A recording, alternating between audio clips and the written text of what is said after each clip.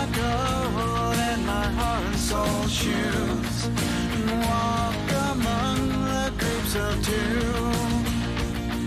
It's not ideal, it's just how we feel. It's a shame we're easily amused. The only cure for this forward motion is to make emotion fly away. The air is cold, but the water's not frozen. I see ripples rolling every day.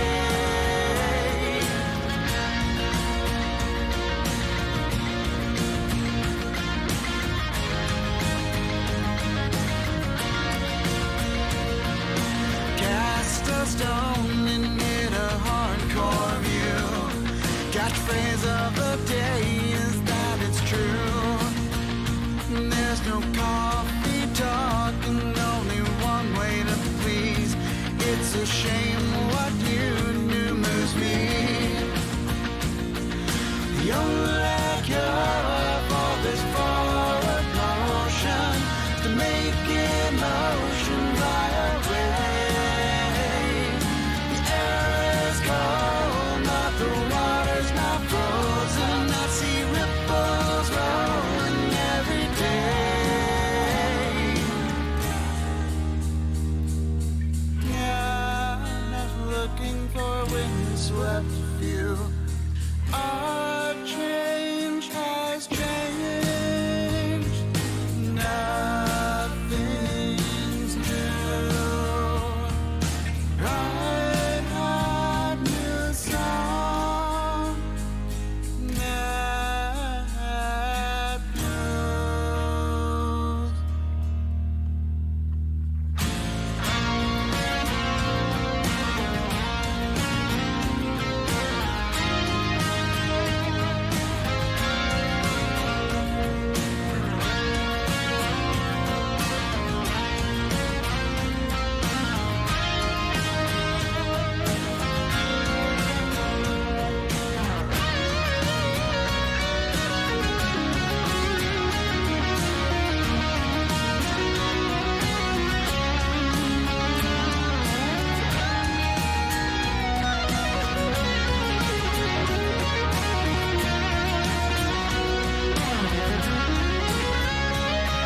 The only cure for this forward motion is to make emotion fly away.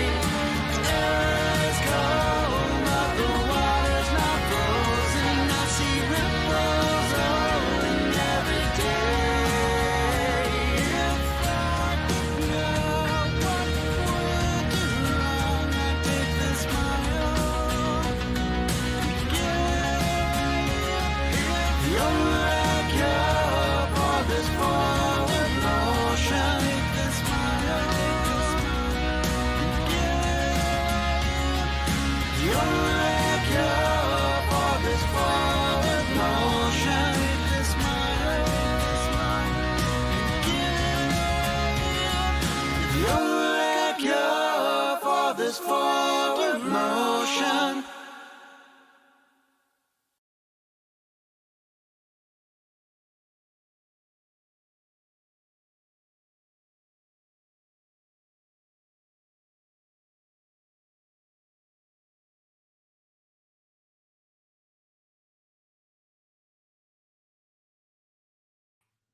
Hello, everyone, and welcome to Rebellious 1776. My name is Lynn Hurley, and I am here with you to critique, criticize, and fact check our nation's politicians in real time. We love watching an energetic congressional hearing around here because we want to see just what those sneaky politicians are saying and what they're doing with our tax dollars. And if you know someone else who would like to know that as well, please feel free to share the love and share the show with them. And then just sit back, grab yourself a snack and a drink. And if you're watching live, don't forget to join us in the chat, as we always have some fun conversations while we watch our nation's finest in action. And if you like talking all things politics, why not go ahead and hit that little subscribe button? Don't forget to hit the all under notifications so that you always get notified anytime I have a new show coming up. Good morning. Good morning. How are you guys? So glad to see you here today. We are going to be watching. Okay. So those of you that know, Osara bin Laden, my kitten. Okay, her name is Sarah, but we call her Osara bin Laden because she's just a little baby terrorist. And this morning, I had everything all set up. She comes over, she runs right across my keyboard and messed it all up. And I thought I had it set up, but apparently I don't have the hearings set up. So let me make sure that I have that ready to go, which I do not. I just was looking down and I'm like, it's not there. It's not there. Okay, beautiful. Well, let's just get this set up. So bear with me for just a second. Cuz little Sarah, she's a crazy one. Okay, so there we go. We can see it will begin shortly. We'll see. So I'm going to take that down for just a second. I'll be able to watch it backstage. How are you guys this morning? So we're going to be watching the Oversight Committee on a hearing entitled Influence Peddling, examining Joe Biden's abuse of office. Now, I'm sure we all know, right? There's been the impeachment inquiry into Joe Biden and the Biden crime family and what they have been doing. And they have been up to a lot with some 20 shell companies. There's been money, millions of dollars being exchanged between Jim Biden, Hunter Biden, Joe Biden, all supposedly coming from China and the Ukraine. And Hunter Biden, what can we say about Hunter Biden? Not much. He originally was just like, I'm only going to come and testify at a public hearing. And they deposed him for a closed door deposition. And he was like, no. I only said public. I didn't agree to do something closed door. Then he agreed to do it when they threatened to hold him in contempt. And now that they had a public one scheduled, he was invited to come. And guess what little Hunty Poo said? No, not doing it. Not doing a public hearing. Really? Really? Why? Why? You were making such a big stink about doing a public hearing. Only wanted to do a public hearing because you wanted the public to hear it from your mouth. You didn't want the, oversight committee to take bits and pieces from your closed door deposition, but now only did the closed door one, didn't do the open door. And apparently they went back and forth with him a couple times. But it is what it is. Oh, did I hear something? Hold on, let me just check. Nope, I thought I heard a gavel, but I guess I didn't. So yay. Hey Snoopy, I'm happy. Last night, primary here in Ohio, results showed Trump received 400,000 more votes than evil Biden. Yay. Yay. So who are we going to be hearing from today? So we are going to hear from, I believe we're going to hear from Tony Bobolinsky and Jason Galan. There's James. Hold on. Without Let me know how objection, the the sound chair is, may guys. declare a recess at any time. Without objection, Chairman of the Ways and Means Committee, Mr. Jason Smith of Missouri, Representative Matt Gaetz of Florida, and Representative Eric Swalwell from California are waived onto the committee for the purpose of questioning the witnesses at today's committee hearing. For today's hearing, opening statements will be limited to 10 minutes for the chair and 10 minutes for the ranking member. The chair also notes that points of order pertaining to the engaging of personalities against the president will not be in order for the duration of today's hearing. Given that this is a hearing regarding this committee's impeachment inquiry, members must be allowed to speak frankly. The chair now recognizes himself for an opening statement. Today, the House Committee on Oversight will hear from witnesses who have previously provided information during our deposition and interview phase regarding the Biden family's business practices in China, Ukraine, Russia, and other places around the world. At the start of this Congress, the Oversight Committee has investigated what product or service the Biden family and their associates were selling that would justify over $24 million in payments. We've reviewed emails, bank records, text messages, suspicious activity reports at Treasury, and other evidence normally compiled during an expansive investigation such as this.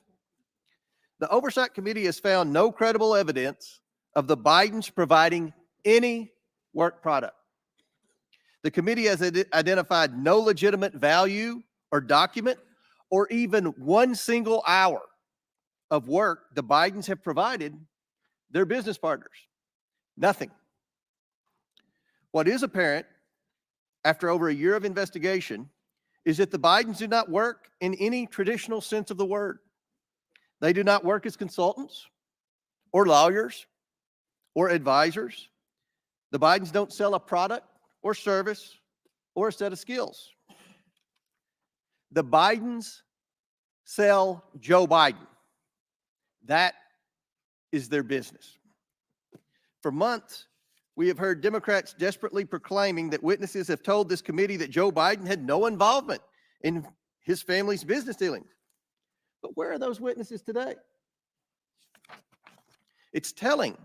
Democrats haven't invited one of these witnesses to today's hearing. That's because they know their testimonies would not withstand public scrutiny.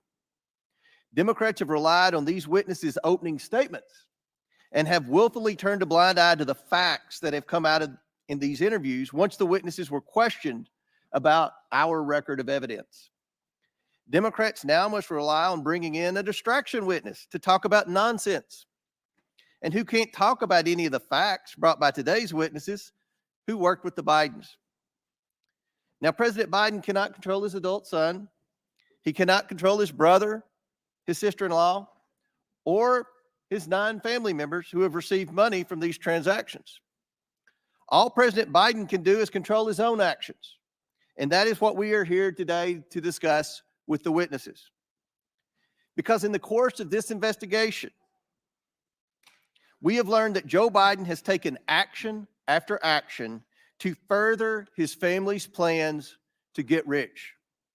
He shows up to meetings, gets on phone calls, shakes hands and tells people to, quote, look after my family. He goes to dinners with foreign oligarchs and a Ukrainian executive paying his son millions of dollars.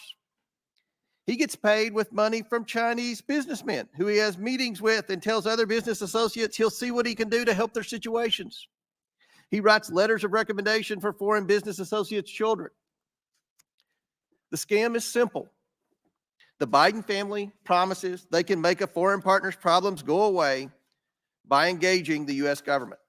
The problems can be anything: a Ukrainian corruption investigation, moving Russian money to the United States, a Romanian criminal prosecution, access for China to American energy sources. Joe shows up, shakes a few hands in front of his son, and says, quote, take care of my boy, or something similar. And the money flows to the tune of tens of millions of dollars. It's done over and over again. The Biden family promises Joe's power. Joe Biden shows up, and millions of dollars come into the Biden's pockets. Joe Biden is the family's closer. How could he not be? The Bidens aren't doing any other work for these foreign companies that would warrant tens of millions of dollars. There are only 2 explanations for this. The first is that Joe Biden knows exactly what he's doing and knows a handshake, a wink, and a smile is enough for him to maintain, as Jim Biden famously calls it, plausible deniability. Or Joe Biden is being led around by his family and has no idea who he's meeting with or what message he is sending, and is truly an elderly man with a poor memory. There's no other explanation. Either Joe Biden is complicit or Joe Biden is incompetent. Since becoming chairman of this committee in January 2023, I've promised the investigation into the Biden family's influence peddling would be based on bank records, both things can be true witness testimony, and verifiable facts. After years of Democrats using this committee as a mouthpiece for every conspiracy theory they could find, like the Russian collusion hoax, under my leadership, the committee has returned to real investigations.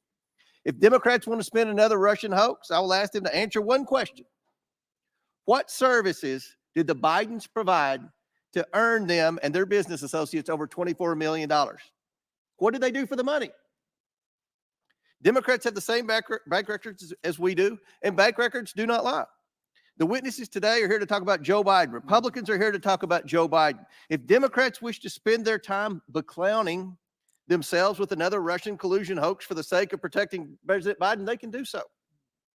As I said I would, I've invited Hunter Biden here today to sit alongside his business associates and provide his side of the story. Hunter Biden demanded a public hearing. I've given him one.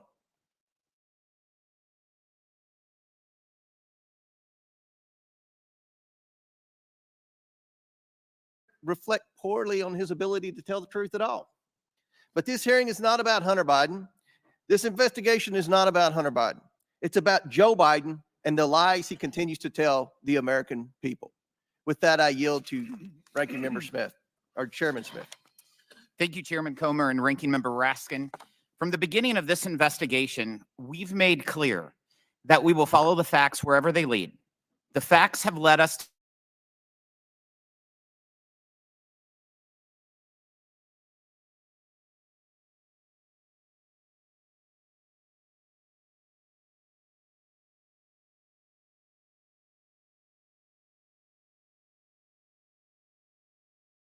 people about his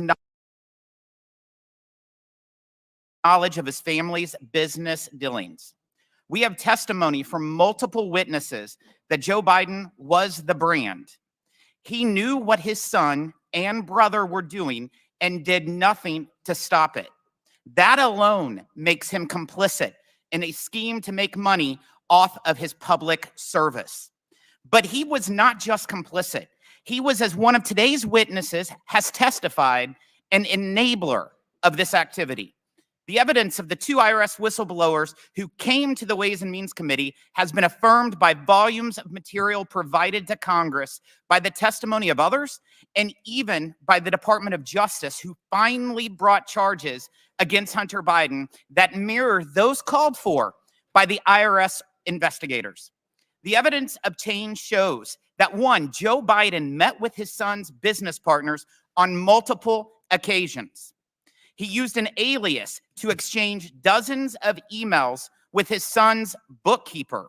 He took official government action that suspiciously coincided with those meetings and correspondence. The connections between Joe Biden and his son's business practices extended even to the Biden 2020 campaign. At the height of the Democrat primary, Kevin Morris, a Hollywood lawyer who met Hunter Biden at a Joe Biden campaign fundraiser, paid off Hunter Biden's tax liabilities because there was, in his words, quote, risk personally and politically. If that matter was not swept under the rug, investigators that were interested in pursuing a potential criminal campaign violation were told to stand down. The Biden family relied on the Biden brand so much that evidence has revealed that Hunter Biden believed that, quote, all this stuff, meaning his legal troubles, would all go away when his dad became president. Why did he believe that? Because for years, the Biden family has personally benefited from Joe Biden's position of power. Joe Biden knew this. He did nothing to stop it, and he lied about it. I yield to Jim Jordan, Chairman Jordan.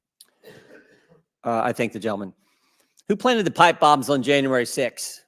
Nobody seems to know. Who leaked the Dobbs draft opinion? You know, the leak that led to an assassination attempt on Justice Kavanaugh. How about this one? Who left cocaine at the White House? Biden administration doesn't seem to have time to answer these questions. They're too busy investigating parents at school board meetings, labeling Catholics extremists, retaliating against whistleblowers. They're too busy putting together a sweetheart deal for Hunter Biden, a deal that got laughed out of court. And oh, the guy who put together the deal that got laughed out of court, that's the guy they name special counsel. You know what Democrats do have time for? Going after President Trump. They've been doing it for 8 years. They spied on his campaign. Then it was the Mueller investigation, 19 lawyers, 40 agents, $30 million, and found nothing. Then it was impeachment. Then it was raid his home. Then it was a special counsel. Then it was the 14th Amendment. The party of democracy said, we're going to keep the guy off the ballot who's leading in every single poll. You tell him, Jimmy J. The ranking member said that President Trump should be disqualified from even running for office. Thank goodness we have a Supreme Court who disagreed with the ranking member and the Democrats. 9-0. Not 5-4, not 6-3, not 7-2, not 8-1, 9-0. They disagreed. Now Democrats say, how dare Republicans investigate Joe Biden? How dare they look into the money, the business, and the brand? Millions of dollars, as the chairman said, millions of dollars from foreign entities run through 20 different companies for what? 20 different companies for what? Devin Archer told us what it was for. Access to the brand. And the brand was Joe Biden. The brand that played rounds of golf, took calls and meetings, attended lunches and dinners with Hunter Biden and his business partners. The brand that said, the brand that conditioned $1 billion of American tax money on the firing of the prosecutor pressuring the company Hunter Biden sat on the board of. And oh, by the way, was getting paid $1 million a year. Today, we're going to learn more about that brand. We're going to learn more about what Mr. Galanis called the Biden lift. We'll learn about the plausible deniability that Jim Biden talked to Mr. Bobulinski about. And we'll hear about the statement, the rule that governed how the business operated around Joe Biden. The rule that said, say it, forget it, write it, regret it. So I want to thank our witnesses for coming here today. They, like the whistleblowers who came to the Ways and Means Committee, are doing it simply because they want the American people to have the truth. I yield back. Gentleman yields back. Chair now recognizes the ranking member for 12 minutes for his opening statement. Mr. Chairman, thank you very kindly. With any luck, today marks the end of perhaps the most spectacular failure in the history we got of 12 congressional minutes of Jamie investigations. Raskin. Oh. The effort to find a high crime or misdemeanor committed by Joe Biden and then to impeach him for it. In prior hilarious episodes of this long-running madcap series, America got to see the following. 1, nearly 20 fact witnesses who could not identify a single act of wrongdoing by President Biden, much less a high crime and misdemeanor, and who overwhelmingly testified that Biden was not involved in any of his family's business adventures. 2, 3 expert witnesses called by the majority itself who said nothing that they had seen in the tens of thousands of pages of documents adduced by the majority even remotely approached the level of a high crime and misdemeanor. Bank records which show exactly what all the witnesses told us, that Joe Biden was not involved in his family members' businesses. Repeated voyeuristic displays of pornographic images by the majority, completely irrelevant to any conceivable legislative or investigative purpose. A star witness, Gal Luft, who turned out to be a Chinese agent and an illegal arms trafficker on the run from American justice. And the key piece of evidence, which launched the entire zany goose chase, an FD 1023 form in which the FBI duly recorded a completely fictional tip about a $5 million bribe to Vice President Biden, peddled by Alex Smirnoff, who has been criminally indicted by a Trump-appointed U.S. attorney, Special Counsel David Weiss, for felony counts of systematically lying to the FBI and constructing a false record about Joe Biden, and now sits in jail in California as a flight risk while the world studies his longstanding and extensive ties to Russian intelligence. Yeah, no kidding. He's a Russian asset. Today, weirdo. The good chairman and his ace MAGA detectives have finally jumped the shark. Decades. The comedy of errors comes crashing to an end as House Republicans in more than a dozen Biden districts beg for mercy, and the committee throws a flabby Hail Mary pass 3 weeks after the Super Bowl's over. So today, we revisit the fruitless testimony of 2 more fading star witnesses who have failed to testify to any presidential wrongdoing, much less evidence of high crimes and misdemeanors. Both of the majority witnesses are frustrated would-be business partners of Hunter Biden who tried to leverage the Biden name, or the Biden brand, as they keep calling it. But they never got any business off the ground for reasons that will become painfully obvious to anyone watching the proceedings today. Even Hunter Biden, laboring at the time under a serious substance abuse addiction, could tell these were not the type of people he should be doing business with. So rather than representing the Biden brand, which was their ardent wish, they now show up today as loyal servants of Trump world, each of them proudly represented by their very own former Trump White House attorney. The first is Mr. Bobulinski, the bitterly disappointed wannabe Hunter business partner whose famously litigious history includes unsuccessfully suing his own dying father's charity for nearly $1 million, and just last month suing Cassidy Hutchinson for $10 million after she reported that Mr. Bobulinski, wearing a ski mask, met with Mark Meadows, which Ms. Hutchinson is now backed up with actual documentary photographic evidence, something in very short supply in this investigation. Mr. Bobulinski made his hazy allegations against the Bidens public for the first time at a press conference choreographed by the Trump for President campaign, which provided him a venue, a gaggle of journalists, and even a dress shirt that they went out and bought for him to wear to the event. Hours later, Mr. Bobulinski joined Not a the second dress 2020 shirt. presidential debate as Donald Whatever. Trump's personal guest, where he was seated with Kid Rock and Mark Meadows. The other star witness, Mr. Galanis, Now we got a who I problem with believe Kid is appearing Rock. by Zoom today, is a serial fraudster and convicted con man, a term I would charitably not use on a witness, except it was explicitly bestowed upon him by not one, but two different U.S. federal district court judges, including the one who sentenced him to over 15 years in prison for defrauding union pension funds, a Native American tribe, and scores of innocent investors. Mr. Galanis was sentenced to pay restitution of over $80 million to his victims. That's a lot of money. That's what Donald Trump was sentenced to pay E. Jean Carroll for in that civil litigation. The very first record of Mr. Galanis' claims against the Biden family appeared, check this out, in the clemency petition that he sent from prison to President Trump. But the key point is this: even if we were to believe every single word offered by these utterly compromised and biased witnesses, Mr. Bobulinski and Mr. Galanis, their allegations don't identify any wrongdoing, much less an impeachable offense by President Biden. With the impeachment bus running on empty, our GO colleagues now are apparently preparing to save face by ending the impeachment farce with criminal referrals. But criminal referrals require evidence of crimes. And the only crimes we have seen are those of the GOP's own star witnesses, like Russian asset Alex Smirnov, Chinese agent Gal Luft, Devin Archer, and Jason Galanis. The minority witness today, our witness, Lev Parnas, casts a piercing light on what's really taking place here. And Mr. Parnas has reason to know. And isn't it interesting He that too both of their used witnesses to be are a now being mega charged with sycophant crimes? peddling lies Weird. and disinformation to smear Joe Biden. Today, he joins a long line of self-exiles from Trump world who could no longer stomach all the corruption and deceit.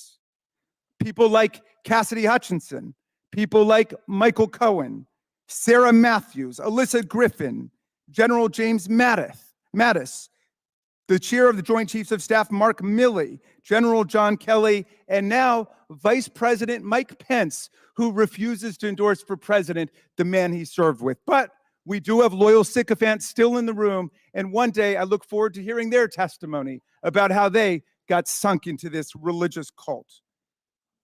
Mr. Parnas wrote Chairman Comer and me a remarkable letter on July 23rd, 2023. This is the first time I'm meeting him today.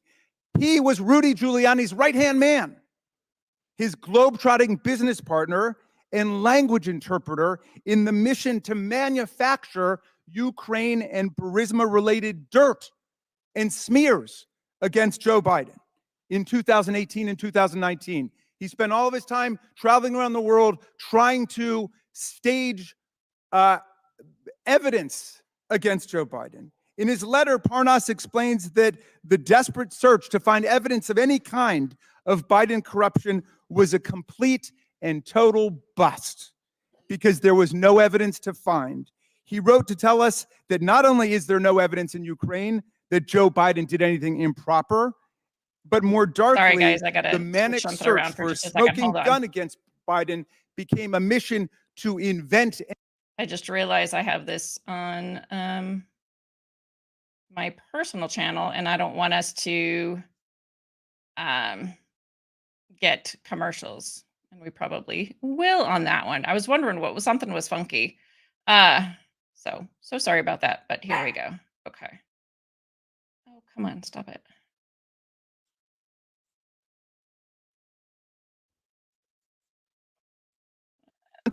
America to know the truth. He can explain how the Russian stimulated conspiracy theories and lies that he promoted with Rudy Giuliani live on in the tiresome fabrication spread by Alex Smirnoff and now repeated by this committee like Pavlov's dog. At every turn, my colleagues cry Russia hoax, even in the face of repeated warnings from Donald Trump's own Treasury Secretary and Secretary of State, from the intelligence community, from Robert Mueller, and most recently from Special Counsel Weiss, who was named to office by Donald Trump. As Secretary Mnuchin stated, quote, Russian disinformation campaigns targeting American citizens are a threat to our democracy. That's Secretary Mnuchin, someone that you guys usually defend, but my GOP colleagues continue to cry Russia hoax like cult members selling flowers at the airport. Our colleagues are the ones loyally amplifying the actual Russian hoax, not the Russia hoax, the Russian hoax, the one that Giuliani and Trump and Smirnoff have eagerly adopted from Putin and his agents. They participate in this hoax while they shamefully block $60 billion in military assistance to President Zelensky and the besieged Ukrainian people, 5 years after Trump and Giuliani tried to shake President Zelensky down for counterfeit dirt on Joe Biden. And while they continue to parrot these transparent Russian lies, Vladimir Putin wages his bloody aggressive war on Ukraine filled with atrocities like the mass kidnapping of children and the rape and slaughter of civilians. The MAGA right's wholesale adoption of this Russian hoax and their sellout of the Ukrainian people by the MAGA right is an historic betrayal of democracy, freedom, and the rule of law. But the defense of democracy begins with fidelity to the truth.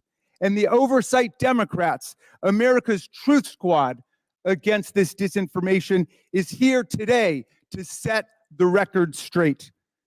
I yield back to you, Mr. Chairman. I would now like to introduce our witnesses. Mr. Tony Bobulinski.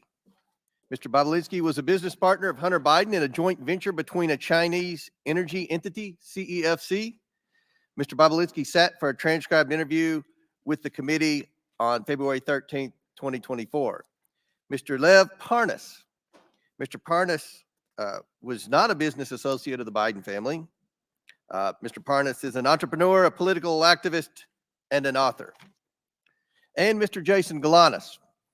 Mr. Galanis was a business partner of Hunter Biden. Mr. Galanis sat for a transcribed interview with this committee on February 23rd, 2024.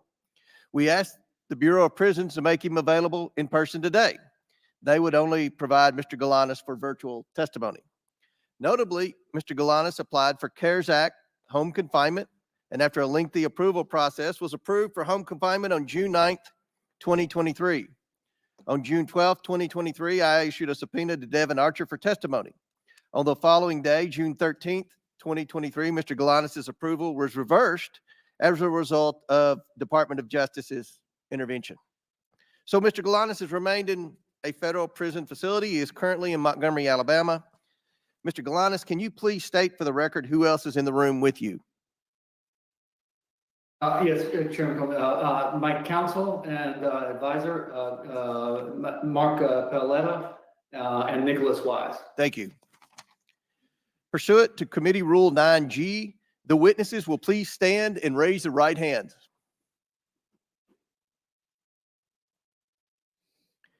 Do you solemnly swear or affirm that the testimony you are about to give is the truth, the whole truth, and nothing but the truth, so help you God?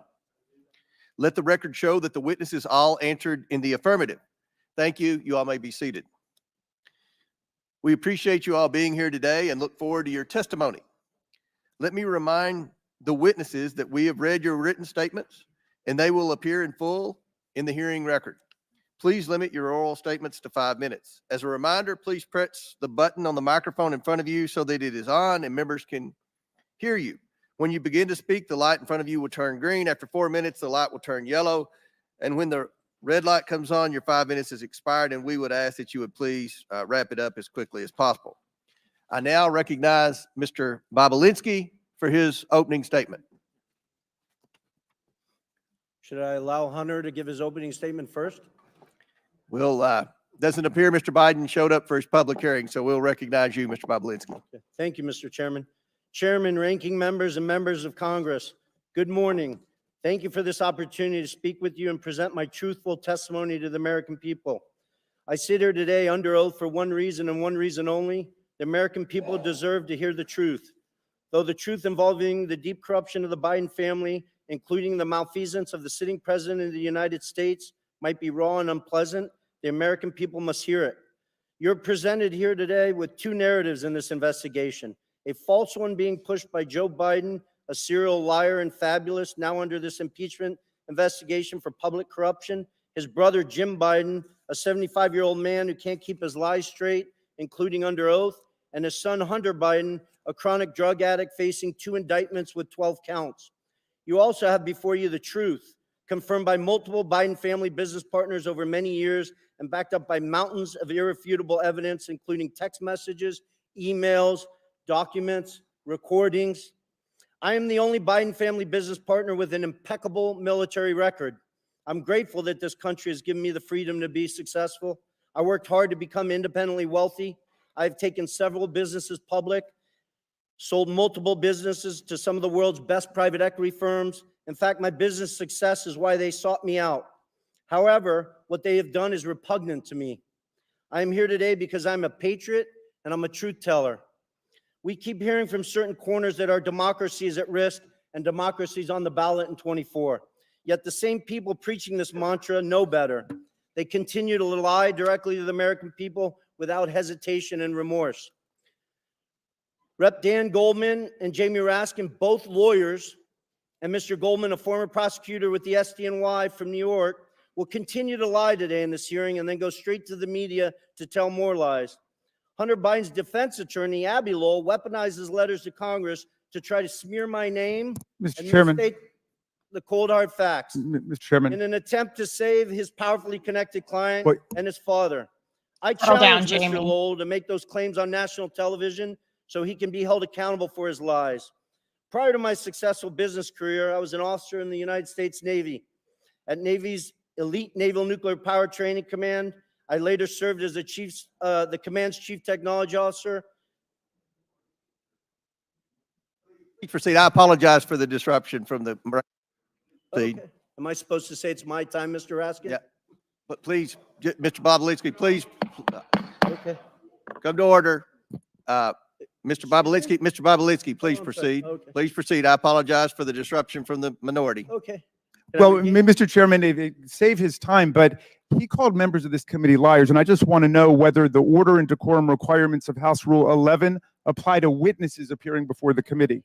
All right. Does it apply or does it not? They're not a part of Congress. It shouldn't have to apply to them. Should I address? I don't. And poor little Jamie get his feelings hurt. There's decorum from the members. We've asked for that. There's no language that I'm aware of pertaining to a witness. That's Thank you. right. Don't be a weenie, Jamie. Don't make sure we didn't waste any of his time on the opening statement. Mr. Bobulinski, I'm sorry for the disruption. Please continue your opening statement. I think you, Mr. Raskin, used. We'll make sure it's right. We'll Oh, make sure. okay, great. I just want to restate, make sure the American people hear all these facts. Abby Lowell weaponized his letters to Congress to try to smear my name and misstate the cold hard facts in an attempt to save his powerfully connected client and his father. I challenge Mr. Lowell to make those claims on national television so he can be held accountable for his lies. Prior to my successful business career, I was an officer for over 6 years in the United States Navy's elite Naval Nuclear Power Training Command as a decorated master training specialist. I later served as the commander's chief technology officer, where I held a huge security clearance from the Department of Energy and the NSA. When I left Nuclear Power Training Command, I was the #1 ranked direct input officer in the entire command. And then I jumped into the business world and public markets. While I have made a few contributions over the years to Democrats, such as Representative Ro Khanna, I don't see him, but I hope he shows up today. He sits on the Democratic side of the Oversight Committee. I'm not a political person. I come from a family with a long history of distinguished service in our nation's military, including my father, both of my grandfathers, and my brother, all of whom were willing to sacrifice their lives for this great country. My sister serves our military vets for 2 decades at the Veterans Administration. We've lived our life as a family in service to this great country. I hope the American people will pay close attention to this hearing. I also hope they will understand that some members of this committee will engage in absurd attacks and efforts to try to deflect attention from the facts. And I will present today by questioning my integrity and my patriotic duty. You may see me speak passionately at this hearing, but for good reason. Not only was I willing to die for this country, every single male member of my immediate family was willing to die for this country. I want to be crystal clear. From my direct personal experience and what I've subsequently come to learn, it is clear to me that Joe Biden was the brand being sold by the Biden family. His family's foreign influence peddling operation from China to Ukraine and elsewhere sold out to foreign actors who are seeking to gain influence and access to Joe Biden and the United States government. Joe Biden was more than a participant in and a beneficiary of his family's business. He was an active, aware enabler who met with business associates such as myself to further the business, despite being buffered by a complex scheme to maintain plausible deniability. I ask this big question. If there's no evidence of corruption here today, if Joe's conduct and the conduct of his family were fully legal and proper, then why are they so dishonest about it? Not just slight misrepresentations of fact, but deep untruths about the entire corrupt enterprise. Good question. Hunter Biden gave his transcribed interview on February 28th and lied throughout his testimony. Here's just one egregious example of Hunter's perjury. He lied to the committee on important details concerning his money demands and threats to CFC in text messages on July 30th and 31st, 2017. He leveraged his father's presence next to him in that infamous text to strong-arm CFC to paying Hunter immediately. Jim Biden also lied extensively throughout his transcribed interview on February 21st and perjured himself. An example of that, on page 100 of his transcript, Jim is asked specifically, do you recall having a meeting with Hunter Biden, Tony Bobulinski, and Joe Biden? Jim's response, absolutely not. The committee was so shocked by his perjury that they asked him the same question multiple times. Each time he denied meeting with me and Joe Biden. After the committee showed him text messages confirming that I met with Joe Biden, Hunter Biden, and Jim Biden at the Beverly Hilton in May 2017, Jim Biden, with a former U.S. attorney lawyer sitting next to him, still denied that meeting took place. Well, he is Joe's Hunter brother. Biden, in his own Apparently, it runs in the transcribed family to lie. interview, confirmed that that meeting took place. Hunter confirmed his uncle perjured himself in front of this committee. I'm simply here to tell the truth to the American people, and I hope each and every one of you, congressmen and women, give me the opportunity to do that instead of focusing on Russia or smearing my family's name or focusing on facts that are irrelevant today. I yield back. Thank you. Mr. Chairman, parliamentary inquiry. Yes. Just 2 points. One is, I believe Mr. Bobulinski went over 2 minutes, 14 seconds. I hope the same courtesy will be We will extended. give Mr. Parnas equal time. Thank you. And Okay. secondly, Shut I see that we now have a Here. witness appearing remotely, and I thought that witnesses were required to appear in person under the rules adopted by the majority. He's in prison, beginning of the Jamie. You Congress. know that. And do we have a new practice with respect to that rule? Because I know that members on our side were denied the ability to participate in hearings that were conducted in Florida and Mississippi and Alabama. We wanted to participate by Zoom. So I hope. And I'll answer that. It Yeah. requires to be able to testify remotely requires a letter from me and an approval from the majority leader, which we have. And I'll enter that Good. letter into the record without objection. Thank you, Mr. Chairman. I hope we'll extend the same courtesy to members of this committee when they can't get to a hearing as in Mississippi or Florida. Thank you much. Mr. Chairman, parliamentary inquiry. State your point. Mr. Chairman, Mr. Bobulinski just referred to Oh, text God. messages Denim Dan already. that I Ugh. believe he is referring to photos of a This- BlackBerry. What's your parliamentary inquiry? State your parliamentary inquiry, because we've got a very important hearing here and we don't have time for stunts. What's your parliamentary inquiry? It's not a Mr. Goldman? stunt. It's I'm simply asking that Mr. Bobulinski. You don't have a parliamentary inquiry. Chair now recognizes Mr. Parnas for Mr. equal Chairman, does the time to committee Mr. have Bobulinski. Mr. Chairman, possession Chair of text recognizes messages Mr. Parnas. Does the committee have the text messages that Mr. Bobulinski? Mr. Chairman, we don't have time for games right, by listen. Democrats today. We have important witnesses here. Ooh, it's gonna be a This good is a hearing. credible- people. I'm asking a question about the one of your important You asked for a witnesses. parliamentary inquiry. You will have 5 minutes whenever Jamie Yaskins tells me it's your time to speak. Mr. Parnas, the chair recognizes you for equal time that Mr. Bobulinski had, which was 7 minutes. Thank you. Hello. Honorable members of Congress, Chairman Comer, Ranking Member Raskin, and members of the Oversight Committee. I am humbled and thankful before you to show up before you today. I came to the United States from Odessa, Ukraine in 1976 when it was still the former Soviet Union. My mother and father and sister and I had left the Soviet Union, escaping anti-Semitism and persecution. While in Rome en route to Israel, my sister and I won the most important opportunity that we have ever been given. We won a U.S. green card lottery. My family came here with literally no more than shirts on our back and the hopes of rebuilding our lives in the land of freedom. I say this to you because I love this country. From shortly after my arrest on October 9, 2019 to now, I have been trying to share the irrefutable truth with you. The American people have been lied to by Donald Trump, Rudy Giuliani, and various cohorts of individuals in government and media positions. They created falsehoods to serve their own interests, knowing it would undermine the strength of our nation.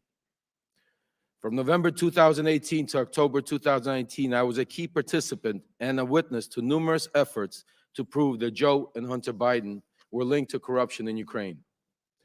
Rudy Giuliani, on behalf of then President Donald Trump, tasked me with a mission to travel the globe, finding dirt on the Bidens so that an array of networks could spread misinformation about them, thus securing the 2020 election for Donald J. Trump. Ironically, when I was arrested, my original indictment linked me to an individual referred to as unindicted co-conspirator 1. We now know this individual to be Congressman Pete Sessions, who sits on this very committee today. Today, I ask you to consider the following. In nearly a year traveling the world and interviewing officials in different countries, I found precisely zero evidence of the Biden's corruption in Ukraine. No credible source has ever provided proof of criminal activity, not the FBI. What are Ukrainians CIA, saying? There's or no the NSA. evidence. No respectable Ukrainian official has ever said that the shocking. Biden did anything illegal, including former President Poroshenko and former Prosecutor General Yuri Lutsenko. Even when CEO of Burisma, Mykola Zlochevsky, was offered a deal by Rudy Giuliani in exchange for information on the Bidens, he provided none, because there is none. The only information ever pushed on the So Bidens let in me get Ukraine this has come from one source, groundbreaking and one testimony source straight. only: I found zero Russia evidence. and Russian agents. Me, a Ukrainian, The impeachment proceedings that from bring us here Ukraine, now are the predicated second on most false corrupt information country spread in by the Europe. There Kremlin. was no evidence. Wow. Everyone involved Just knew mind-blowing. they were sharing lies. From Trump and Giuliani's shadow diplomacy, through my missions to Ukraine and elsewhere, to members of a BLT team, a group convened for the sole purpose of investigating and damaging the Bidens.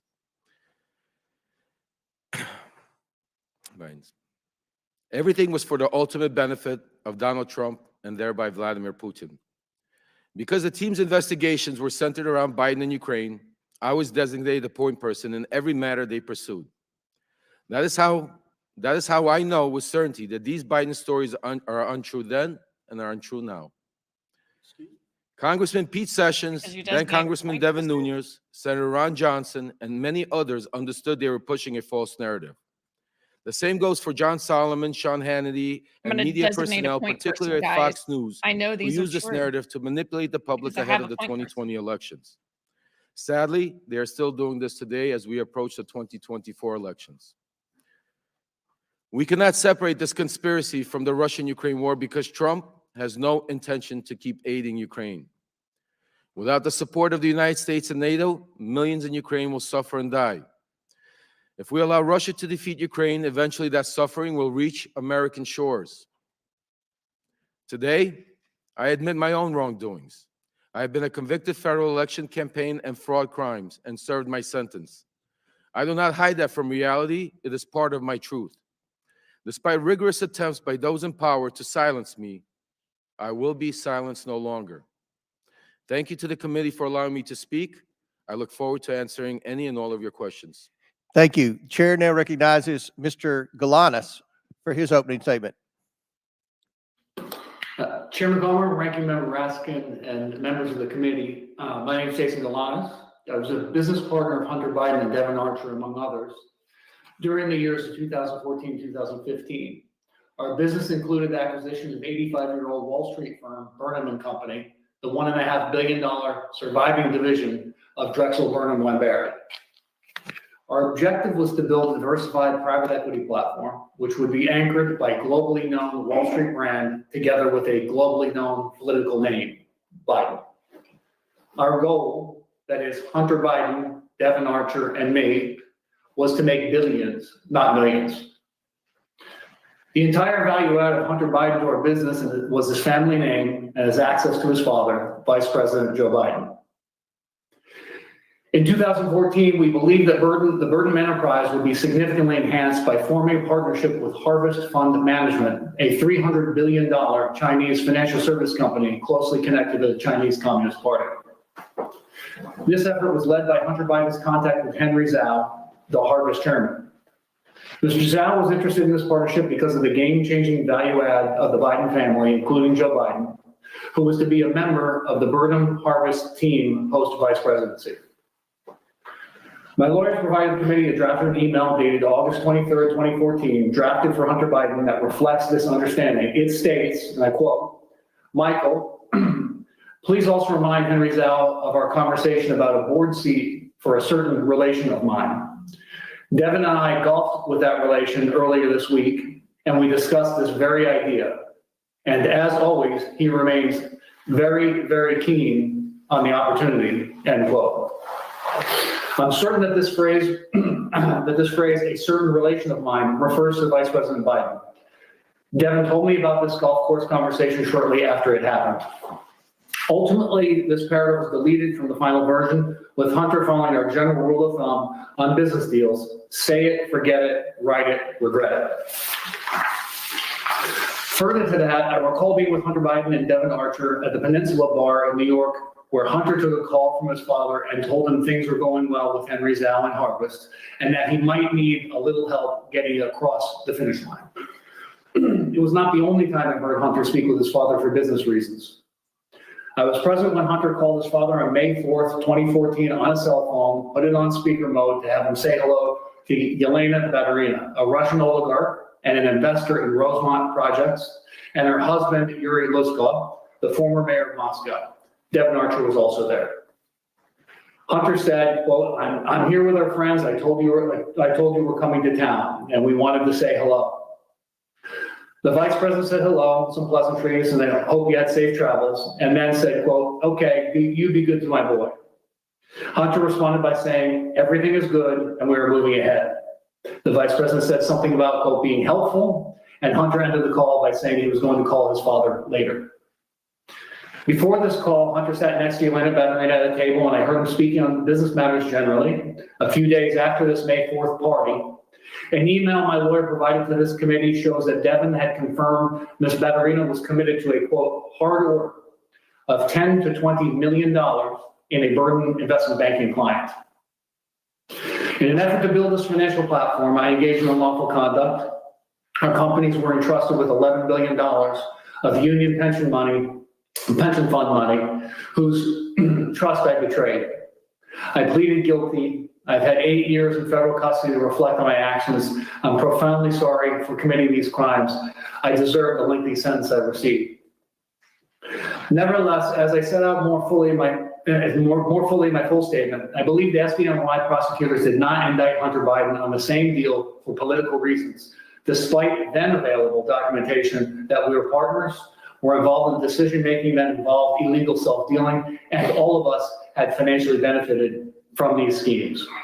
In fact, Hunter Biden and Devin Archer's company, Rosemont Seneca Bohai, received $15 million from the tribal bonds fraudulent scheme to be invested in the Burnham Group. I've offered to supply this information to the government about Hunter Biden's crimes, but the prosecutors have been uninterested. And my request for commutation I filed in DOJ in December 2020 did provide information about Hunter's culpability. The DOJ has retaliated against me and vigorously objected to my being placed in home confinement pursuant to the CARES Act. I applied for home confinement on February 4th, 2023, and I was approved on June 9th. On June 12th, this committee issued a subpoena for Devin Archer, and the BOP reversed my approval on June 13th, with the SDNY prosecutors strongly objecting to my release. I've been appealing this reversal, and with each stage, the BOP reason for my denial has changed. During this period, the period beginning in January 2023, I was sexually assaulted by a member of the prison staff at FPC Pensacola. He persisted in sexually harassing me for many months thereafter. I had hoped to receive home confinement, which would remove me from danger. My judgment was clouded by the shame I felt for not being able to prevent the attacks. I was well aware, as inmates, all inmates are, that the Bureau of Prisons had a horrible record on these matters. I believe my disclosure would have made things worse for me.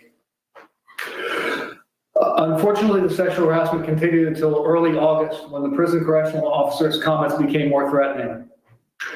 I feared for my safety. I decided to seek counseling from Chaplain Dixon the next day on August 10, 2023. The chaplain was visibly upset by the events and asked to bring in Warden Salisbury, who quickly opened a PREA investigation, which is a reference to the Prison Rape Elimination Act passed by Congress. After further debriefings, I was immediately escorted to a vehicle and driven by senior staff hours to FPC Montgomery, a separate facility. I'm grateful the committee has opened up an investigation of these matters, and I appreciate Chairman Jordan and Calmer and Subcommittee Chairman Biggs signing the letter. I believe I've been a victim of a pattern of retribution by the Department of Justice. I believe I'm putting myself at grave risk within the BOP for providing information on these matters concerning the president and his son. I've been treated professionally at Montgomery. I want to thank Case Manager Coordinator Anthony Barnes and Warden Randy Keys for their help in facilitating access to my attorney prior to this interview. Thank you, Mr. Galanis, and I want to thank all the witnesses again for being here today. We will now begin the questions, and I want to remind members on both sides of the aisle, each member has 5 minutes. I'm going to adhere to that. And hit the gavel. If the question has been asked, then we'll allow the witnesses time to respond. But we are going to try to get in a lot of questions from a lot of members, and I will begin the questioning, followed by Ranking Member Raskins. All right, guys, here we go. Again, Mr. Bobulinski, thank you for your service to our country, your military service. Appreciate you being here. During the 118th Congress, this committee has investigated Joe Biden's involvement in his family's influence peddling schemes around the world. So let's start with that. Mr. Bobulinski, was Joe Biden involved with any of your business dealings with Hunter Biden and James Biden? Was Joe Biden involved in his family's attempts to sell their access to him? You set out a form. Mr. Bobulinski, turn your microphone on. You set out a form to form a legitimate business. You set out to form a legitimate business with the Bidens. Did you come to find out that the Biden family had no interest in doing real business? I did. Mr. Galanis, are you aware of any times Hunter Biden used Joe Biden with Joe Biden's knowledge to benefit their business associates? Yes. Which business associates? Elena Baturina, Russian oligarch, testified about. Russian, Chinese, Chinese fund manager, Henry Zhao, and Nikolai Zlochevsky, a Ukrainian oligarch, oil and gas oligarch. Okay. Now that we've established that Joe Biden was involved in his family's business dealings, I'd like to turn to the financial records we've subpoenaed. One major point my Democrat colleagues downplay is how much money the Bidens accumulated from foreign business ventures in such a short period of time. We have over $24 million to the Biden family and their business associates from 2014, while Joe Biden was vice president, to 2019. Mr. Bobulinski, there came a time when you were attempting to raise $10 million from the Chinese to pursue an actual business deal, a real business deal. But it wouldn't be correct to say this was a $10 million deal, would it? What did the Bidens conceive of the business with the Chinese becoming? The Chinese were committing to deploying billions of dollars in infrastructure projects here in the United States as well as around the world. Mr. Galanis, what was the financial goal you, Mr. Archer, and Hunter Biden set out to achieve? Was it millions of dollars or billions of dollars? Billions of dollars. Billions Chairman. with a B. Yes, billions. Now I'd like to turn to some of the statements Joe Biden has made during his presidency about the findings of this investigation. Mr. Bobulinski, Joe Biden has said he never interacted with his family's business associates. Did he meet with you? He did. In fact, are you He aware did that Joe multiple- Biden also met with? I'm with- sorry.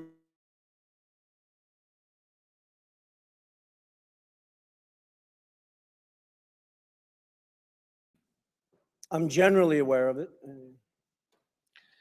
Mr. Galanis, as you discussed earlier regarding Yelena Baturina, the Russian oligarch, you were present for Hunter Biden calling his then vice president father with the Russian oligarch Yelena Baturina. Present, correct?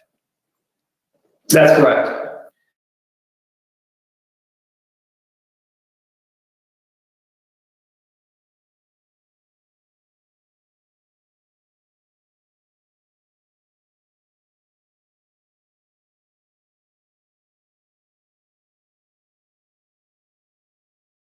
Associates. That's not true, is it? I believe it will be misleading to the point of being an untruth. I want to touch on the fact about the absent seat in the middle. Hunter Biden has chosen not to attend today's proceedings. I've given Mr. Biden exactly what he asked for before his deposition. It's clear that Hunter Biden knows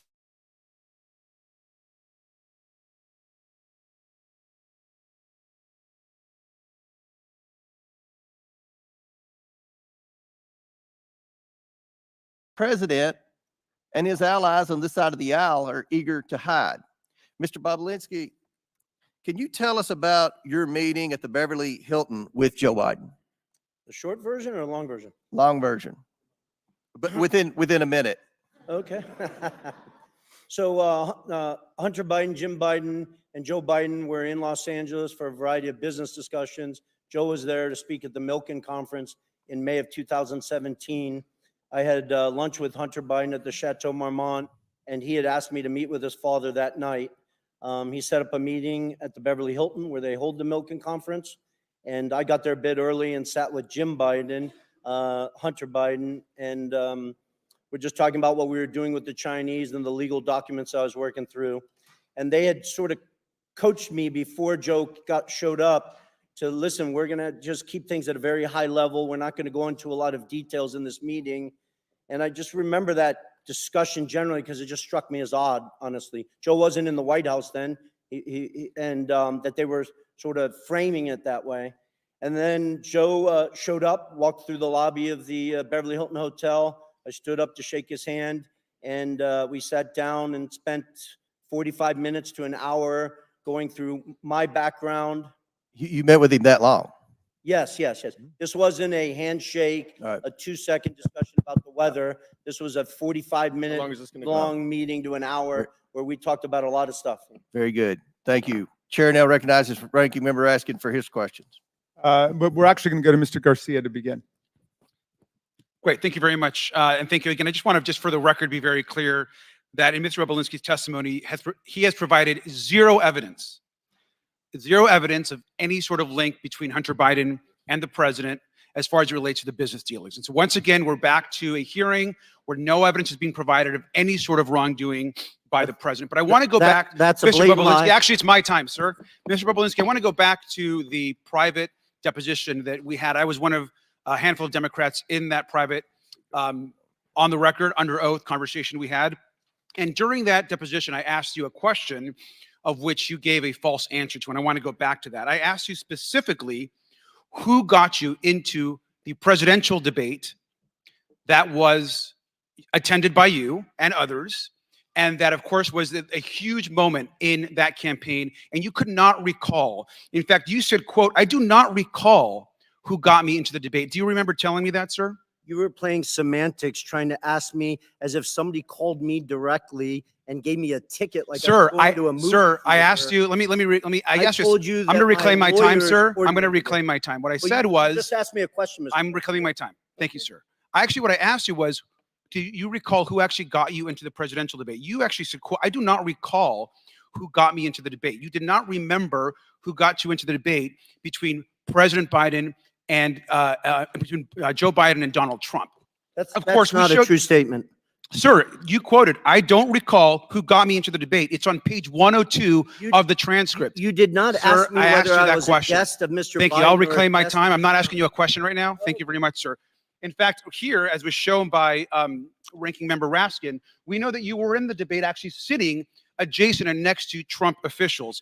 When we were confronted again on this same question, Mr. Bobulinski, if you were a guest of Mr. Trump's at the debate, you responded and you quoted, once the Wall Street Journal called you out, quote, "Is the Wall Street Journal God or something? Like you act like this is some encyclopedia of fact." And you refuse to still confirm that you were a guest of Donald Trump. So I want to ask you one more time, sir.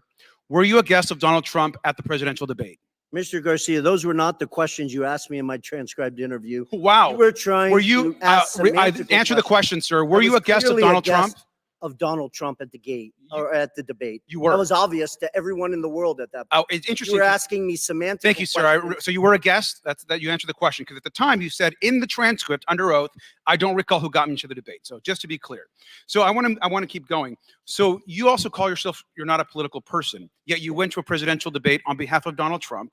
I also want to make it clear that you made numerous claims and allegations. You've made them today. You've made them before. And yet, even though you're not a political person, this is also another photo of you. You actually chose to show up at a press conference for Donald Trump prior to the debate because you're not a political person. Did you show up to a press conference for Donald Trump before the debate? I can't qualify whether it was for Donald Trump. Do you know who invited you? Sir, who invited you to the debate? Donald Trump, you said. Who invited you to the press conference? Who invited me to my lawyers coordinated things, and I showed up at a. Well, sir, I will tell you, it was Did I Jason. go It was to- Jason Miller, who it's been very clear, it's been reported, who actually worked on the part of the Donald Trump campaign. Here you are at a Donald Trump press conference, and you can't remember how you got to the press conference. You refuse to answer how you actually got into the Donald Trump debate with Joe Biden. Do you remember speaking at the press conference? I do very clearly. You do. Do you know who Jason Miller is, sir? I do know of him. Yes. Do you know that he was a Trump campaign staffer? Mr. Garcia, you keep asking me semantical questions. You underestimate that I had 3 lawyers around me that were coordinating my travel, where I was going, and stuff Well, sir, like that. interesting. So please stop. Well, I'll reclaim my time. Thank you very much. It's interesting, sir, because you show up to a pre-debate press conference. You show up to a presidential debate, both invited to by a person Even if he running was invited for the by presidency and of the didn't United attend States. because of You Donald know the Trump, that stakes doesn't are mean he's high, lying. yet you have no idea how you got to the press conference. You don't remember how you got to the debate. And here Doesn't mean you are he's lying speaking at a about press Biden. conference I of which do the remember national how I got media, so how did you get to this press I conference? flew on a plane. Who invited you? Are we going in circles? Who, Mr. sir, Garcia? who invited you to the press conference? My lawyers told me I was invited to come to Tennessee. At that point, I was trying to get the truth and the facts out to the American people. At that moment in time, if I recall, I believe 80 million people watched that debate. And that was probably the Thank you, sir. I reclaim my time. Well, with that, I think it's very clear for someone that can't remember how I got to a Donald Trump press conference or a Donald Trump debate, you're completely an uncredible witness, sir. Thank you, and I yield back. Gentleman's time has to expired. ask Chair my now argument. recognizes Chairman of the House Ways and Means Committee, Jason Smith, for 5 minutes. Thank you, Mr. Chairman. We've previously heard from 2 IRS whistleblowers that Joe Biden was the brand being sold by his family members. One such example of this could be seen in a June 6, 2017 WhatsApp message where Hunter Biden told a business associate that he was not willing to, quote, sign over my family's brand, close quote, or give them, quote, the keys to my family's only asset. Mr. Bobulinski, can you confirm that President Biden is the brand being sold by his family members? Thank you. During his deposition, Hunter Biden repeatedly testified under oath that his father was not involved in his business in any capacity, and that there wasn't even a connection between his father and his businesses. Here is just one example. Quote, I just state for the record one more time, under oath and under penalty of perjury, my father has never been involved in my business. I have never asked my father to be involved in my business. My father has never benefited from my business, and I have never asked anyone or my father to do anything for the benefit of anyone I've ever done business for, close quotes. Yet the Ways and Means Committee released a WhatsApp message that were provided by the IRS whistleblowers showing that Hunter Biden wrote on July 30th, 27, quote, I'm sitting here with my father, and we would like to understand why the commitment made has not been fulfilled. I'm sitting here waiting for the call with my father. Moreover, you testified that Hunter was not shy about his ability to get his father on the phone. And Devin Archer testified that there were multiple instances in which Hunter placed his dad on speakerphone. Mr. Bobulinski, was Hunter Biden telling the truth when he testified under oath that his father was never involved in any of his business dealings? No, he was not. Those are all blatant lies. We continue to hear claims that President Biden was not involved in his family's business dealings and that he did not benefit from illicit business deals. However, IRS Special Agent Joe Ziegler provided documents to the Ways and Means Committee, 327 emails, many of which involve Hunter Biden and Hunter Biden's business associates. Mr. Bobulinski, do you have any personal experience that leads you to believe that Joe Biden was involved with Hunter Biden's business associates and business dealings? Yes, I do. You want to say a few?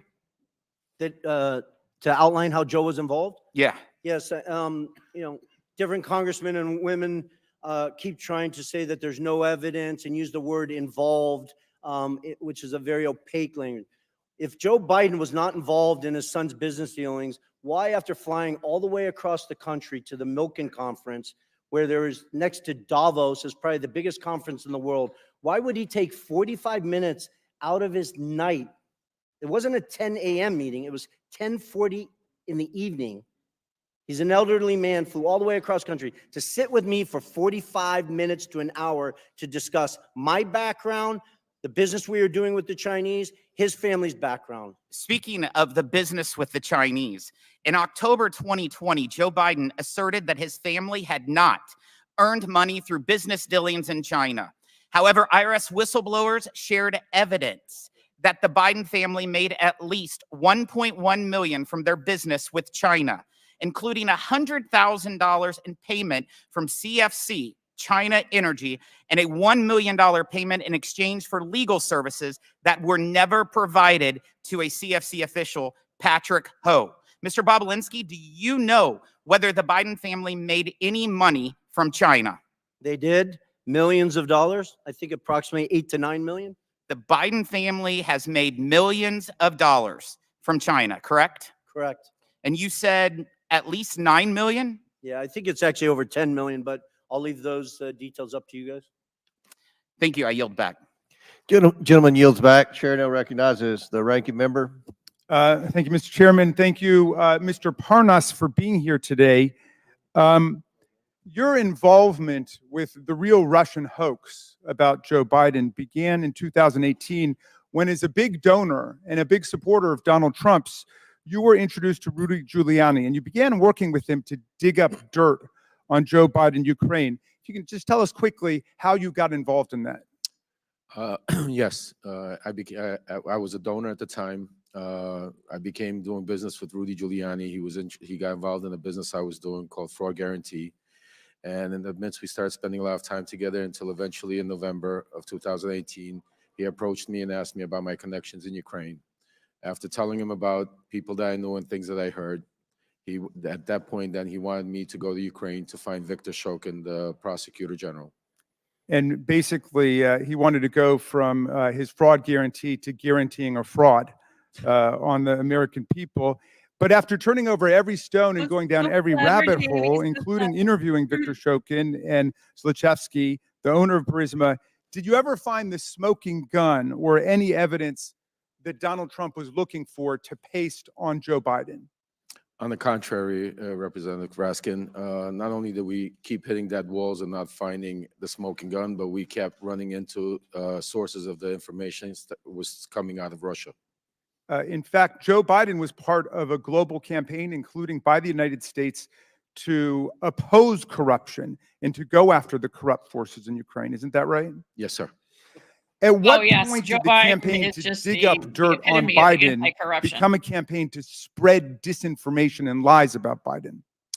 At some point, when we hit a few brick walls, all of a sudden, then I saw the shift between the BLT group, which included John Solomon, the media personality, and Rudy Giuliani and other Trump lawyers, to start trying to push narratives that that were not validated. We had no way to validate them. Basically, a letter would come over from somebody in Ukraine. I'd hand it over to John Solomon. Next thing you knew, he was on Fox TV 2 hours later with Sean Hannity. At what point did Mr. Giuliani begin working directly with Russian agents and Russian assets, individuals who would later become sanctioned by Donald Trump's own Treasury Department for spreading propaganda and disinformation against Joe Biden?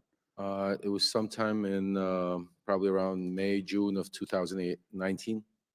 Were you aware, was Mr. Giuliani aware that these people were basically just doing the bidding of Vladimir Putin? Absolutely. So he had no hesitation about spreading lies that were concocted by Russian agents? As long as it fit the narrative, absolutely not.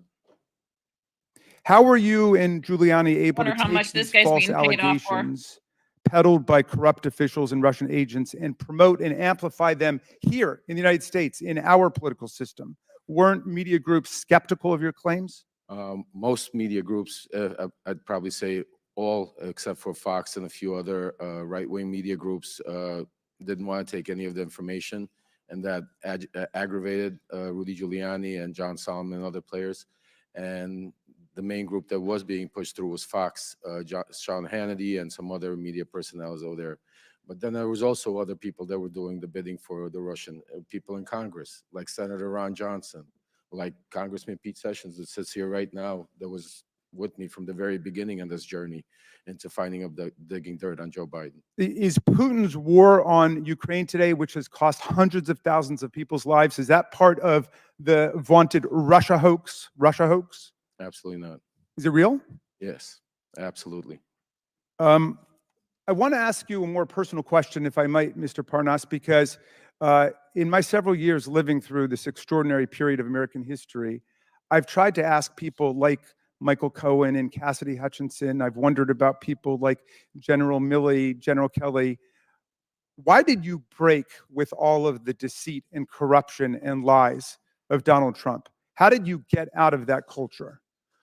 I mean, it was very difficult. I actually had to hit a brick wall myself and get arrested, and to be able to get out of that cult. Because when you're in that cult, when you're Go to that around cult. them, Oh my you God, have he's even blinders on, using and you're only able to Democratic see a certain amount propaganda of terms. information. You're only able to hear the certain amount of information. You're not allowed to go out of the circle. And if you go outside of the circle, then you're not in the circle. So eventually you brainwash yourself to believing Well, certain things that are You know, not true. Ukrainians And I are was arrested and able so to well and known had some for time their to right reflect and shooting. really understand what was I going mean, on. that's a bad I started pun. realizing, looking back and Uh, thinking back to moments in time where I was Non-corruptness. started thinking myself that this I'm just can't be gonna shut true up and now. we're doing something wrong. Well, thank you for telling the truth and helping America to end this nightmare. I yield back to you, Mr. Chairman. Chair now recognizes the chairman of the House Judiciary Committee, Jim Jordan. Thank you, Mr. Chairman. The ranking member just said that quote, Joe Biden was opposed to corruption. Really? Jimmy J. So opposed, he leveraged $1 billion of American tax money to fire the prosecutor in Ukraine who was investigating Zolochevsky at Burisma, the company Hunter Biden sat on the board of. Wow. And the prosecutor who replaced Shokin, that Mr. Parnas referenced in his opening statement, Mr. Lutsenko, guess what he did? He took Zolochevsky off the wanted list and dropped the charges. Wow, he's really, really opposed to corruption there. Mr. Bobulinski, who's the big guy? Are you sure about that? Because when Jordan, Joe you're Biden. sure? You're sure? I'm 1,000% sure. Because when Hunter Biden did his deposition under oath, he said, I don't know who it is, even though he was copied on an email that said H will hold 10% for the big guy. You sure it's the big guy is Joe Biden? 1,000%. And there's other text messages that back that up, that the brave whistleblowers, Shapley and Ziegler, have produced, not from my phones, not from my BlackBerry that I took screenshots from. They took them from subpoenas directly from Apple's iCloud that back up the fact that Hunter knew the big guy was Joe Biden. The big guy is the brand. The big guy is the lift. The big guy is the one who showed up at golf outings, who took phone calls and meetings and lunches and dinners with Hunter Biden and his business associates. Is that right? Correct. Mr. Galanis, you referenced in your opening statement, May 4th, 2014, you were at a party at a restaurant in Brooklyn, New York. Can you tell me who else was there? Yeah, it was a birthday party, so there were more than 100 people there, but amongst them was Devin Archer, myself, the host, Alex Kuklarski, Yelena Baturna, her husband, and then Hunter Biden joined. And tell us, I think you referenced a phone call that took place. Tell the committee what happened with that phone call. Who was involved in that phone call? As I testified in my opening statement, it was Yelena Baturina, her husband, myself, Hunter initiating it, Joe Biden on the speakerphone, and Devin Archer. So there was a little pull aside where that group of people you just described were pulled aside, and Hunter Biden called his fathers or called the vice president. Is that accurate?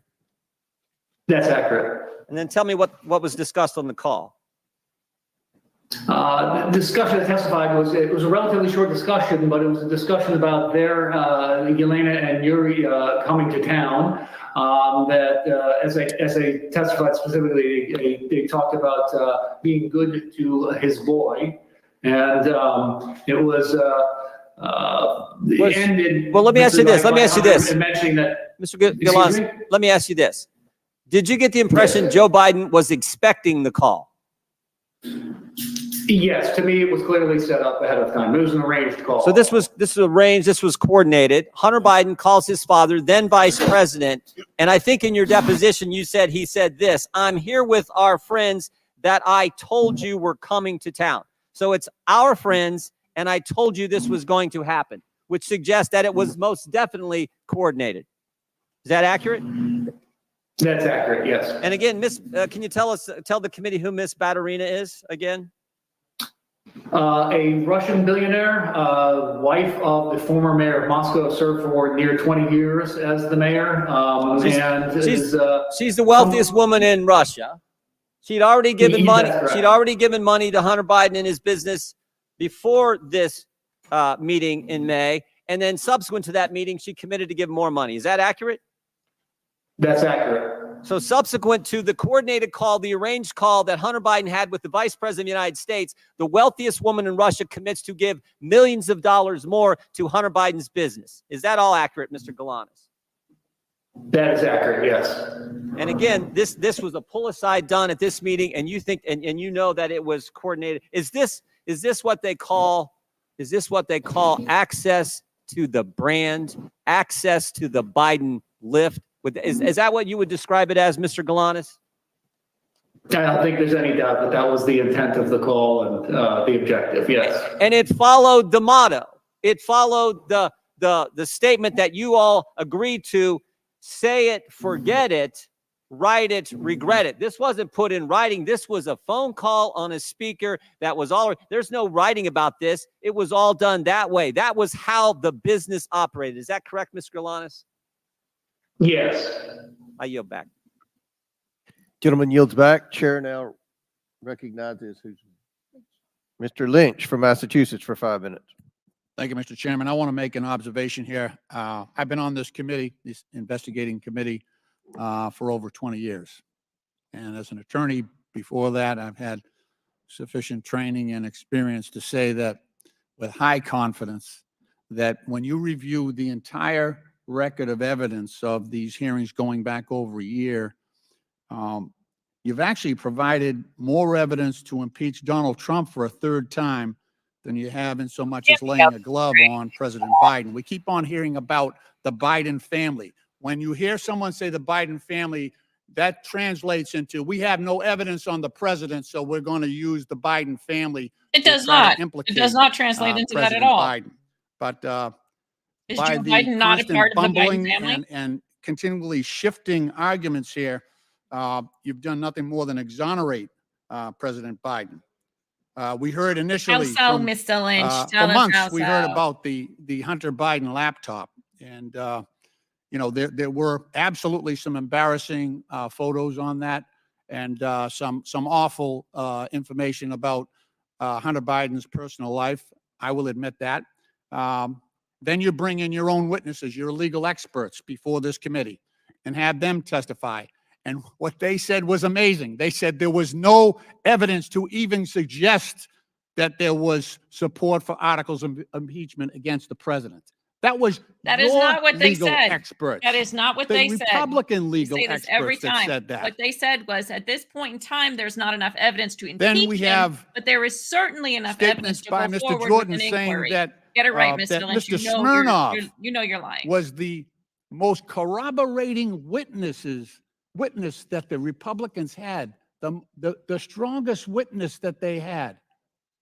And of course, after that, we find out through the Trump-appointed prosecutor that all of the information that Mr. Smirnov had provided was fabricated, false, and submitted by the inducement of Russian agents going after President Biden and trying to undermine our democratic system.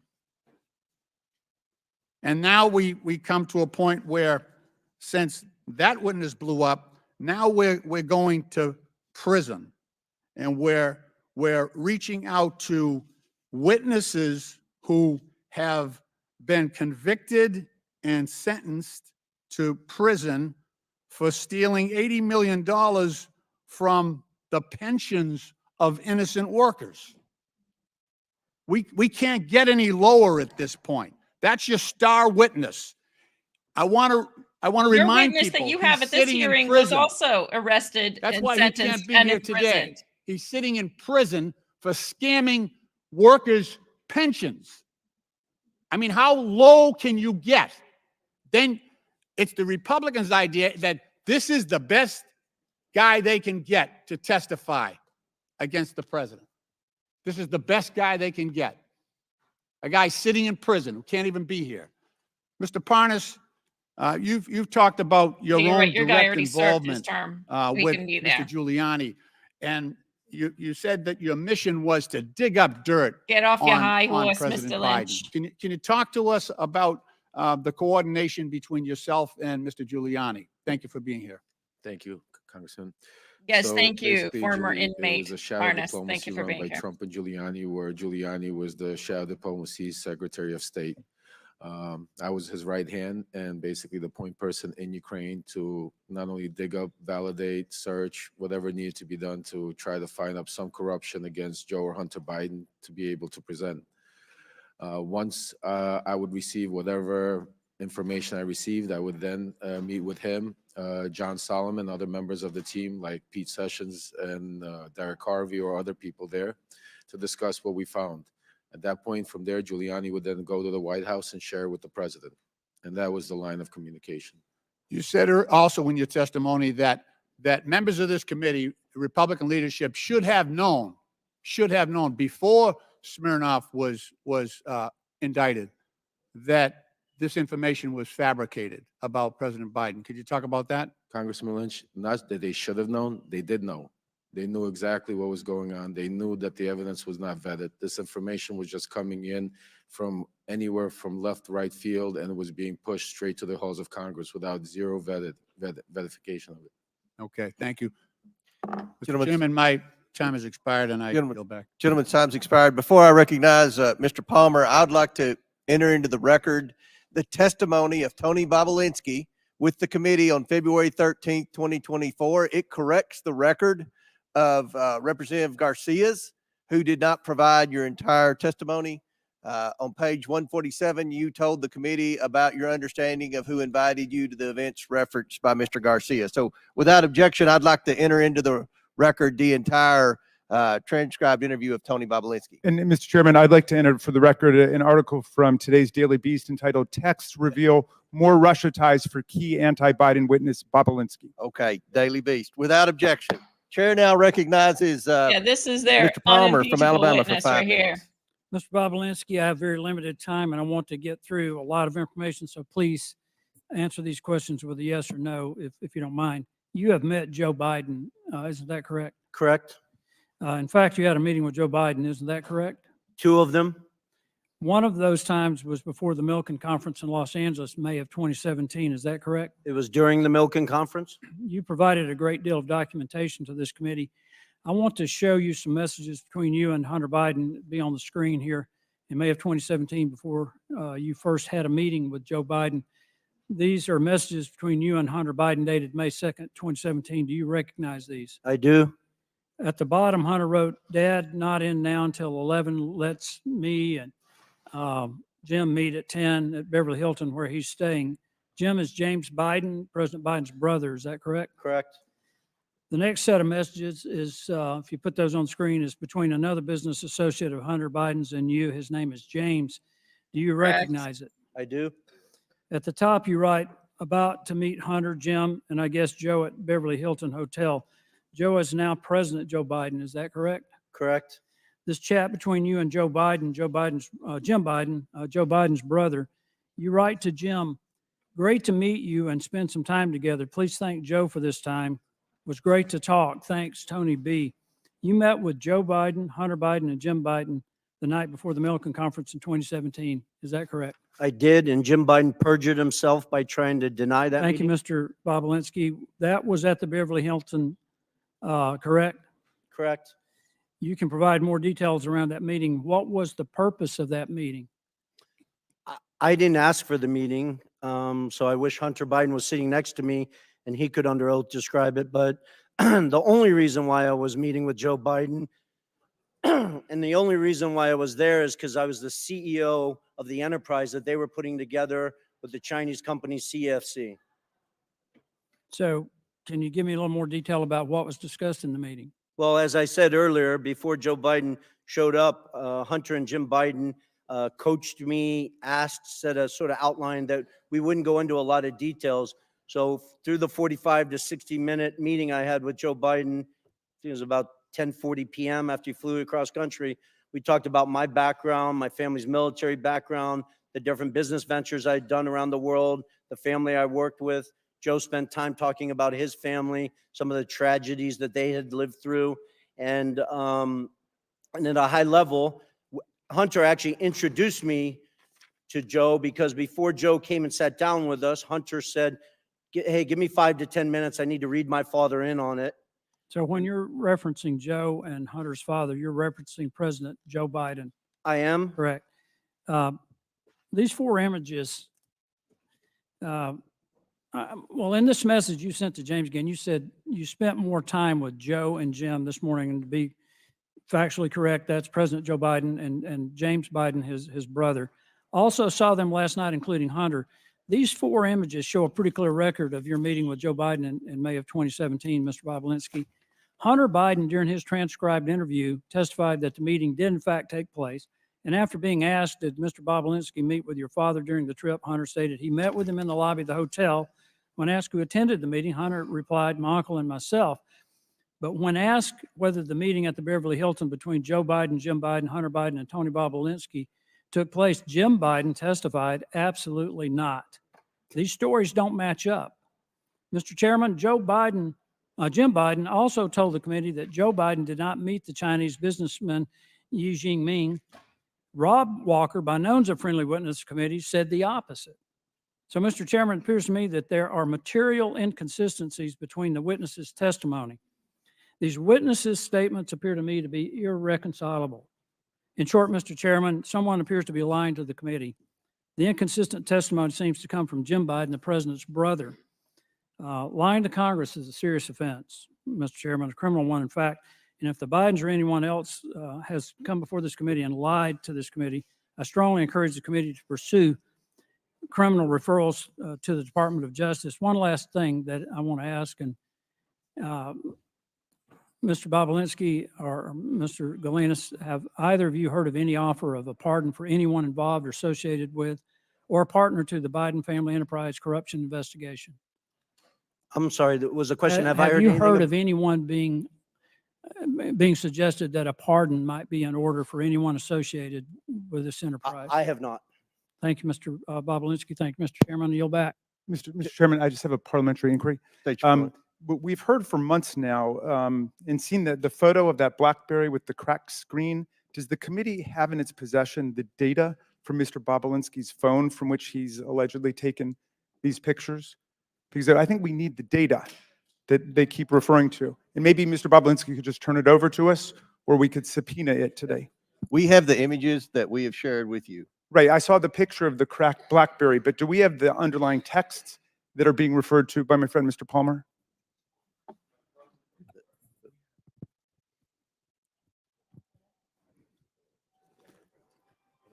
Mr. Bobulinski previously said he'd be happy to turn over his phones. We You have could just we ask have him. pictures of all the text message screenshots that we've provided with everyone on the committee. Okay. And- All right, well, of course, he's just given us, obviously, the ones he's selected. I'm wondering whether we could get all of those texts, and I would move that the committee subpoena Mr. Bobulinski's BlackBerry phone on which messages with Hunter Biden and the Oneida Holdings partners are saved. He stated that he's willing to provide it to the committee, so it should be rather simple. Mr. Chairman.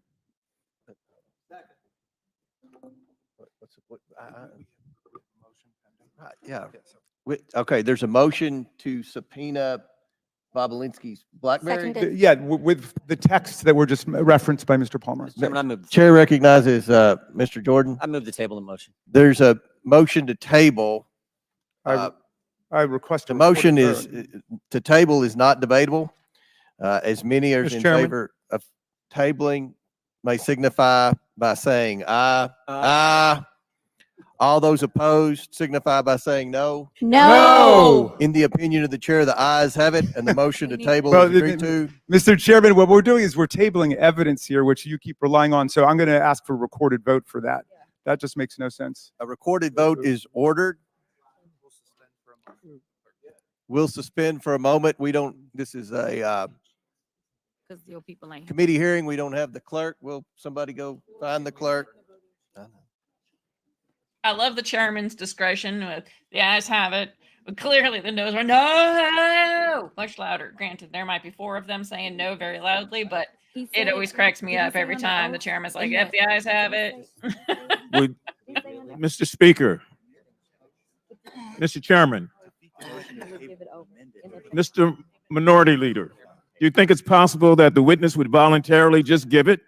But I had understood actually that Mr. Bobulinski had volunteered when he was asked about this. It would simplify things if he would just turn it over the BlackBerry. Well, he did very clearly say he's happy to turn over No his one asked BlackBerry you, to the Denham committee. man.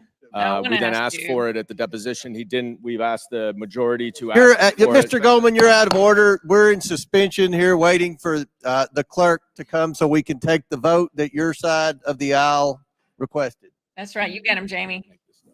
You can't. This is Jurassic Park. Gee. Denham Dan, proud graduate of the Levi Strauss School of Law. I can't talk. This Mr. is Ranking so Member. exciting. Mr. Ranking Member. Yes. I solely want to underscore the importance of I'm this. sorry, gentlelady's out of order. You can come back here and talk to him if you Is want. that AOC?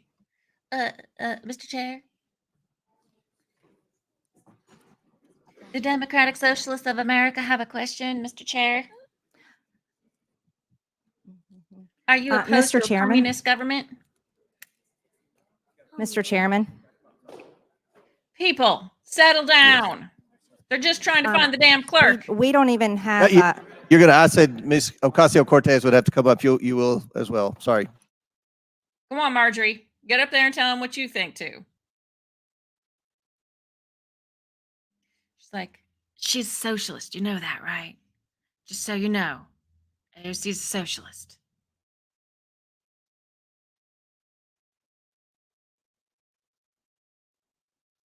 What do you think Marjorie's up there telling her? We're telling him, sorry. Poor James Comer. He's just trying to do like 17 things at once right now. Yes, exactly. Chairman Comer, the Nazis of America have a question, please. Hello? AOC, she'll give you our question. Thank you. Did you guys hear, speaking of this, or not speaking of this, but speaking of socialism, that there was a court, I want to say it was in Montana, but don't hold me to that. It might have been like Wyoming, that basically ruled that illegal aliens have the right to own a gun under the Second Amendment. Yeah, the Nazis were, what is Nazi stands for? Something socialist. I can't remember exactly what Nazi stand for. But yeah, they were socialists, even though it's kind of a weird situation because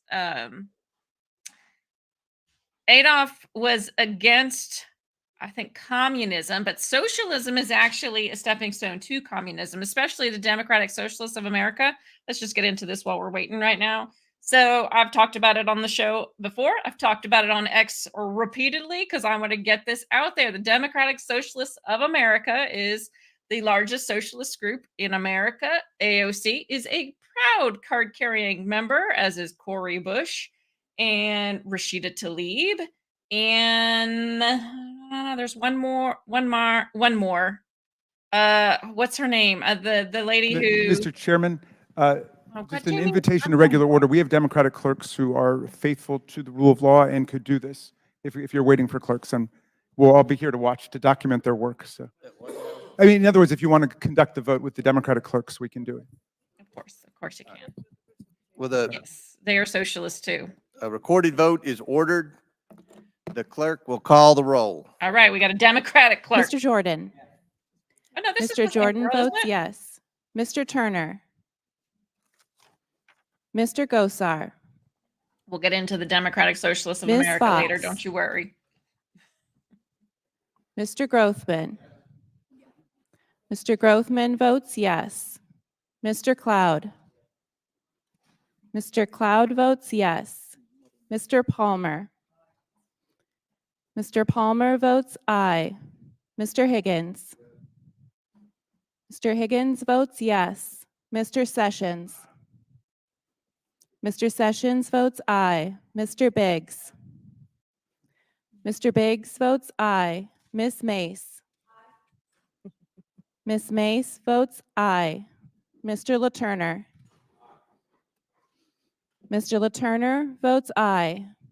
Mr. Fallon. Mr. Donalds. Mr. Donalds votes yes. Mr. Perry. Mr. Timmons.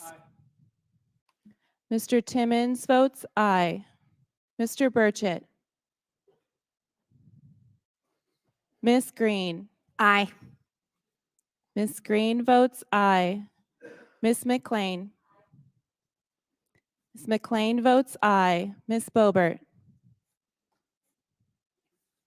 Mr. Fry. Mr. Fry votes aye. Ms. Luna. Mr. Langworthy. Mr. Langworthy votes aye. Mr. Burleson. Mr. Waltz. Mr. Waltz votes aye. Mr. Raskin. No. Mr. Raskin votes no. Ms. Norton. Quite the no. No. Mr. Lynch. No. Mr. Lynch votes no. Mr. Connolly. Nay. Mr. Connolly votes nay. Mr. Krishnamurthy. No. Mr. Krishnamurthy votes no. Mr. Khanna. Mr. Mfume. No. Mr. Mfume votes no. Ms. Ocasio-Cortez. Nay. Ms. Ocasio-Cortez votes nay. Ms. Porter. Ms. Bush. Ms. Brown. Ms. Stansbury. Mr. Garcia. Mr. Garcia votes no. Mr. Frost. Ms. Lee. Ms. Lee votes no. Mr. Kassar. Mr. Kassar votes no. Ms. Crockett. No. Ms. Crockett votes no. Mr. Goldman. No. Mr. Goldman votes no. Mr. Moskowitz. Mr. Moskowitz votes no. Ms. Tlaib. Ms. Tlaib votes no. Ms. Presley. Ms. Presley votes no. Mr. Chairman. I vote yes. And how is Mr. Burleson recorded? Mr. Chairman votes yes. Mr. Burleson is not recorded. Mr. Burleson votes yes. How is Ms. Boebert recorded? Ms. Boebert is not recorded. Ms. Boebert votes aye. How is Mr. Turner recorded? Mr. Turner is not recorded.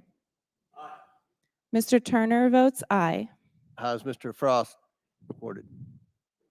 Mr. Frost is not recorded. Mr. Frost votes no. Porter. How is Mr. Fallon recorded? Mr. Fallon is not recorded. Mr. Fallon votes aye. How is Ms. Porter recorded? Ms. Porter is not recorded. No. Ms. Porter votes no. Will the clerk tally the report?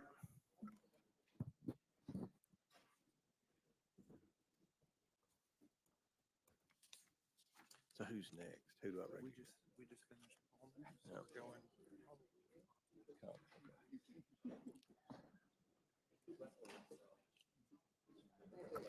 Mr. Chairman, on this vote, the ayes are 21, the nays are 16.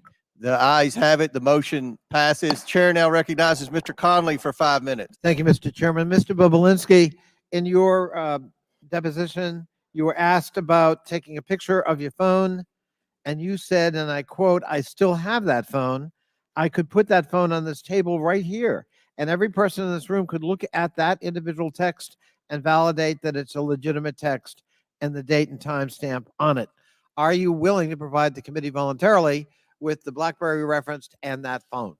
I'm willing to sit in a room with both the chairman and the ranking member with my phone and their staff, and we can go through each and every text message. As I said in my interview, I had a forensics expert plug into my BlackBerry, somebody who's done extensive work for the FBI for over 10 years with an interest of pulling all the data off that phone so I could provide it to the committee. Unfortunately, they were using Cellbrite software, which is the software that the FBI uses, and they were unable to pull the data off the phone. Okay. So I am more than willing to sit in a room with the Mr. Chairman and the ranking member and their staffs with that BlackBerry fully charged, and we can go through each and every message if Well, that's helpful. that's some progress, and I appreciate that, but you can understand, I'm sure, why the committee wants to look at prima facie evidence on its own. Well, I not can't, rely- not I re- can't excuse understand why me, you're sir. trying to Excuse me, imply sir. that I This haven't is, cooperated. Mr. Bobulinski, this is my time. You can understand why we would want to look at evidence raw and unvarnished so that we can make our own determination. But thank you for your willingness to cooperate, at least at that level. Mr. Parmas, you observed back in 2023 in a letter you sent to Chairman Comer that there were flagrant examples of Giuliani interfering in Ukrainian politics, unquote. Why would Giuliani be interfering in another country's politics? I mean, Giuliani would do and say whatever he needed for the purpose of getting the information he wanted to secure Donald Trump 2020 election. So just a prime example of one of the things he did. He had a close relationship with then a boxer, Vladimir Klitschko, who was then the mayor in Ukraine. When the new president came over, there was rumors about maybe him not staying in office as mayor of Ukraine.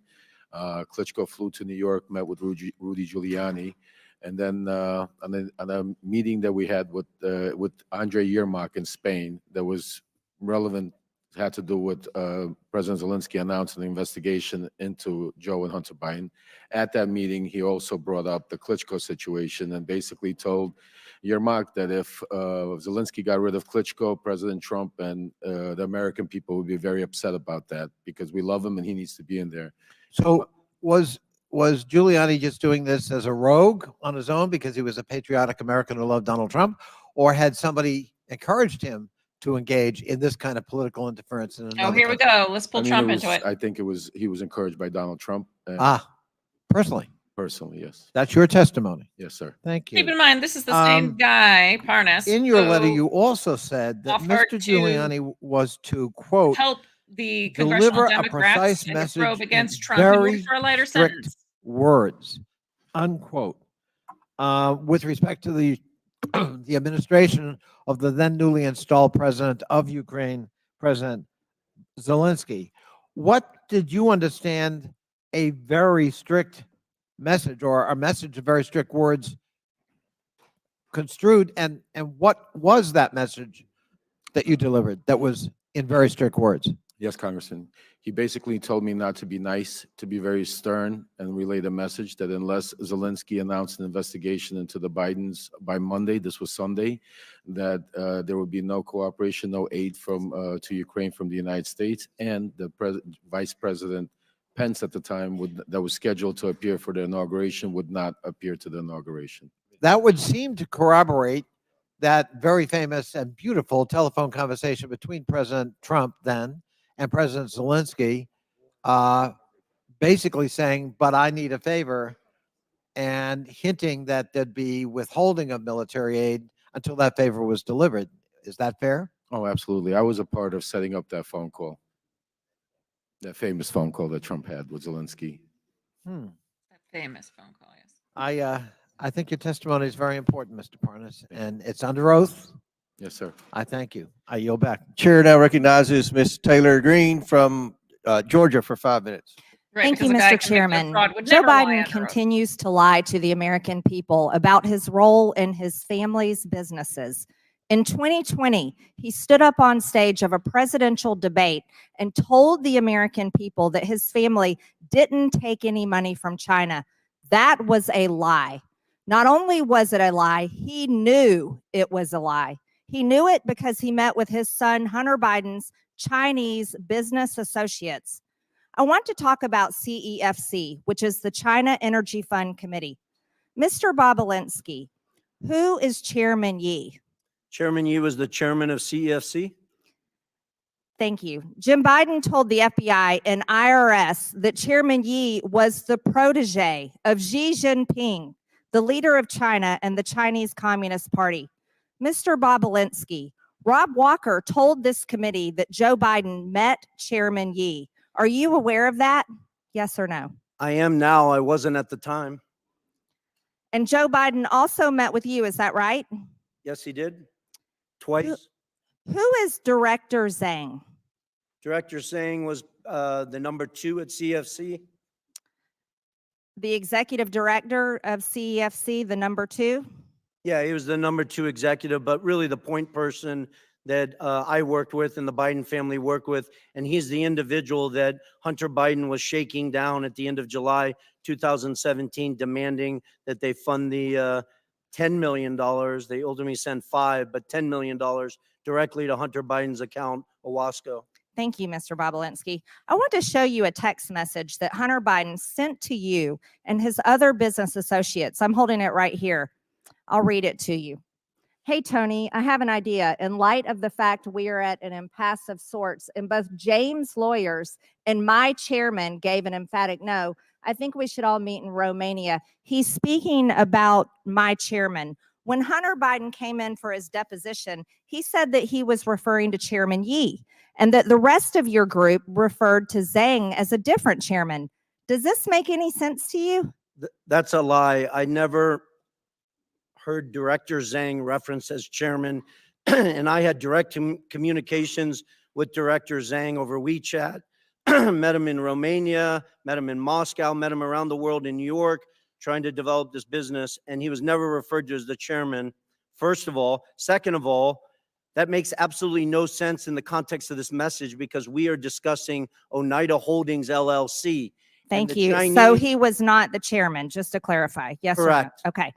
So I want to show you another text. When he said his chairman, he was talking about his dad.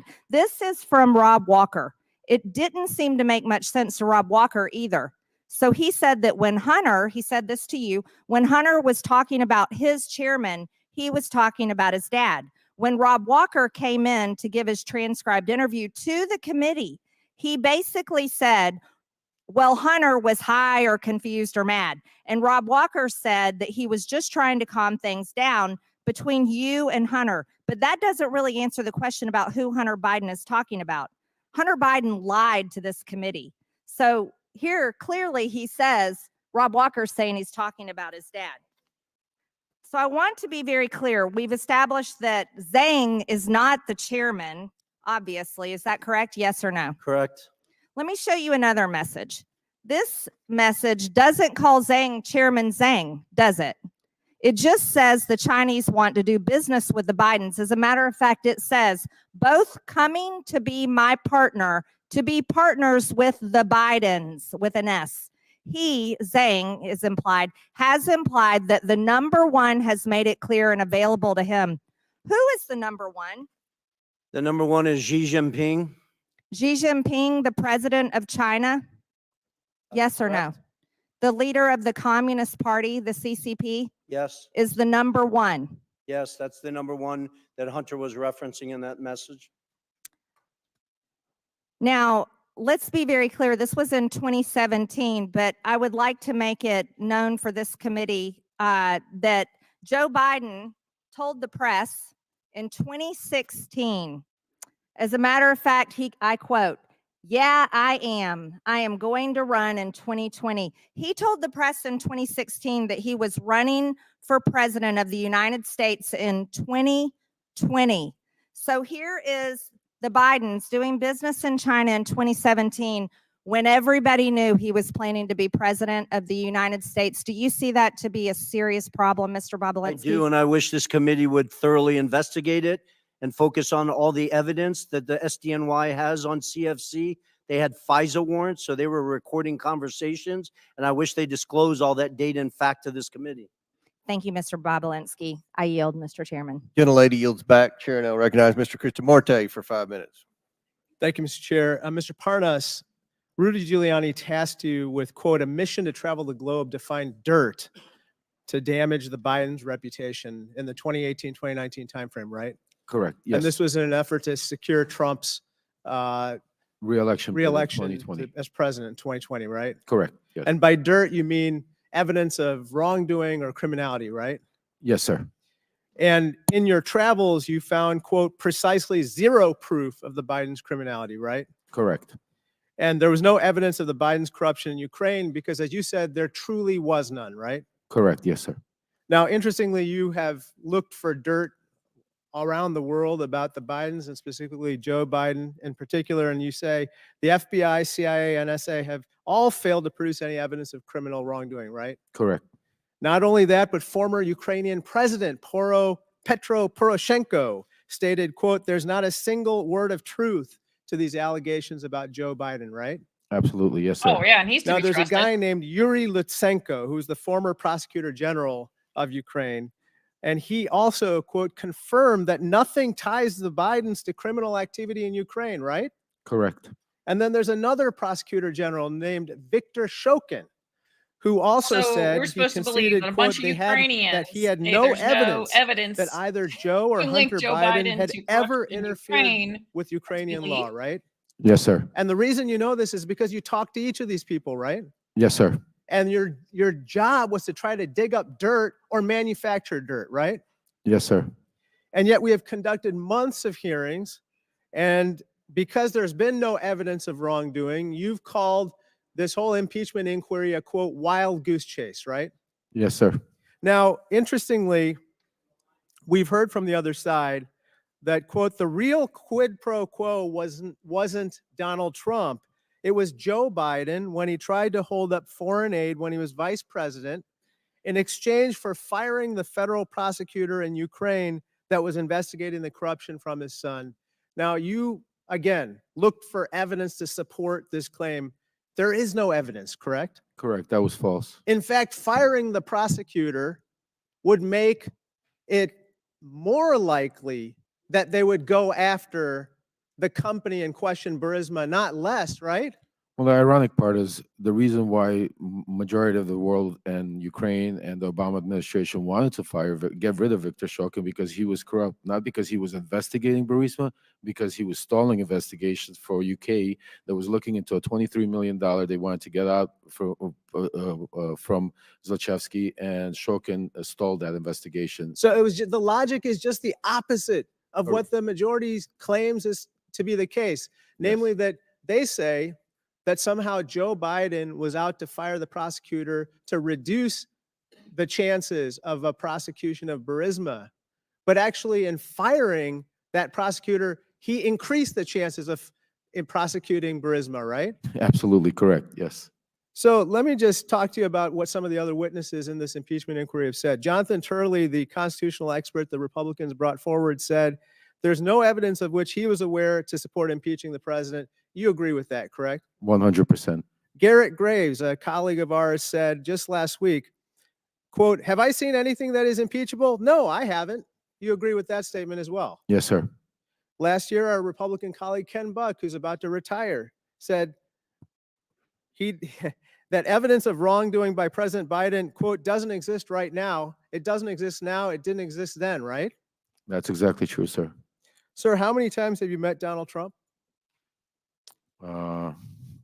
Well over 10 times, I'd say. I'd have to count, but lots of times. Is there anything that you'd like to relate to us about your conversations with Donald Trump that would bear on the conduct of these proceedings? I mean, Donald Trump was aware of everything that was going on that day in the Red Room when we were in the White House.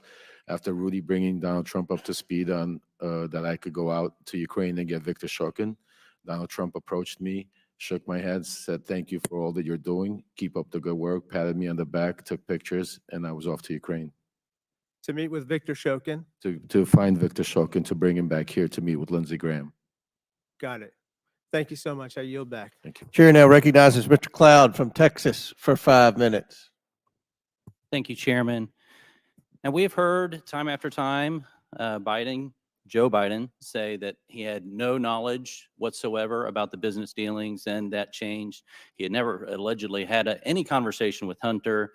Then they moved the ball to say that, well, he didn't have any business dealings, he wasn't involved, didn't have any financial contribution. Since then, we've uncovered about 20 shell companies, and we have bank records that bring light to that. And while we can't cover all 20 shell companies in 5 minutes, I wanted to focus on one, and that is Rosemont Seneca Bohai. Rosemont Seneca Bohai is interesting, and Devin Archer had testified, and he said this in his testimony. He said, he said that this entity, quote, was used as a common entity owned 50-50 on a handshake deal between Devin and Hunter splitting these shares. Actually, that was your words, Mr. Galanis. Do you stand by those words? Yes, I do. And Devin Archer agreed with that. He said Hunter was a corporate secretary of RSB and had a handshake 50-50 ownership deal. Is that correct? That's correct, yes. And primarily this company was set up to initially as a place to hold equity from the equity stake of Bohai Harvest. Is that correct? What I was told by the partners at the time, it was set up to do that and invest in other businesses. I think Devin Archer subsequently testified to that effect, and it included monies that were paid from the bond fraud, $15 million that was wired to that RSP account as well. Yeah. So it conducted multiple transactions as you depicted in that diagram. And even if this were legal and there was no impropriety here, it's very concerning because this company set up to basically compete against America's energy interests at the behest of CCP. Then we have other flows into Rosemont Seneca Bohai from Burisma. We all know about Hunter's $1 million salary that he received for sitting on the board and providing no actual function there. And so we have $1 million salary going through Rosemont Seneca to Hunter Biden. And then this is interesting. We have a meeting with Kazakhstani Kens Rekashev. And what gets me here is the $300 at the end of the $142,300 that goes into this. And then the next day went to a Porsche dealership for a car for Hunter Biden. Now, what's interesting about all this, of course, is that each of these not only flowed money through the shell companies to Hunter Biden, but each of them also involved important meetings with, of course, President Biden. And so on December 4th, we have coffee with Jonathan Lee, who was one of the members who started Bohai Harvest. And he was connected with the CCP. They were having trouble getting licensed to work because, of course, the CCP has to get permission for that, until Hunter flew over on Air Force Two with Vice President Joe Biden at the time. They met with Jonathan Lee. Hunter introduced him. Joe ended up writing a letter of recommendation to Jonathan Lee's daughter to get into college. And then we see that this relationship continues to be formed. Of course, in the Ukraine, we know that April 16th, 2015, Joe Biden had dinner with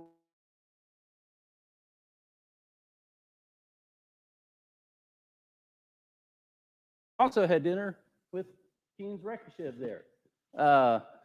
All in flow to going here.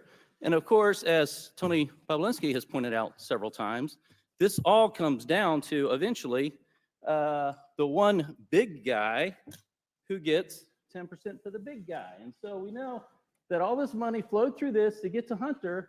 And then we know, of course, that 10% went to the big guy. So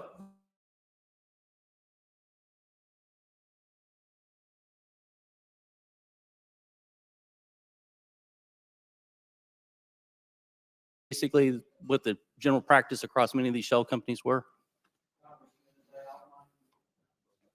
Congressman, as I outlined, the big guy is clearly Joe Biden. The details of some of those transactions I was not involved in, but that's clearly how they operated. But that's the pattern that we've seen over. And Mr. Galanis, you said at the beginning that Hunter didn't really provide any sort of intellectual propriety asset value or anything of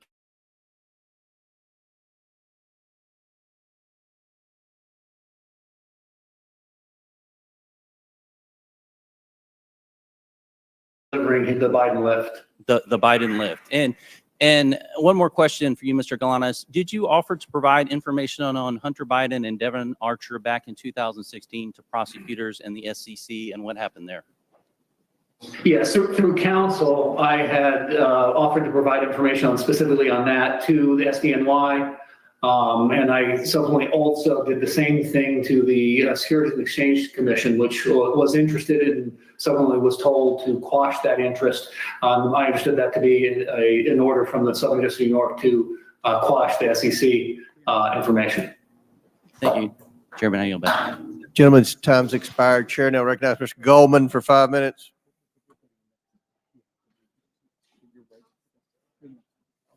Thank you, Mr. Chairman. I only have 5 minutes, Mr. Bobulinski, so I'm going to try to move quickly, and I'd appreciate if you just answer the questions. You testified that Joe Biden was involved in your business venture related to Oneida Holdings and Hunter Biden. So I want to drill down on the crux of what your testimony is. Oneida Holdings is the business venture that you are referring to, correct? When I'm referring to what? Can you Any re-ask the question? business you did with the Bidens? My reference is the Sinohawk Holdings LLC, and Oneida Holdings LLC own 50% of that. Right.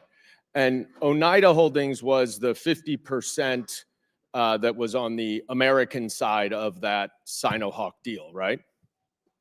It was the 50% that was the Biden side of it. Some of the, James Gilliar is not an American, so. Sorry, fair enough. And it was a joint partnership memorialized in an incorporating document, correct? And it had equal shares divided among 5 partners. Is that right? I can't. Well, are you asking me about what you're holding up? Because you're sir, was it an equal, were there equal 20% shares among 5 partners? In what? Oneida Holdings. In the final signed documents? Yes. Is that what you're asking me? Yes. It is? Not complicated. Well, it is because all right, you're just filibustering now. The answer is you're filibustering. I get it. That How is there he were 5 filibustering when partners, you won't shut up? Hunter Biden, Jim Biden, Rob Walker, James Gilliar, and you each own 20%.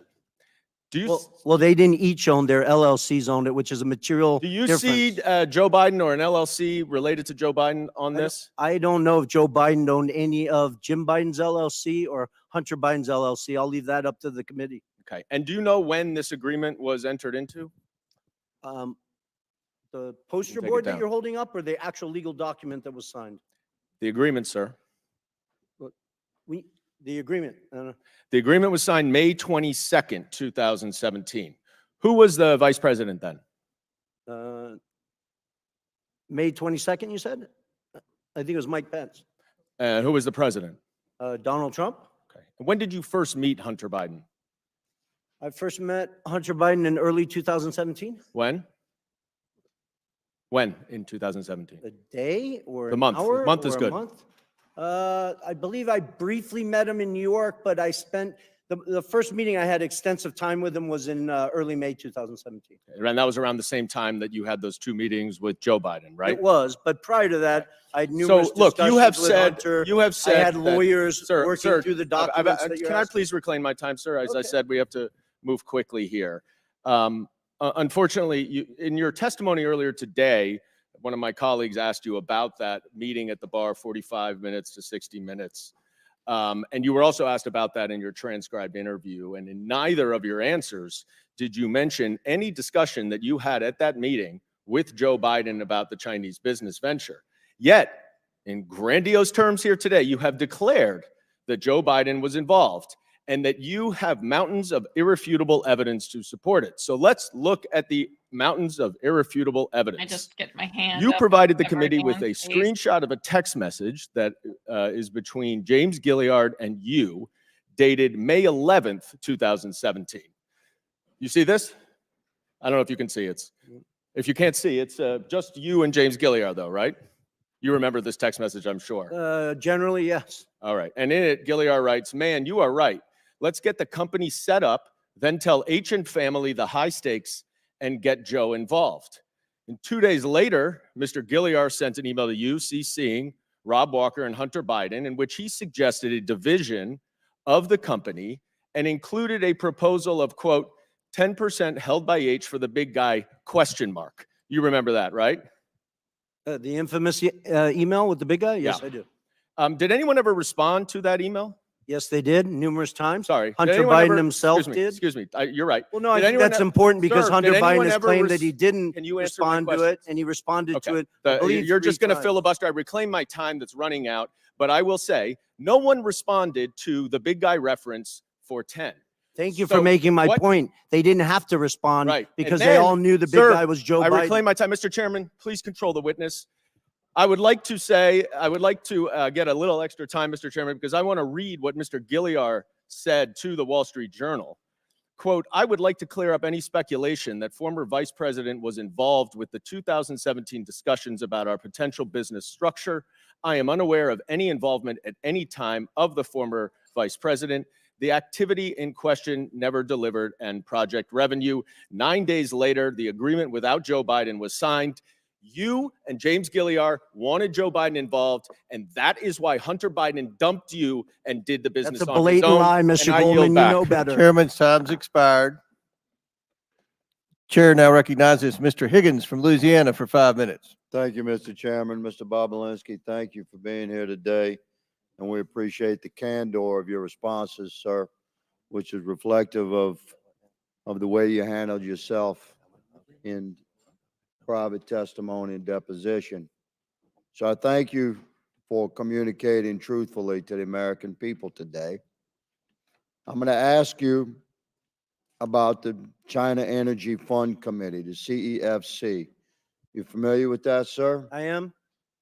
Was this a multi-billion-dollar company, like a Fortune 500 company at one time? It's even bigger than that. If you go back and look at its financials in 2016 and 17, it was probably one of the 5 largest private companies in China. So exactly. So this was a major operation that had a lot of money, and apparently, I'm going to hold up a memo here from this is a chart from the second bank memo, and it shows disbursement of a total of almost $24 million for diamonds. So you have a major Chinese company spending a lot of money on diamonds, and apparently diamonds were used as a means of payment for the Biden family. We know that the Bidens have testified that admitted to having 2 diamonds. We suspect that there are many, many more, $23 million worth of diamonds. Are you familiar with the exchange of valuable assets to pay the Bidens other than electronic transfers of monies? Are you aware of payments in diamonds, payment in cash, payment in board memberships, et cetera? Am I generally aware of it, Yes, or was sir. I involved? Yeah, I read Jim Biden's and Hunter Biden's transcript multiple times. Jim Biden in that transcript references 2 diamonds that were given to Hunter Biden. One, he implies, was in 2015 by an individual who he couldn't recall his name, but the individual's name is Scott O., who was a surrogate for CFC. And then apparently a second diamond was given at a meeting in Miami. And I really want to set the record clear. I was not at that physical meeting. I was in Miami, but I was not at that physical meeting. That's what I told the FBI in my transcribed interview. Are you aware, Mr. Bobolinsky, of a pattern of bribery, of bribe payments coming from the China Energy Fund Committee? I appreciate that question. I wish everyone on this committee would read the 1,200 pages of testimony in an 8-day trial in the SDNY where Mr. Goldman used to work while the actual trial was going on, that accused numerous executives, ultimately Patrick Ho, of corruption, bribing, leaving shoeboxes of cash to a variety of political figures in Africa. Exactly. So, Mr. Bobolinsky, from your perch within the Biden family operations and their interactions with major businesses in China and the exchange of millions of dollars that are known, we've tracked them through bank records, through suspicious activity reports, through emails, through communications that this committee has documented. There's no debate that millions and millions of dollars flowed into the Biden family's bank accounts. But the existence of other forms of payment is fascinating because diamonds are untraceable. We really don't know how many diamonds the Bidens received, do we? We don't. And for somebody who's been to mainland China probably 10 plus times, Hong Kong probably 15 plus times, Yeah, I let had me hundreds of shift. people, Congressman, I had hundreds of people working for me in mainland China. At one point, I never got a diamond I from know. any I businessman hear you. or woman. So, Mr. Bobulinski, I shift quickly to a text message. Are you familiar with this? It's from a gentleman named James. Generally, yes. Yeah, it says, don't mention Joe being involved. It's only when you're face to face. I know you know that, but they are paranoid. And there's a response saying, okay, they should be paranoid about things. And then there's a response saying, for real. So, what is meant by don't mention Joe being involved? It's only when you're face to face. I know you know that, but they are paranoid.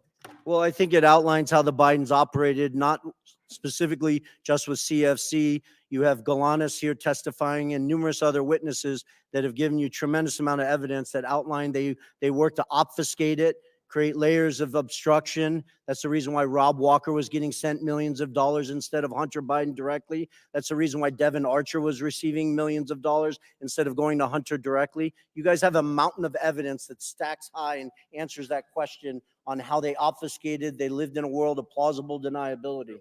Thank you, Mr. Bobulinski. Mr. Chairman, my time has expired. I yield. Chair now recognizes Ms. Norton from DC for 5 minutes.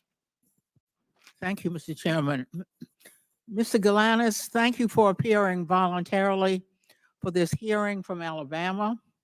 I understand you are currently serving a 189-month sentence in federal prison, almost 16 years, after being convicted of not one, but two, but not one, not two, but three different schemes. The victims of your schemes, as the judge who presided over your criminal prosecution noted, included, and here I quote, one of the poorest Native American tribes in the country, as well as pension funds held for the benefit of transit workers, longshoremen, housing authority workers, and city employees, hardworking people, everyday people, among others. The court also noted that you personally benefited from these schemes, and again, I quote, using over $8 million, almost $9 million, for lavish personal expenditures, including home expenses, automobiles, travel, clothing, jewelry expenses, and meanwhile, investors were left with nothing. But this is not your only encounter with prosecutors.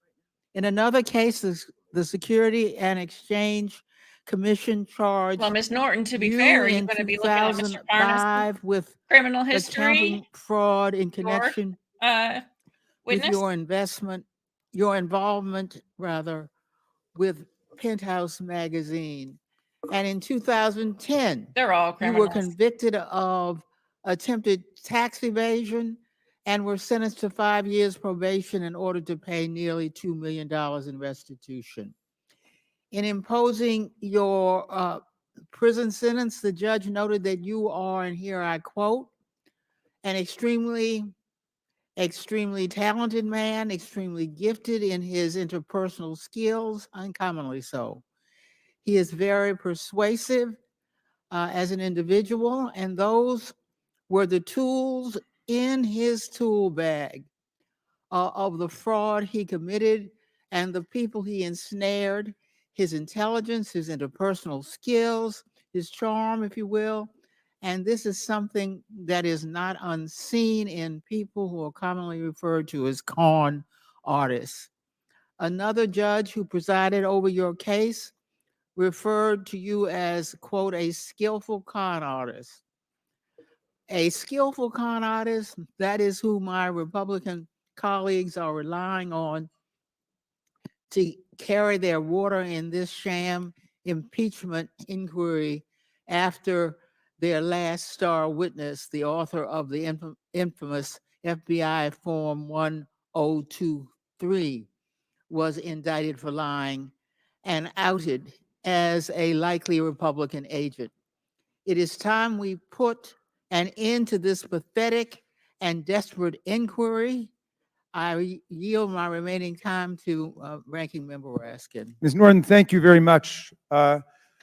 So for more than a year now, we've heard innuendo, rumors, propaganda, big lies, but no facts, no evidence that could reasonably support the finding of impeachable high crimes and misdemeanors against President Biden. In our first real impeachment hearing, the majority invited several expert witnesses who came together, and their witnesses agreed with that there was nothing that remotely approached the level of proof needed to support a finding of high crimes and misdemeanors that one would impeach a president for. And now we come back again today, and the majority has two witnesses. One, the designated con man as determined by two different federal courts, not without talent, but someone who deploys his talent towards the purposes of exploiting Native American Indian tribes, pensioners, and other innocent investors. And then Mr. Bobulinski, who offers a lot of rhetoric and a lot of hot air, but absolutely no facts that could indict the President of the United States for high crimes and misdemeanors, impeachable offenses against the Republic, the kinds of offenses which James Madison said are Wow, great he actually called it a republic and not a democracy. on the Republic itself. 1 Great point affronts to our Republican Mr. form of Raskin. government. And nobody on their side can even tell us what is the impeachable high crime and misdemeanor, which suggests that they are moving in the direction of criminal referrals, and they should start by looking at their own witnesses. I yield back to you, Mr. Chairman. And I'd like to remind the ranking member and Ms. Norton, the witness, Mr. Galanis, was partners with Hunter Biden. That's why he's here. We have their partners. You could have invited partners, but you invited this guy. Yeah, Donald Trump's partner, Mr. Parnas, who was Oh, working he with was Donald Trump Trump's and Rudy partner. Giuliani. Rudy Giuliani's Right, partner. okay, yeah. All right. Chair recognizes Mr. Groffman. Yeah, we got a variety of things I'd like to go through, but first, Mr. Lynch complained about Mr. Galanis testifying from prison. So I'd like to ask unanimous consent to enter into the record the Department of Justice's own press release announcing the sentencing of the Democrats' witness, Lev Parnas, to 20 months in prison for, among other things, making false statements. Without objection on Donald Trump's partner. You're Thank you. Now, Mr. Chairman, you know, we had originally hoped that we'd see a few more witnesses to here today. They're not here, but I would like to run a brief tape because I showed up today hoping I'd be asking these witnesses a little bit more about this tape. I know that, you know, there's some mystery, or some people feel it's still ambiguous as to how this prosecutor was fired in Ukraine. And I wonder if this tape could do a little bit more to shed light on why that prosecutor was fired and why we want Hunter Biden and Mr. Archer here today. And so I got Ukraine. And I remember going over convincing our team, or others, to convincing us that we should be providing for loan guarantees. And I went over, I guess, the 12th, 13th time to Kyiv, and I was supposed to announce that there was another $1 billion loan guarantee. And I had gotten a commitment from Poroshenko and from Yatsenyuk that they would take action against the state prosecutor, and they didn't. So they said they were walking out to press conference. I said, no, I said, I'm not going to, or we're not going to give you the $1 billion. They said, you have no authority. You're not the president. The president said. I said, call him. I said, I'm telling you, you're not getting the $1 billion.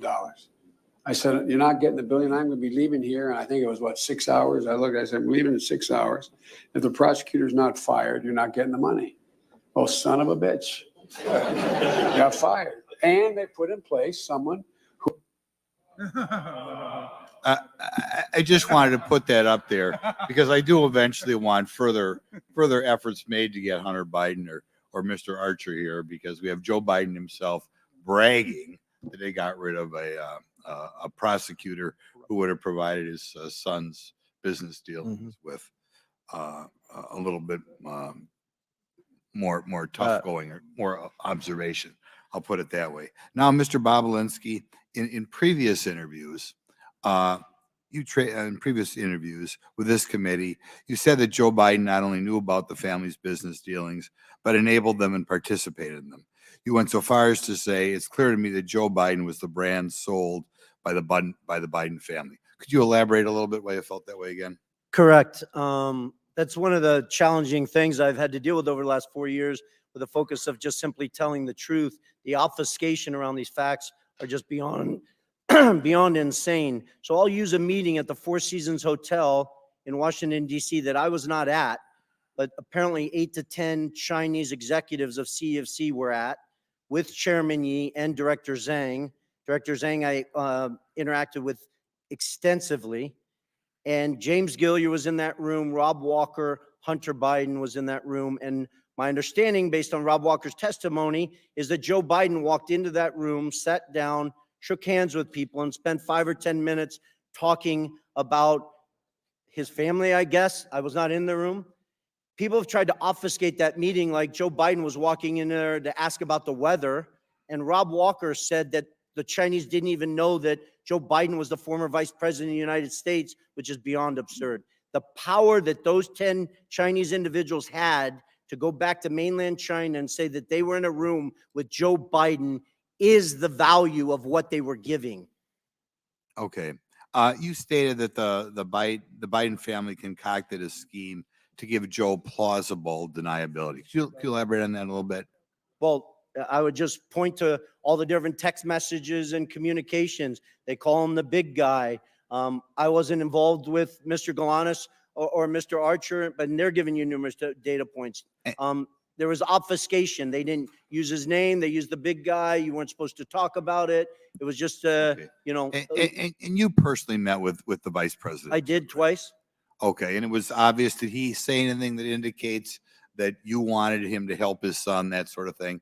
Well, he thanked me for helping his son and his brother and asked me to keep an eye on them as I walked him out to his car after he gave his speech on the second meeting of the Milken Conference. Okay, just one other follow-up, and this is kind of maybe a vague question, but I'd like to know it. One of the things that disturbs me about that is the interaction with the Chinese, or that's what we're dealing with today, but obviously other countries as well, that apparently in their own mind, the way you deal with the United States is the way you deal with say a corrupt city council or something like that. In other words, you know, you give them money and you get what you want.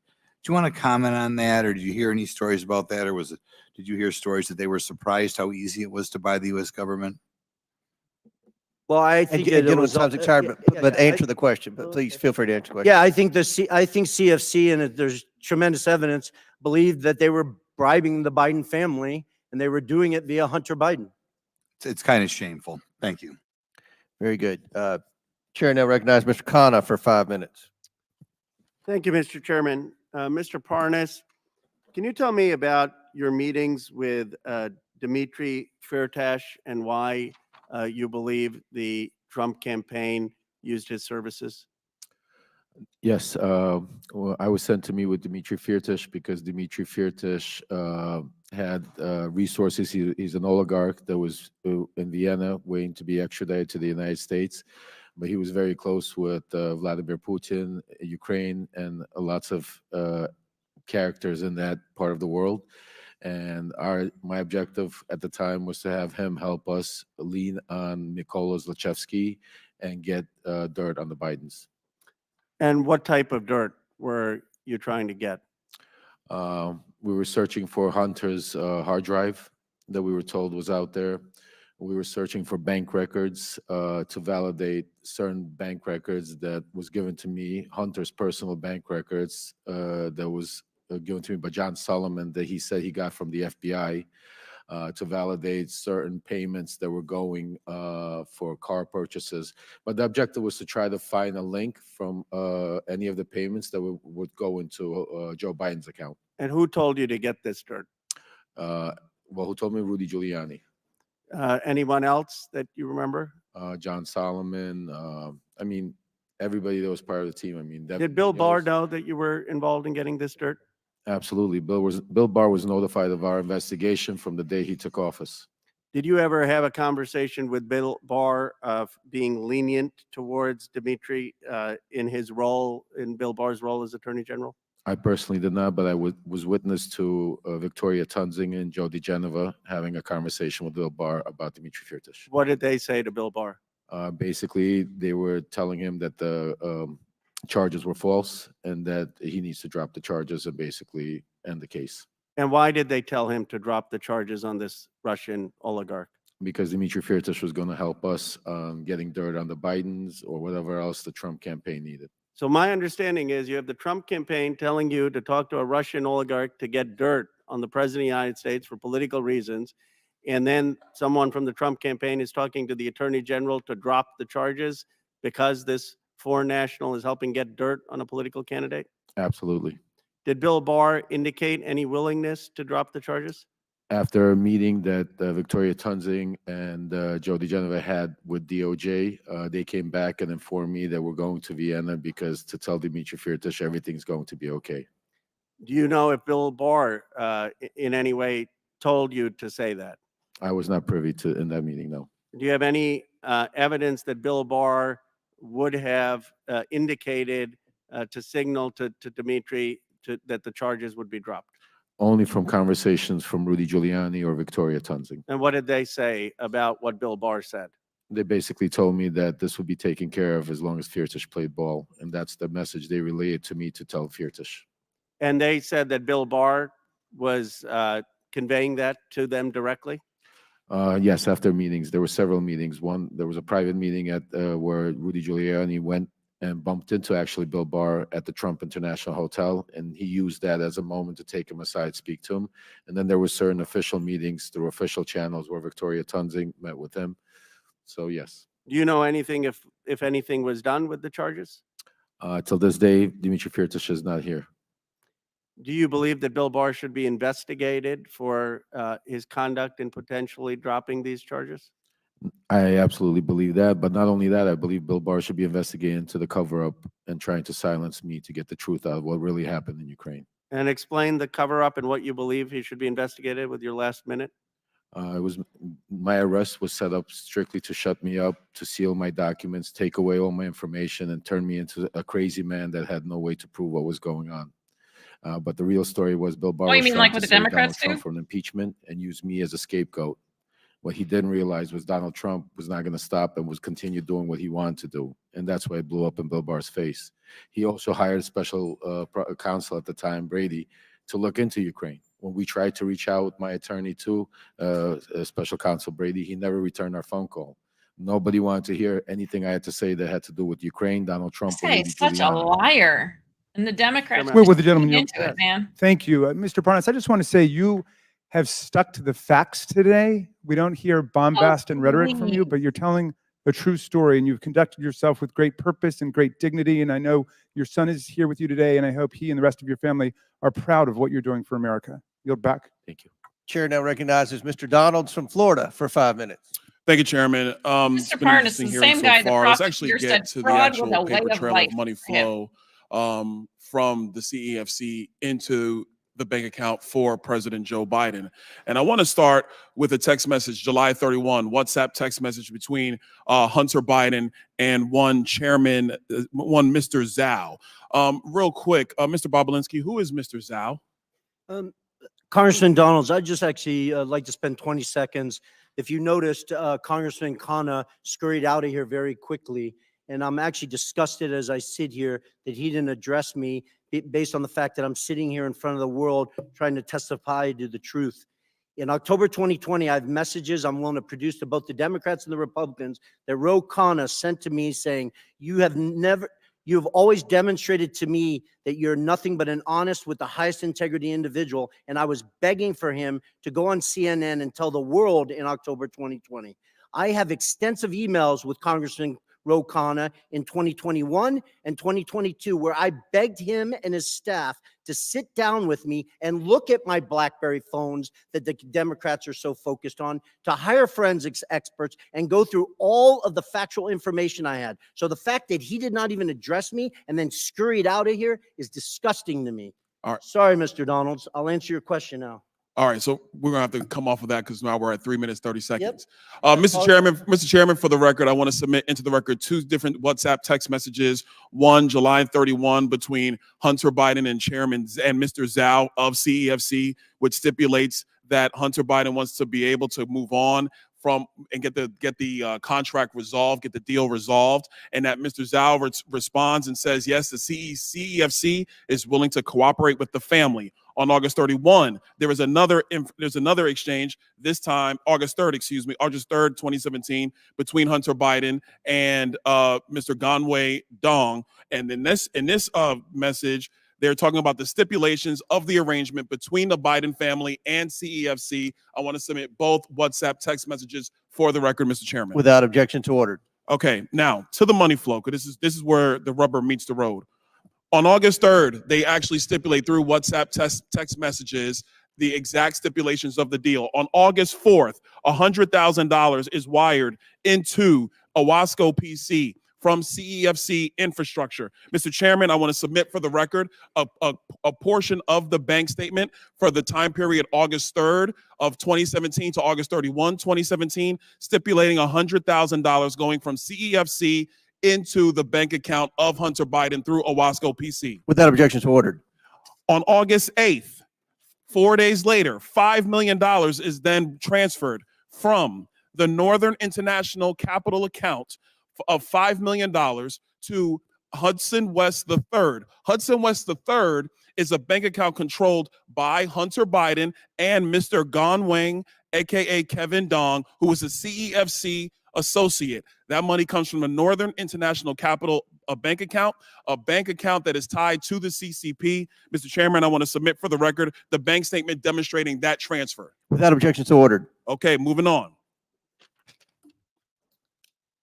On August 8th, the same time period, there is a wire transfer of $400,000 to Owasco PC from the Hudson West III bank account. That $400,000, Mr. Chairman, I have the transfer records in the bank accounts from the August time period. I want to submit that for the record. Without objection to order. Now, here's where the fun stuff comes in, everybody, and I got a minute to do it, so we're going to get this done. On August 14th, there is $150,000 that is transferred from Owasco PC, which is controlled by Hunter Biden, to Lion Hall Group, which is controlled by James Biden. I have the records here, Mr. Chairman, of the $150,000 that has gone to Lion Hall Group from Owasco PC. I want to submit that for the record. Without objection to order. On August 28th, and I believe we have a screenshot for everybody in the room. On August 28th, Mr. Chairman, we have the withdrawal ticket from Lion Hall Group that is signed by Sarah Biden, who is the wife of Jim Biden, for $50,000 to withdraw from Lion Hall Group.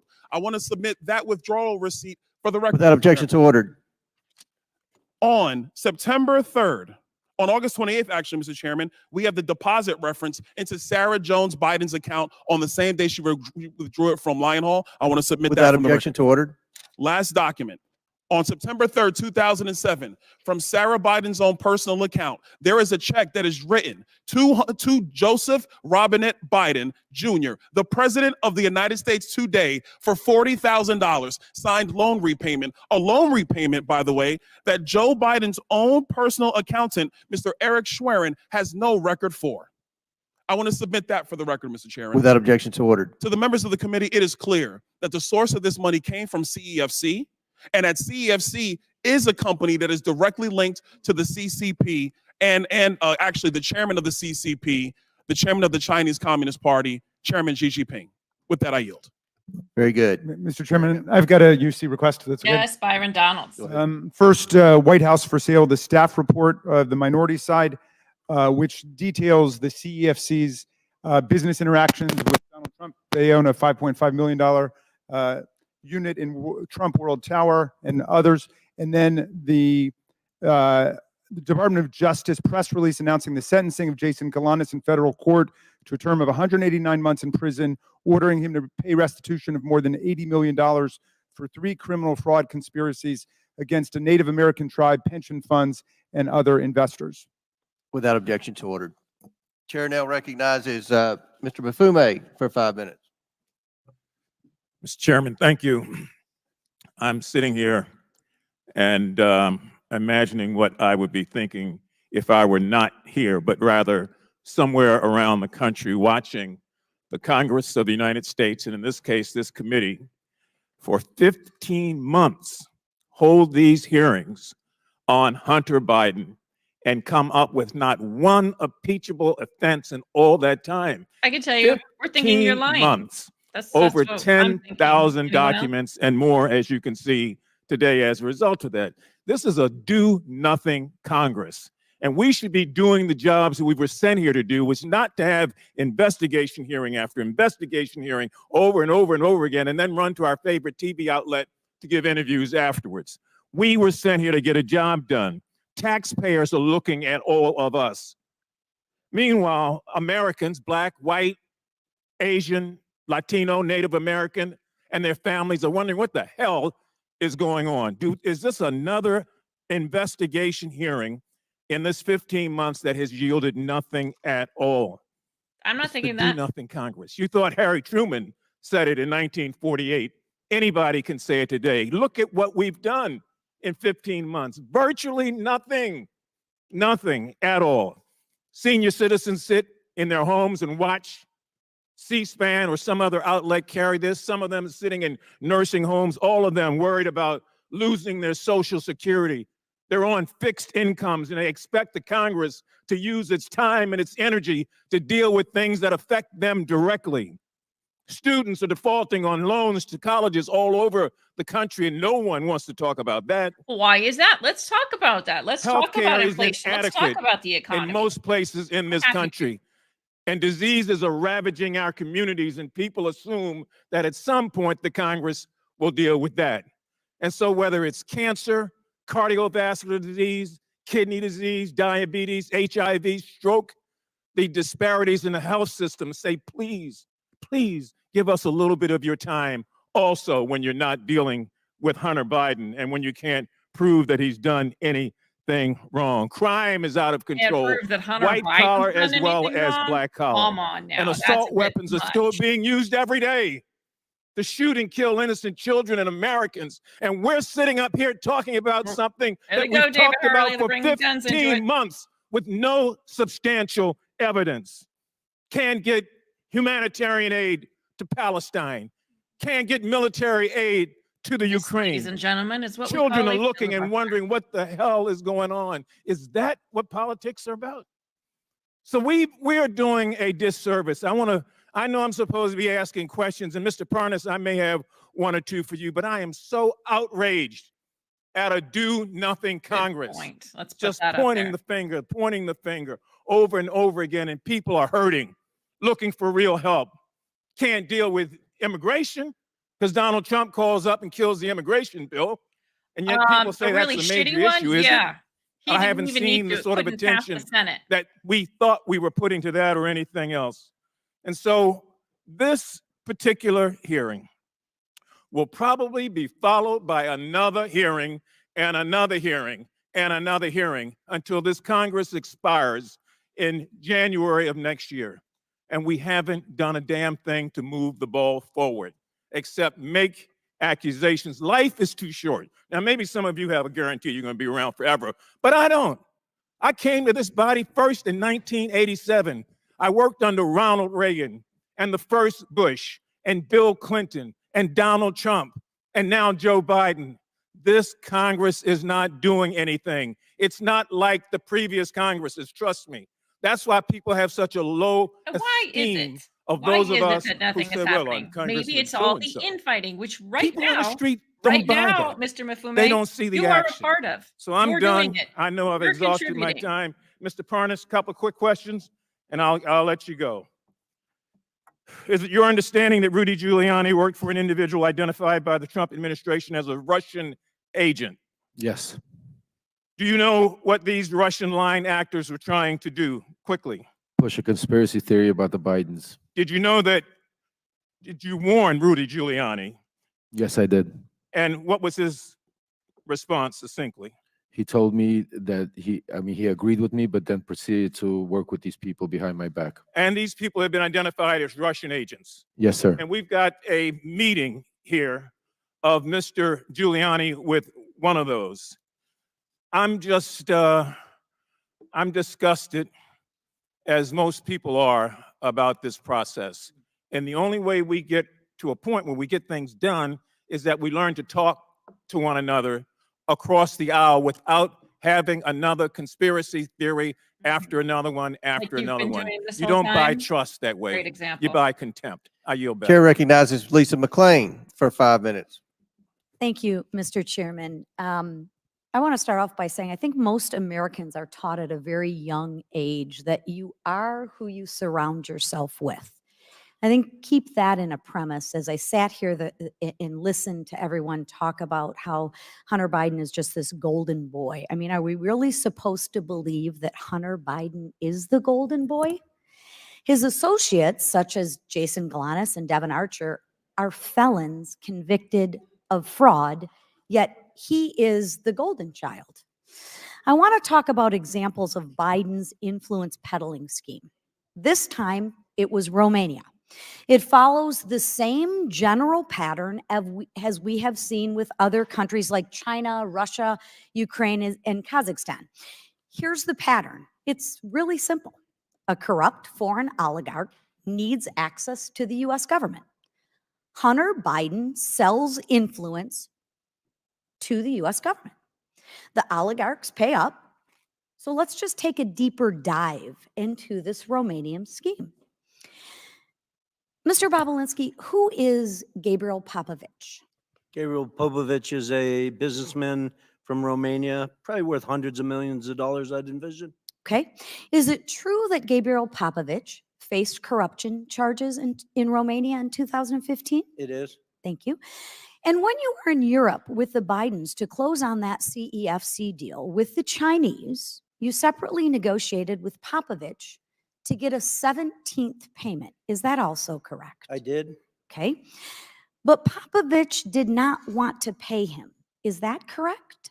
Correct. You're talking about a 17th payment that would go to Rob Walker, and then Rob Walker would distribute to Hunter Biden.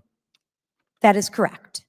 And is it because Hunter Biden had failed in the work he was engaged by Popovich to do, which was to get the corruption charges dismissed by the Romanian authorities? Isn't that correct? Well, it's two things, that they had failed to do that, but also that Joe Biden had left the White House at that point. Okay, so there's a dot. So I get 16 payments while Joe Biden's in the White House. Correct. But after Joe Biden leaves the White House, coincidentally, the payments stop. Correct. Okay, just want to make sure that we can connect the dots very simply. But obviously wasn't a coincidence. Right. I'm not much for coincidences, which neither are the American people. But Mr. Bobulinski, what do you think Popovich wanted Hunter Biden to do? I don't have to think, because Gabriel told me personally he expected, and didn't want the details, he expected Hunter Biden, Rob Walker, and James Gillier to do whatever was necessary to impact his case in Romania. How do you know that? Because Gabriel Popovich told me that. From his mouth? Yes. Okay, so there's another dot his that we mouth? can connect. Would that be a conspiracy theory? That's not a conspiracy theory. Okay, thank you. I would encourage you to interview Gabriel Popovich. Thank you. Lastly, after claiming he wanted a public hearing, Hunter Biden decided to skip today. Why do you think he skipped the hearing today? Is that a rhetorical or serious? Well, I don't think he wanted to sit next to me, because obviously I've emphatically stated he perjured himself in his transcribed interview with the committee, as did his uncle, Jim Biden. And for every fact he claims or wants to say I was high on drugs or obfuscate, I can show a document, a text message, a recording that is confirmed that he's lying. Well, let's not let the facts get in the way of a good story, right? Here are the facts. Highly disappointing that he's not here, though. I would agree. Here are the facts. Hunter Biden was engaged by a foreign principal, Gabriel Popovich. It is well known that Hunter Biden met with the ambassador to Romania, Hans Klem, in November of 2015. Hunter Biden was not registered under FARA. He stopped getting paid as soon as his father leaves office until you got Popovich to send Hunter Biden one more payment. Seriously, what services was Hunter Biden providing to the Romanian oligarchs for millions of dollars? We've yet to hear it. As far as the committee knows, Hunter Biden was never registered under the Foreign Agents Registration Act. If the Department of Justice applied the same standards it did in the Paul Manafort case, Hunter would be in more trouble than he is already in. Mr. Chairman, there are real FARA issues here that we need to continue to look at. And with that, I thank you for being here, and I thank you, Mr. Chairman. Absolutely. Thank you. Good job. Chair now recognizes Ms. Ocasio-Cortez from New York. Thank you, Mr. Chair.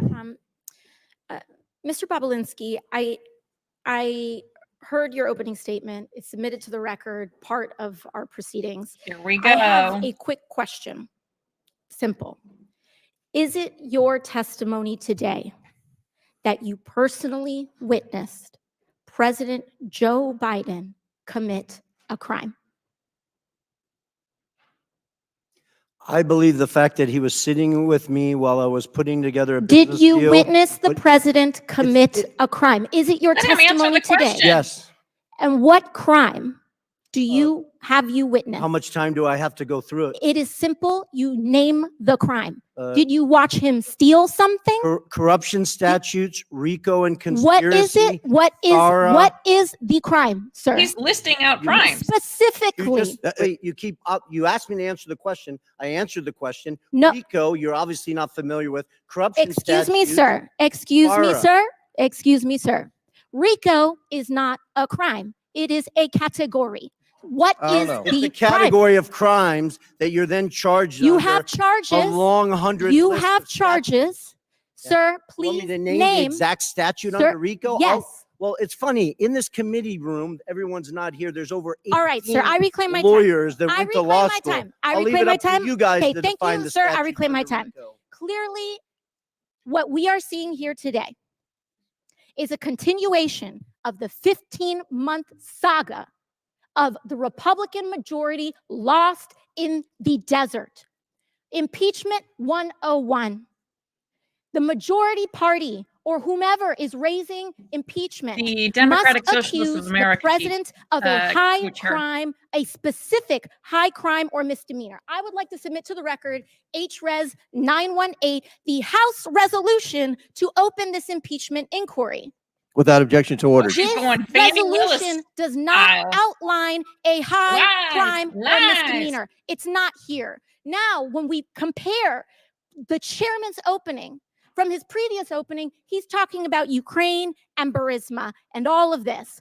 This entire inquiry is based on a blockbuster piece of information that was in a classified SCIF room. And inside that room was a document alleging President Biden directly of a $10 million bribery scheme, a $10 million bribery scheme, extremely serious. What happened? What happened a month ago, Mr. Chairman? That document, the FBI arrested the person who offered those allegations for falsifying his testimony. And that's not a to little the fishy to FBI. you? This entire impeachment inquiry is based on an actual provable individual who has lied. Now, responsible leadership would withdraw an inquiry based on that. Withdraw it. Has he been convicted or just charged? Instead, what we are seeing is that this committee was warned about the falsehoods of these allegations long before that, warned by Trump's Secretary of State, Mike Pompeo, and yet they proceeded anyway. The chairman proceeded anyway. This committee was warned by Rudy Giuliani associate right here, Lev Parnas, after that document about the falsehoods of this. Then held hearings where your own expert witnesses said that there was no grounds for impeachment, and you proceeded anyway. And finally, as if none of this was enough, the FBI arrested the individual who was the source of the entire, to quote the chairman, heart of the matter, to launch this impeachment inquiry, and proceeded anyway. At this point, the story is not the fact that the basis of this impeachment inquiry is wrong. The story is why it's proceeding anyway. Why is this committee proceeding based on false charges? And by the way, no charges. I have yet to hear in the chairman's opening the allegation that they are specifically charging the President of the United States with. I'm hearing about Biden family. I'm hearing about this and that. I am not hearing the specific allegation by this committee. What is it? It's not here. And that is the problem. The story is when this committee knew that they were working with falsified evidence. That's the story. And with that, I yield back. Gentlelady yields back. Chair now recognizes Ms. Mace from South Carolina for 5 minutes. Thank you, Mr. Chairman. Woo-hoo, On March Ms. 1st, Mace. 2024, Joe Biden stated he did not interact with Hunter or Jim Biden business associates. Mr. Chairman, I'd like to ask unanimous consent to enter into a record New York Post article. Biden insists he did not interact with his Without business objections ordered. associates. We're going to go fast here. I have strictly yes or no questions. On that note, the New York Post article, Joe Biden also said, read the record of every single witness. So I did. I first read Devin Archer's deposition, and he interacted with Joe Biden. Then I read the transcripts of Wab Walker, Eric Schwerin, George Burgess, Kevin Morris, Tony Bobulinski, and Jason Galanis. And every single one of them interacted with Joe Biden. And that's just the people we interviewed. Mr. Galanis, my first questions are for you. Did Hunter Biden call Joe Biden with Yolanda Badarina on the line on May 4th, 2014, yes or no? Yes. In that call, did Hunter Biden state on this call with Joe Biden that everything is good and we're moving forward? Yes, he did. Okay, on the same call, did Joe Biden in the call was saying, okay, then you be good to my boy? Yes, he said that as well. Okay, did Badarina agree to put $20 million into one of Hunter Biden's business projects days later after this phone call? Yes. Okay, did Hunter Biden ever take a call from Joe Biden while at the Peninsula Bar in New York? I'm sorry, I didn't hear that. Did Hunter Biden ever take a call from Joe Biden while at the Peninsula Bar in New York? Yes, he did. During this call, did Hunter Biden update Joe Biden on progress in landing a business partnership with Harvest Fund Management? Yes. Okay. Was Harvest a $300 billion Chinese financial services company closely tied to the Chinese Communist Party? Yes, it was. Okay. Is Hunter And Biden it is. involved with Harvest? Hunter Biden was involved in Harvest in two ways, through BHR, which is the fund Yes or that, no? Was Hunter Harvest is Biden the Biden involved with Harvest? Yes or no? Yes. Okay. As part of the deal, Extensive emails to that effect. as also. part of the deal, did Hunter Biden want the company to reserve a board seat for Joe Biden? Yes. Okay. Did Henry Zhao, a Chinese businessman, want assurances Joe Biden would join the board? Yes or no? Yes, he did. Okay. He's expressed that in emails as well. Okay, thank you. And Did Hunter Biden draft an email stating, please also remind Henry Zhao of our conversation about a board seat for a certain relation of mine. Devin and I golfed with that relation earlier this week, and we discussed this very idea again. And as always, he remains very, very keen on the opportunity. Here is a photo of Joe Biden and Devin Archer and Hunter Biden golfing days before the alleged email draft. Do you believe a certain relation of mine refers to Joe Biden? I don't think there's any question. It was based on firsthand conversations with Devin Archer, who was in that picture and at that golf meeting. Did you ever meet with Devin Archer where Hunter took calls from his father? Yes. Okay. During one of these phone calls, and Hunter Biden tell Joe Biden that he and Henry Zhao needed help getting across the finish line. Yes, that's correct. Okay. Mr. Bobulinski, do you recall receiving an email that floated the possibility of giving 10% ownership of Sinohawk to Joe Biden through Hunter Biden? Yes. Okay, my last questions are for both of you very quickly. Mr. Bobulinski and Mr. Galanis, you both stated you were told not to use Joe Biden's name in communications, correct, Mr. Bobulinski? Correct. Mr. Galanis? Yes. Okay. Did Joe Biden participate in phone conversations and meetings with Hunter Biden, his business associates, and foreign interests, yes or no? Mr. Bobulinski? He clearly did. He met Okay, me Mr. Galanis, yes or no? Yes. Okay. In Hunter Biden's deposition, he said he did not involve his father in his business. Did Hunter Biden lie under oath? Yes or no? Mr. Bobulinski? Yes. Mr. Galanis? If that's what he said, yes, that would be Okay. true. Is Joe Biden lying when he says he did not interact with Hunter Biden, Jim Biden, their business partners or forward interests? Yes or no? Yes. Mr. Galanis? Yes. All right. In a debate on October 22nd, 2020, Joe Biden denied Hunter Biden made money from China. Then Hunter Biden, his business associates, and foreign interests include money from Chinese businesses, business partners, and or interests. Yes or no? Mr. Bobulinski? I'm sorry. Did the Did Hunter Biden family receive make money? from Chinese Correct, business yes. interests? Mr. Galanis? Did Hunter Biden Money receive from- money from Chinese business interests? Yes or no? Yes, he was, Okay, thank yes, he had economic interest, and yes. All right. Joe Yes, Biden has regardless. repeatedly claimed that he was not involved in Hunter Biden, Jim Biden, or any other Biden family business deals. Today, our witnesses have proved otherwise. Today, we've established Joe Biden lied about interacting with Hunter Biden's business associates. It is my belief Joe Biden is the closer for Hunter Biden, Jim Biden, and their business associates and foreign interests. Good luck to the left proving otherwise. Thank you, and I yield back. Gentlelady yields back. Chair now recognizes Ms. Porter from California. The title of this hearing is Influence Peddling, Examining Joe Biden's Abuse of Public Office. Look, the impeachment inquiry is dead. If it was on life support, my colleague Ocasio-Cortez just killed it. There is no allegation of a specific crime. President Biden didn't do anything wrong. There's zero evidence of that. And still, both Democrats and Republicans and the media treat these hearings like the Super Bowl. But no one ever wins, and Americans always She thinks lose. AOC just So I've got killed a the fresh impeachment. direction for She's this a hearing. friggin' All we idiot. have to do is cross off the part after the colon. There, just influence You're the peddling. part after the colon. We should have a policy discussion about how to stop government officials from using their positions to get money or favors. Now, that is a real hearing, one that nearly every American, regardless of party, wants us to hold. We could start by talking about how senior executive branch officials can leave public service, wait just 1 year, and then legally become lobbyists for big corporations, scoring their new employers profitable government contracts and favorable regulations. They can even be paid by the big corporations during that short 1 year while they are waiting to become lobbyists as a down payment for their future ability to peddle Politicians influence. are corrupt? That's wrong. Wow. For the panel of witnesses, by show of hands, as Americans, would our witnesses support extending this 1 year waiting period to at least 2 years? That is not I would. about this at all. Okay, Of so course, there we Mr. go. Partisan- Republicans, Yeah, Democrats, even convicted criminals, everybody supports that we should do more to stop influence peddling.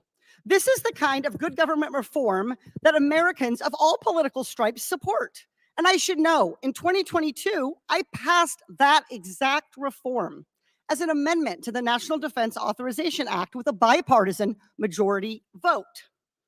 What happened to that amendment? Why didn't it become law?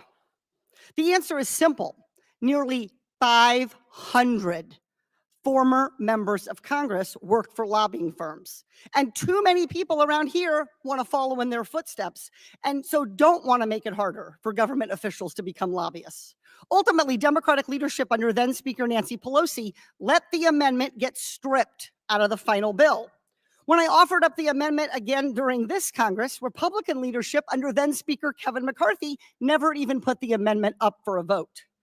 Both parties have let us down on fighting influence peddling and tackling corruption. But I'm hopeful we can begin a new approach in this very committee. The American people should know that regardless of party, should know that an investigation was conducted into whether Joe Biden did anything wrong. We followed the evidence to where it led a dead end. So this impeachment inquiry should end today. And where should we go from here? We should stop partisan attacks on each other and address the real problem, that the American people believe that the rules that prevent corruption are way too weak. To stop politicians on both sides of the aisle from influence peddling. This committee should be working together in a bipartisan way to change the culture of Congress, to crack down on influence peddling and corruption, and just as importantly, to stop the perception of it. Let me give you some facts. I don't even need a whiteboard for this one. 495 former members of Congress work for lobbying firms.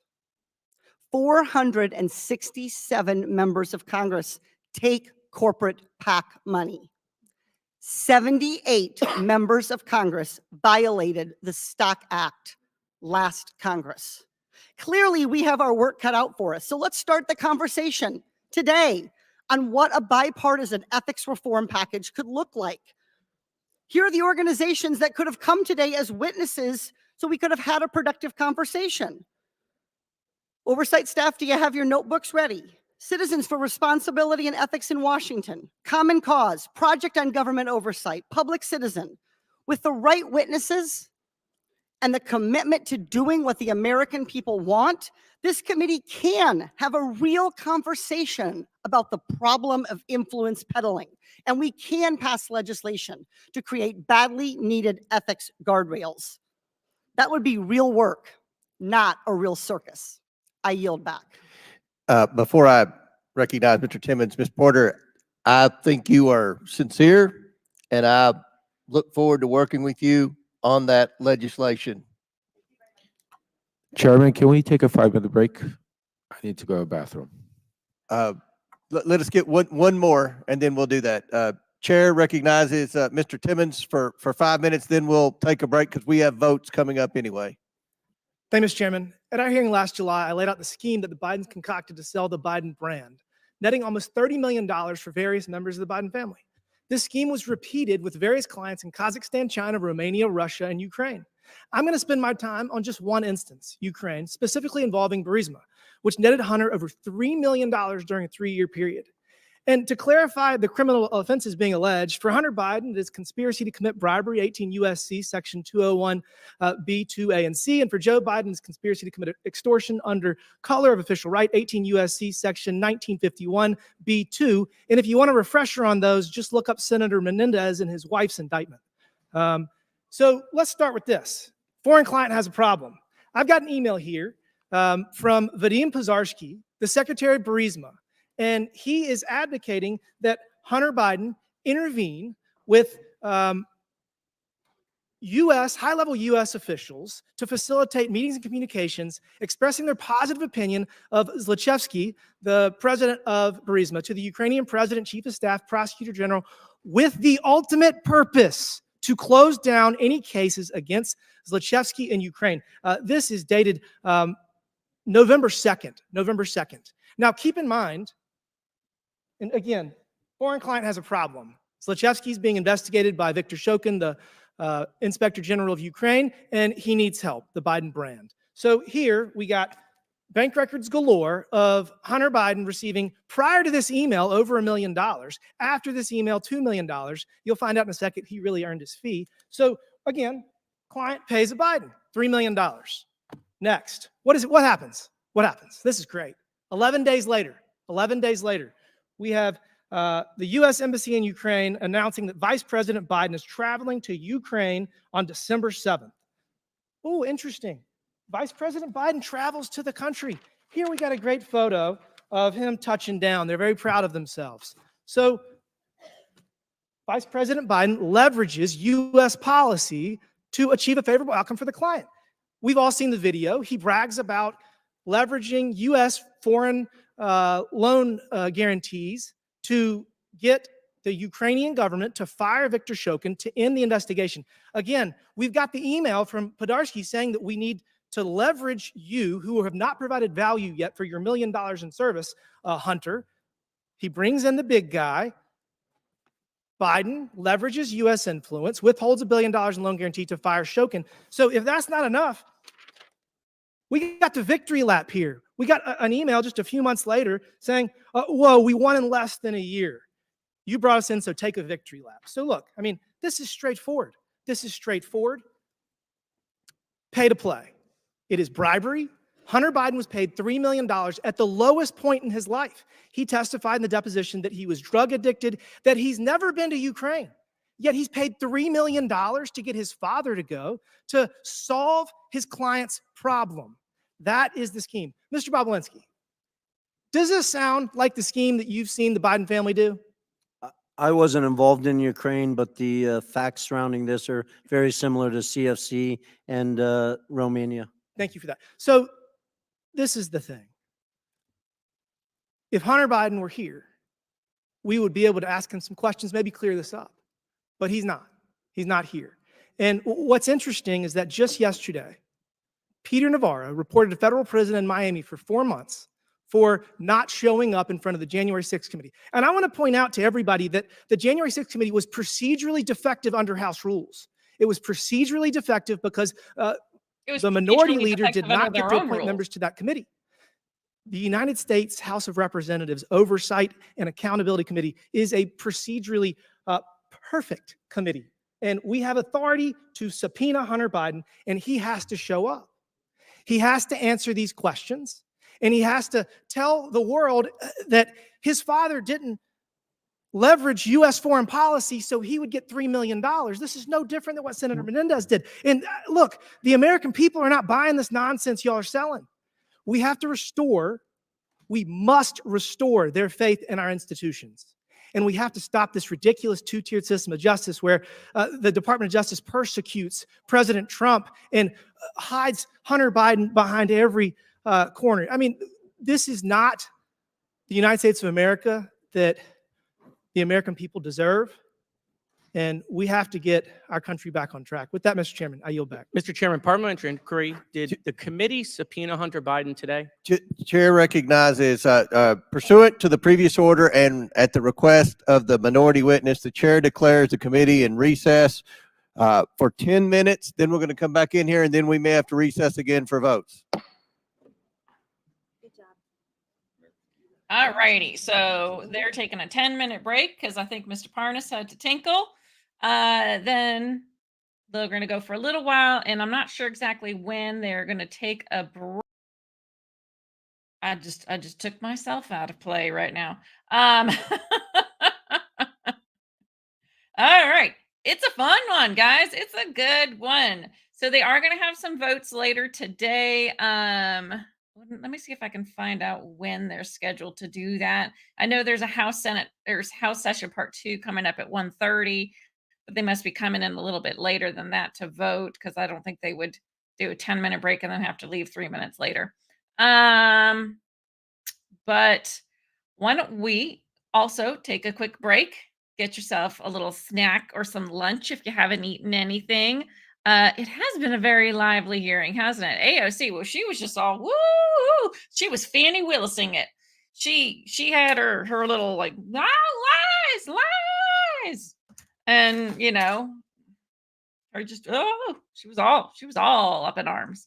But no, she wouldn't be up in arms. She's a socialist. She was all up in them.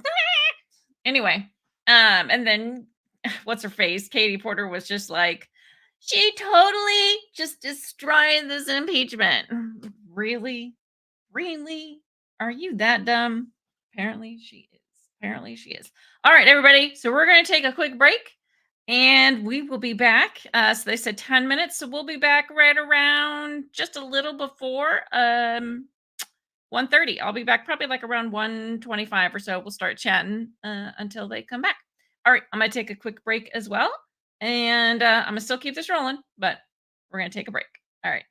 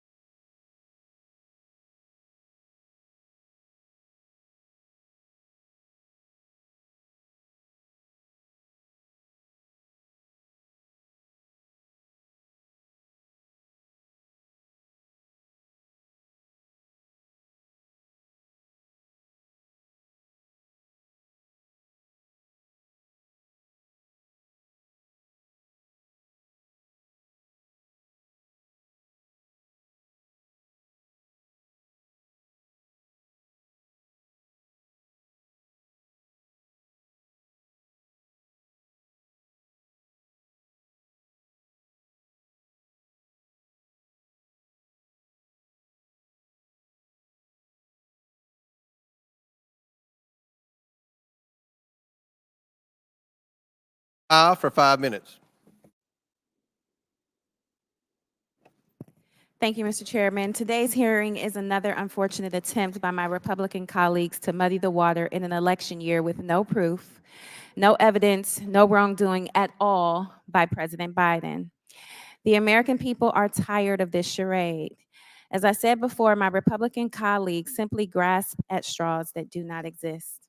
While House Democrats in the Biden-Harris administration work to cut costs of prescription drugs, expand student loan forgiveness, and mitigate the threat of gun violence, Republican members of Congress continue to chase after Russian disinformation campaigns from the 2020 election, which have been thoroughly debunked again and again. And as usual, in this committee, we know who is in charge. It is the bondless, broke bluffer, twice impeached, 4 times indicted, insurrection initiator, election denying, self-declared dictator on day one, and puppet for Putin. The one who wants to terminate the Constitution and defund the FBI. The one who romanticized exchanging of love letters with North Korean dictator Kim Jong-un. The one who just last week embraced autocrat Orbán of Hungary to discuss their diabolical plans to destroy our democracy. The one who proposed a policy to ban Muslims from this country. The one who just this week said any Jewish person who votes for a Democrat hates their religion and Israel. The one who called neo-Nazis carrying tiki torches chanting Jews will not replace us, good people. The one who referred to African nations as, I quote, shithole countries. The one who called No, that was NFL players, Haiti, the Ms. majority Brown. Get it who are right. Black, sons of bitches for taking a knee in protest of the ever-present racial inequality and police brutality that continues to pervade our justice system. The one who called Mexicans rapists and promised to Okay, that's build a better. wall and have them pay for it, and in case you missed it, it didn't happen. The one who told women of color from the born in the United States, elected to Congress and serving on this very committee, to go back to their own countries. The one who bragged about grabbing women by their private parts. The one who confused his rape victim, whom he claimed was not his type, for his very own ex-wife.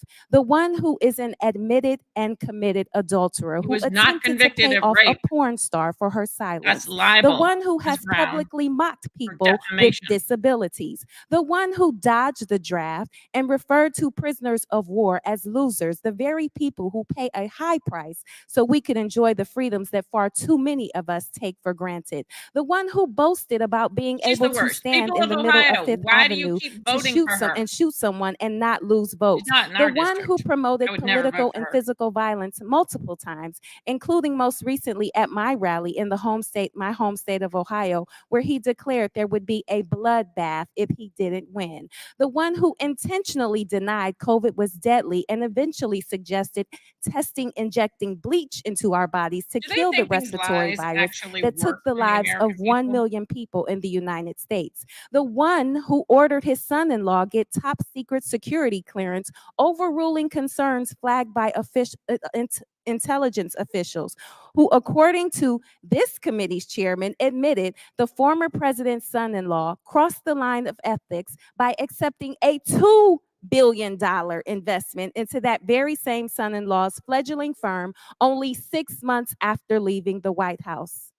If any of this sounds crazy, it's because it is. This might sound unbelievable, but it's all true.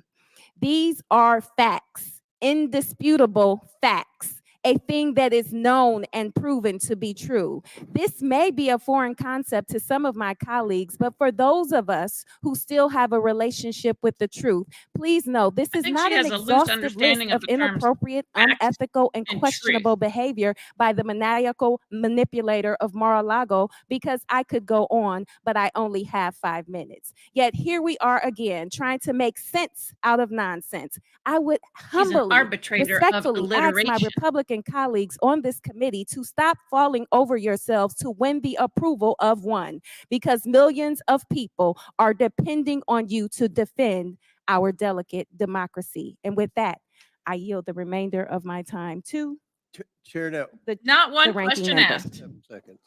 Oh, I don't know that there's much time left, but thank you for that eloquent and compressed recitation Please. of some of what we've lived with over the last few years.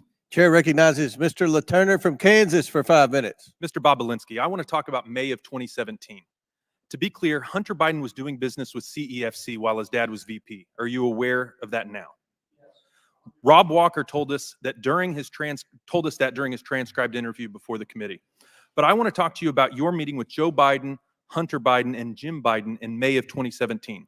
Other members are going to bring up the meeting you had with Joe Biden at the Beverly Hilton the night before the Milken Conference, but I want to talk about the next day when you went as Joe Biden's guest to the Milken Conference. So, you watched Joe Biden deliver a speech that day. Then you had a follow-up conversation with Joe Biden. Isn't that correct? Correct. What did Joe Biden tell you during that conversation? Well, as I've already publicly shared, I was brought backstage by his team because he had just given his keynote, and we just exchanged pleasantries, and then I walked him out to his car, and he specifically thanked me for the work I was doing with his son and his brother and asked me to keep an eye on them. And my understanding is, Mr. Bobolinsky, that after Joe Biden had left, you went across the street to the Peninsula Hotel and had a long conversation with his brother, Jim Biden. Isn't that correct? I did. It's my understanding that you asked him how the Biden family does the business that they do, while Joe Biden is such a prominent political figure. What was Jim Biden's response to you? Correct. I was actually concerned and asking from a position of concern, and Jim Biden's response to me was plausible deniability. Plausible deniability. And by that, you mean Joe Biden would be kept in the loop, but you weren't supposed to talk about it, especially in writing. Mr. Galanis, during your transcribed interview with the committees, you said a very interesting phrase. Say it, forget it, write it, regret it. Does this sound familiar? Is this consistent with your understanding of how the Bidens do business, Mr. Galanis? Yeah, very, very much so. That was an operating principle, yes. But it looks like someone made a mistake. Mr. Bobolinsky, you created 2 companies with the Bidens. I want to show you an infamous email discussing the ownership structure of one of those companies, CEFC. You can see on the screen, 20% for H, 20% for Rob Walker, 20% for James Gilliar, 20% for Tony Bobolinsky, 10% for Jim Biden, and 10% held by H for the, quote, big guy. Mr. Bobolinsky, who is the big guy? The big guy is 100% Joe Biden. Mr. Bobolinsky, Hunter Biden didn't respond saying, knock it off. We can't include Joe Biden, did he? No, and that's actually a critical point because remember, Mr. Bobolinsky, did you ever get a text message or a group text message or anything like that saying, guys, knock it off. Joe Biden isn't involved in this deal? no, the whistleblowers actually have a text exchange where they're talking about everything else but that. And the reason why they weren't talking about it is because everyone knew Joe Biden was the big guy. Hunter Biden begged for a public hearing, but it turns out he is too afraid of accountability to show up and tell the truth to the American people. But Americans don't need Hunter's testimony to know they are being gaslit by this president. It's blatantly obvious to anyone paying attention that Joe Biden is the big guy. The CEFC deal broke the say it, forget it, write it, regret it rule of the Biden family businesses, and now they are trying to cover it up.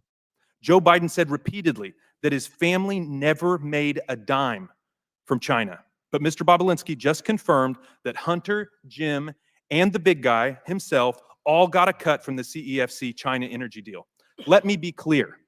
The only service the Biden family ever provided was their ability to leverage the office of the Vice President of the United States to cash in overseas. My Democrat colleagues are going to try and tell you that Joe Biden wasn't on the final ownership structure agreement. But isn't it true? If someone was holding Joe Biden's stake in the company, it wouldn't appear in the document. Isn't that the whole point of this email, to hold Joe Biden's stake so his name wouldn't be in the document? Isn't this just plausible deniability in action, Mr. Bobolinsky? It appears that way. But plausible deniability only gets you so far. Now, I want to fast forward from May to the end of July of 2017 when the Bidens cut you out of the deal. I want to show you a message that Hunter sent to his Chinese business partners. Please put it up on the screen. Hunter writes, quote, I am sitting here with my father and we would like to understand why the commitment made has not been fulfilled. So, when Hunter Biden is desperate for money, Jim Biden's old trick of plausible deniability doesn't cut it. And when desperate times call for desperate measures, Hunter Biden let the cat out of the bag, said the quiet part out loud, and gave the game away by calling on his father to help him shake down his Chinese business partners for the money. And it worked. Mr. Chairman, I yield back. Mr. Chairman, just point of inquiry. What was the last image we saw that you put up? Where did that come from? I just want to authenticate that. This is the Ways and Means Committee Exhibit 300. Must be the Irish whistleblower note. Not an inquiry, though. Anyway, Chair recognizes Ms. Stansberry for the last question. All right. Well, thank you, Mr. Chairman, and welcome to the GOP's day-long campaign for Donald Trump. I want to start with Mr. Galanis to help connect some dots that have not yet been connected in this hearing. Mr. Galanis, you are serving just under 16 years for, among other things, as was been said today, defrauding a tribal nation and specifically a tribal corporation held by the Ogallala Sioux, which is why you are testifying from a prison today. But I'd like to ask you, Mr. Galanis, have you had an attorney representing you before this committee that you retained last December? And that attorney's name is Mr. Mark Paoletta, correct? That's correct. And when you first testified before this committee in a taped interview, you were actually stopped by Mr. Paoletta from answering just a simple question about how you met him and who exactly was paying your legal fees. Now, I want to make sure that the American people understand exactly who Mr. Paoletta is, because he is, in fact, a former lawyer to Donald Trump who served in the administration in the Office of Management and Budget and was at the center of the Ukrainian pressure campaign for which Donald Trump was impeached. And in fact, Mr. Paoletta was Trump's chief OMB lawyer when he withheld aid to Ukraine to try to extort the Ukrainian government into investigating Joe Biden to support Donald Trump's campaign. And Mr. Paoletta literally wrote the memo to help withhold those funds. Now, I want to dig in a little bit on this pressure campaign, and Mr. Lev Parnas is here to discuss as an eyewitness who was there. Mr. Parnas, we appreciate you being here, and I want to move through this quickly, so just ask for simple yes and no answers. You've testified here today that Donald Trump repeatedly asked you and through Rudy Giuliani to put pressure on the Ukrainian government to dig up dirt on Joe Biden to support Trump's campaign, correct? 100% yes. And as we can see here in this picture, you were very much a business associate of Rudy Giuliani during this time. And as established in your testimony, you traveled to and met with Ukrainian officials and told them that the White House would withhold its support and aid to Ukraine if it did not cooperate with this bribery, essentially. That's correct. And as we all know, Donald Trump's administration, and specifically the Office of Management and Budget, did withhold that foreign aid in 2019. And here's the guy who did it. And he's representing the witness who's literally on Zoom with us for this committee today. And it's the reason why Donald Trump was impeached the first time. And the man at the center of that scheme is involved in the House GOP's inquiry. But I also want to point out that Mr. Paoletta is also involved in and very much in bed with the Thomases. In fact, he represented Miss Ginny Thomas, Clarence Thomas's wife, in her involvement in the Stop the Steal before the January 6th committee, and actually also goes on vacation with Mr. Harlan Crow and the Thomases. So this man has quite an interesting roster and participation in this hearing. But the bigger picture here is that Mr. Paoletta's presence is yet another indication of the way in which this hearing and this impeachment inquiry is part of Donald Trump's larger misinformation campaign, just like it was in 2020, where in addition to pressuring and withholding aid to Ukraine, Rudy Giuliani and the Trump Organization, as Mr. Parnas has established, planted the story in the media. And now here we are 4 years later, as they've dredged it back up and are planting it back in the media using Congress, using this committee and using a baseless impeachment supported by Donald Trump's own allies on this committee to push that information out. As members on this committee have trafficked in false evidence that was planted by a Russian operative to the FBI and is now in jail for that. All of this The is in Russian the operative service that the of FBI propping was up using the for, I criminal believe, 2 enterprise for decades which to get Donald information Trump from. is That's at the the top one. and has already been twice impeached. Rudy Giuliani and others have been exposed as they continue to traffic in Russian disinformation that not only props up Donald Trump, but it props up Vladimir Putin himself and his goals back in Russia and in Ukraine. So I just want to point out here that once again, as I said, when we had a false impeachment hearing a few months ago, that once again, we see the Time's long expired. arm Gentlelady's time's little expired. hands of Donald Trump Time to all shut up, over Ms. this Stansbury. hearing. And just want to state, you made a mistake and said that Mr. Parnas was a Republican witness. He is very much your witness, not a Republican witness. But I was a Pursuant- Republican for Donald Trump. Mr. Chairman, I did not Pursuant- believe I said that, so we can. Pursuant to the previous order, the chair declares the committee in recess due to votes. Subject to the call of the chair, we will reconvene 10 minutes after the 3 votes. All right. Okay, well, I guess they were just going to do a really quick little session and then come back whenever. So they're going to have 3 votes. That's going to be a little while. I'm going to keep this open. We will come back. So that way, those of you who are in chat, if you want to stick around and chat or however, or if you just want to come back, I'm going to leave it open, but we're going to just take a break and then I will come back on with them when they come back. Yeah, that was a good one, wasn't it, Snoopy? Where he's like, no, he is very much a Democratic witness. She's terrible. She's another one of those that's just the worst. She's not the brightest bulb. Yeah, she just grilled her own witness. I know. That's hilarious and perfection. Yeah, that right there is perfection between AOC and what's her name? Miss Stansbury, I think it is. Melanie Stansbury. She's terrible. They're just, yeah, they're perfect for the Democratic Party. Let's just say it like that, shall we? That was beautiful. I think I might have to cut that and just post that because that's amazing. Like, if you're going to come in and grill a witness, you might want to be sure whose side he's on before you do that. Like, that's a big old oopsie. That's beautiful. But all right, guys, I'm going to leave this open. And like I said, feel free to chat, do whatever you want. Come back in every so often and check or whatever. Because sometimes, 3 votes, that can take a little while. It was really funny. There've been some really kind of like weird, crazy things going on in this hearing. There have been some interesting moments. I mean, it just started out with a bang, didn't it? Where it was just like, Denim Dan, excuse me, point of order. And then James Comer's like, you have no point of order, or whatever it was he was trying to say, parliamentary something or other. Can't remember the term. So it's been a lively one.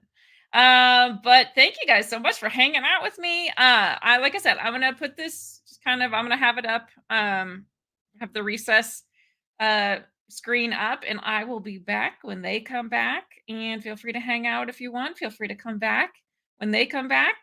I'll post something. Maybe I'll post something up on X if you guys want to just wait. I'll post something on X when it's back on. But otherwise, I will leave it up for you if you want to hang out and chat.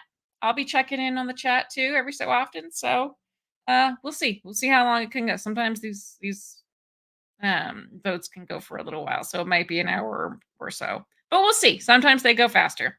All right. Depends on how quickly they get to it. So, all right, guys. I'll see you back in a little bit.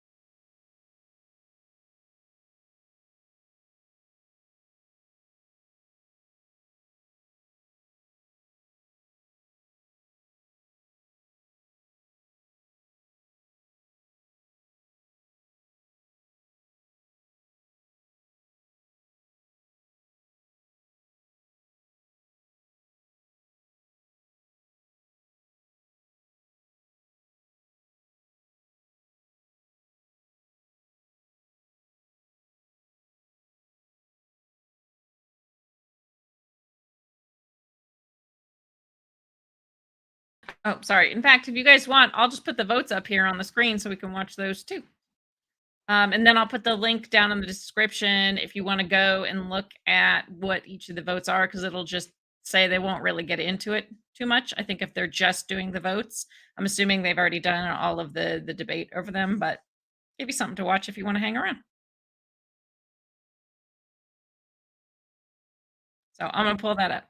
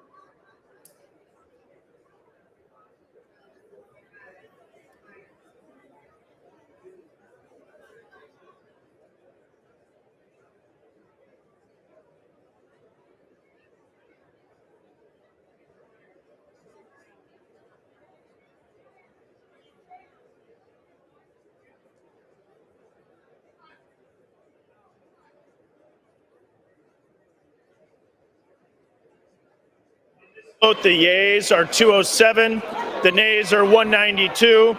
The previous question.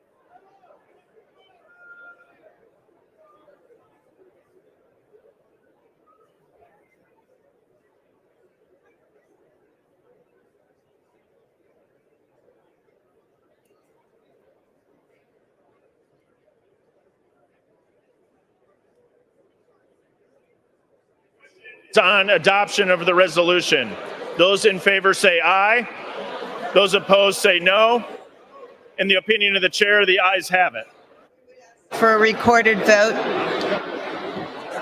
A recorded vote is requested. Those in favor of recorded vote will rise.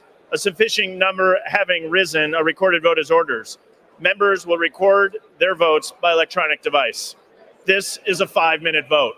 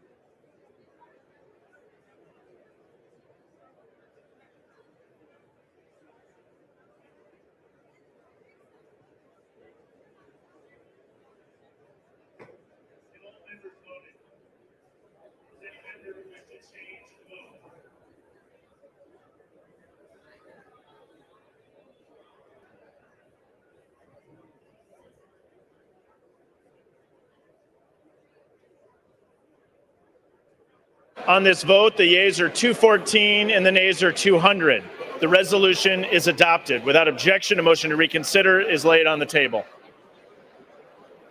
Pursuant to Clause 8 of Rule 20, the unfinished business is the vote on the motion of the gentlewoman from Washington, Ms. Rogers, to suspend the rules and pass H.R. 7520 as amended, on which the yeas and nays are ordered. The clerk will report the title. H.R. 7520, a bill to prohibit data brokers from transferring sensitive data of United States individuals to foreign adversaries and for other purposes. The question is, will the House suspend the rules and pass the bill as amended? Members will record their votes by electronic device. This is a 5-minute vote.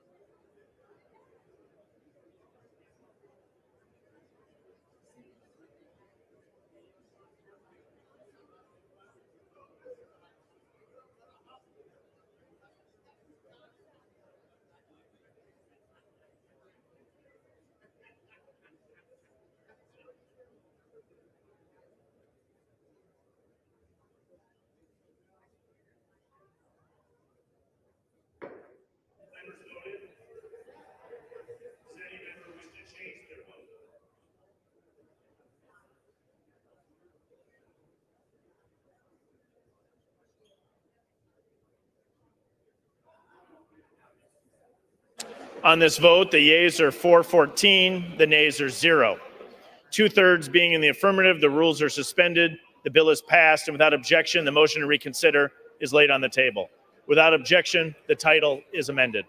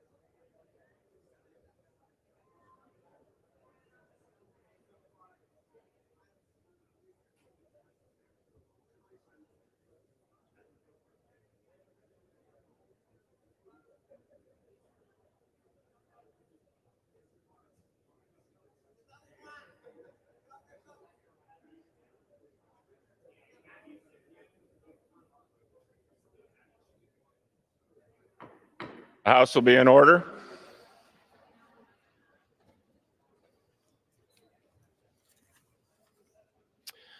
For what purpose does the gentleman from Minnesota, Mr. Stauber, seek recognition? Mr. Speaker, pursuant to House Resolution 1085, I call up H.R. 1121 and ask for its immediate consideration in the House. The clerk will report the title of the bill. Union Calendar number 305, H.R. 1121. A bill to prohibit a moratorium on the use of hydraulic fracturing. Pursuant to House Resolution 1085, the bill is considered read.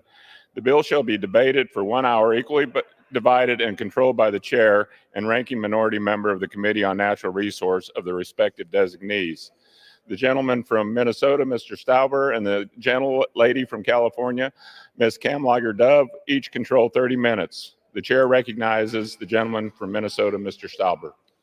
Mr. Speaker, I ask unanimous consent that all members may have 5 legislative days. Would the gentleman suspend? The House will be in order. Please take your conversations off the floor.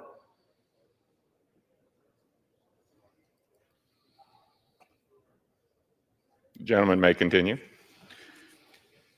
Mr. Speaker, I ask unanimous consent that all members may have 5 legislative days in which to revise and extend their remarks and insert other material on H.R. 1121. Without objection. Mr. Speaker, I rise today in support of H.R. 1121, the Protecting American Energy Production Act.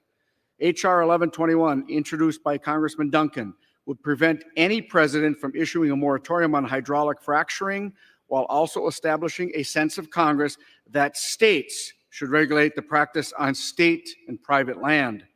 Hydraulic fracturing has been around for almost 100 years. The practice, combined with recent technological improvements and the advent of horizontal drilling, has propelled the United States to global energy superpower status. This surge in supply has contributed to lower energy prices for consumers, stimulating economic growth and improving the quality of life for all Americans. In truth, a ban on hydraulic fracturing would cripple the American economy while surrendering world energy leadership to Russia, Iran, and China. Federal efforts to regulate fracking, which is currently adequately regulated by the states, could have an equally devastating impact. The 2005 Energy Policy Act clarified that Congress never intended the federal government to regulate fracking under the Safe Drinking Water Act. In the Obama administration, the Bureau of Land Management attempted to regulate the practice for federal lands and minerals, but the courts threw out that effort. In the decision, the judge clearly stated, quote, Congress has not delegated to the Department of Interior the authority to regulate hydraulic fracturing. The BLM's effort to do so through the fracking rule is in excess of statutory authority and contrary to law, end quote. Currently, states regulate fracking and each has comprehensive laws and regulations to provide for safe operations, to protect drinking water sources, and to have trained personnel effectively regulating oil and gas exploration and production. In addition to preventing the president from implementing a unilateral fracking ban, this bill would also express a sense of Congress that states should maintain regulatory authority over fracking on state and private lands. I urge all my colleagues to join me in support of H.R. 1121. I reserve the balance of my time. Gentleman from Minnesota reserves. The gentlelady from California is recognized. Thank you. I yield myself as much time as I may consume. Thank you, Mr. Speaker. And welcome everyone to the long anticipated, endlessly rescheduled Energy Week. Over the next 2 days, with only a matter of days until a partial shutdown, rather than a transparent discussion on how to fund the government, this chamber will debate and vote on a number of energy-related bills Republicans claim will boost so-called energy dominance. It's not hard to see through their talking points. The U.S. is producing more oil and gas than ever before. And what do we have to show for it? Everyday Americans still face volatile energy prices because oil and gas are global commodities and because we're exporting record amounts of fossil fuels. The communities nearest to this record-breaking production are overburdened with pollution, and their health and well-being are suffering. And the climate crisis, because it is real, is getting more dire each year. The United States should be leading the way to a new, cleaner future, not drilling deeper into this catastrophe. Rather than addressing these issues head on and building a just future that generations to come can be proud of, House Republicans are instead choosing to lead us toward more of the same, stuffing the pockets of big oil executives who are hoping to make another quick yacht off the backs of hardworking Americans, just as they've done for years. We have seen these washed up has-been proposals before. Last year, Republicans passed H.R. 1, the Polluters Over People Act, which contains some of these repeat proposals. It is like a bad boyfriend coming back, just be gone. And this week is no different. We're going to see the same tired handouts to the richest and most polluting mega corporations, all while leaving our most vulnerable communities in the toxic dust. It is Polluters Over People 2.0. The first bill on the agenda is H.R. 1121, which would prevent the president from banning fracking unless authorized by Congress, even if there is a public health emergency, poison drinking water, or any other fracking crisis. For my colleagues across the aisle, maybe this is just a messaging bill, but for folks on the ground, it is extremely dangerous. It ignores the very real consequences of fracking for impacted communities. Fracking is a method of extracting oil and gas from deep underground. It involves blasting open rock at high pressure with a mixture of water, sand, and chemicals, many of which are undisclosed. In areas where fracking is concentrated, it has been linked to preterm births, high-risk pregnancies, asthma, migraines, fatigue, respiratory symptoms, skin disorders, and the list goes on. The fracking chemicals we do know about, things like benzene and ethylene glycol, are known to be hazardous to human health. Children living near fracking sites have lower birth weights and higher rates of cancer. Fracking chemicals end up in our soil and in our groundwater. Fracking is known to contaminate air and drinking water. But this Republican sweetheart legislation would stop the president from banning or even pausing fracking on public lands and in federal waters, even if it poses a clear and known and present danger to drinking water and public health. Here's something you're going to hear a lot from Democrats this week. Big oil and big gas don't need any more favors right now. They don't need more tax breaks. They don't need more special loopholes. They don't need more handouts. The president should have the full range of tools to protect the American people, especially when it comes to our public lands and resources. I urge opposition to the legislation, and I reserve. Gentlelady from California reserves. Gentleman from Minnesota is recognized. Mr. Chair, one of the things my good friends and colleagues on the other side of the aisle have stated that the big oil and gas companies are making record profits and these bills are essentially tax cuts for big oil. That couldn't be further from the truth. This president's anti-energy agenda has driven up energy prices for all Americans, which also has created greater revenues for big oil companies.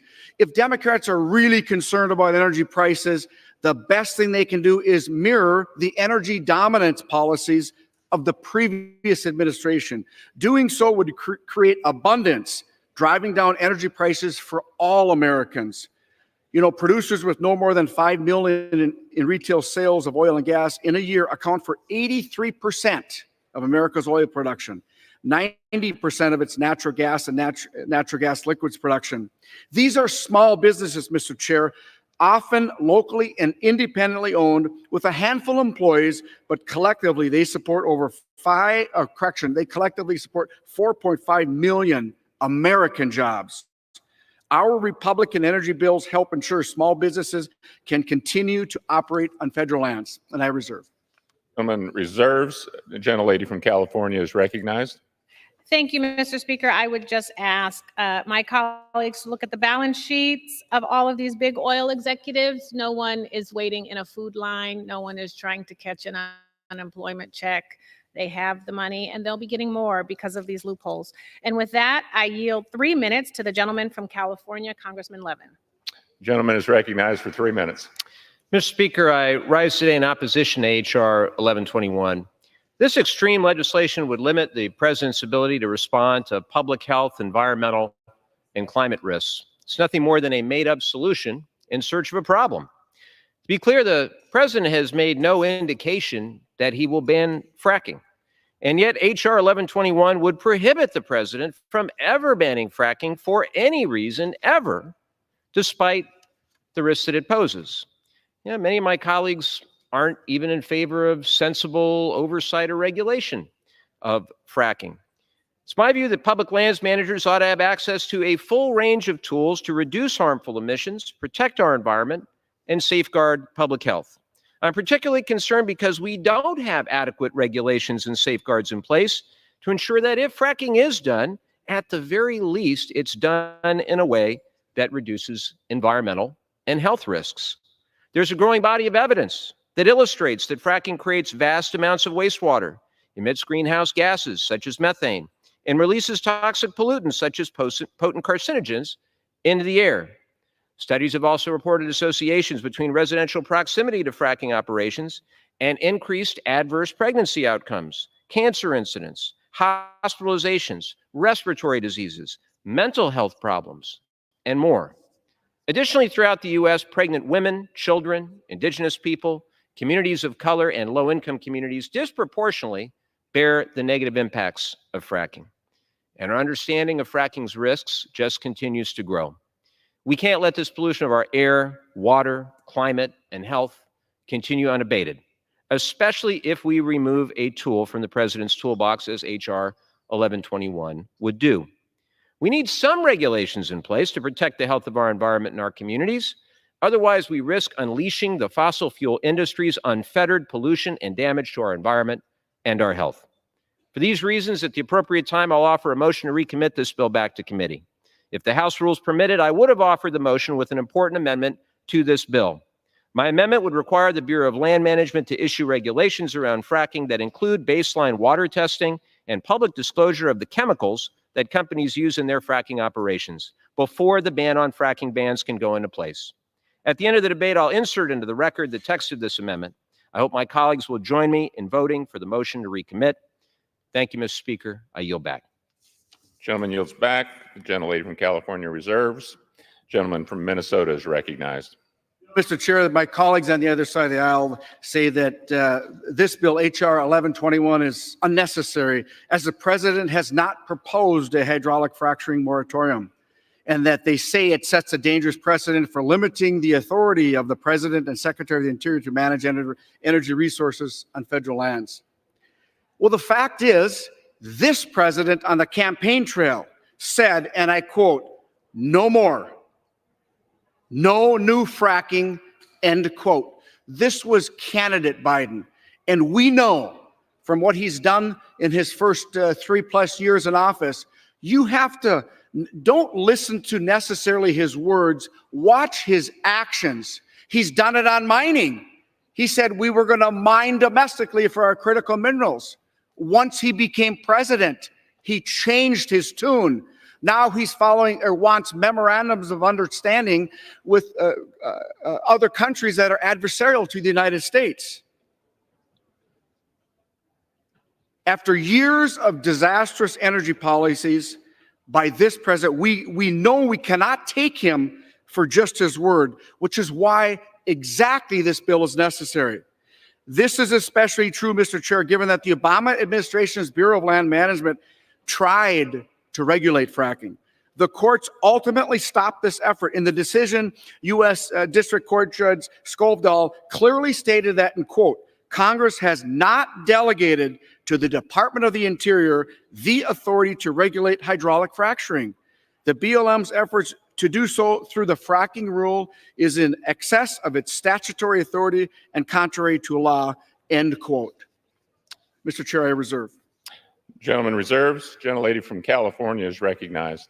Thank you, Mr. Speaker. I just want to say that, in 2015, the Obama administration published a rule regulating fracking on public lands. And I should mention that the rule was not a ban on fracking, but a common sense requirement that companies disclose what chemicals they're using. It would also have required storage protocols for wastewater, barriers between wells and water zones, and the disclosure of the location of existing wells. Additional common sense protections for the public. The rule was challenged in the District Court of Wyoming, struck down, and appealed. The District Court of Wyoming read the Safe Drinking Water Act's exclusion of fracking from that law's underground injection program.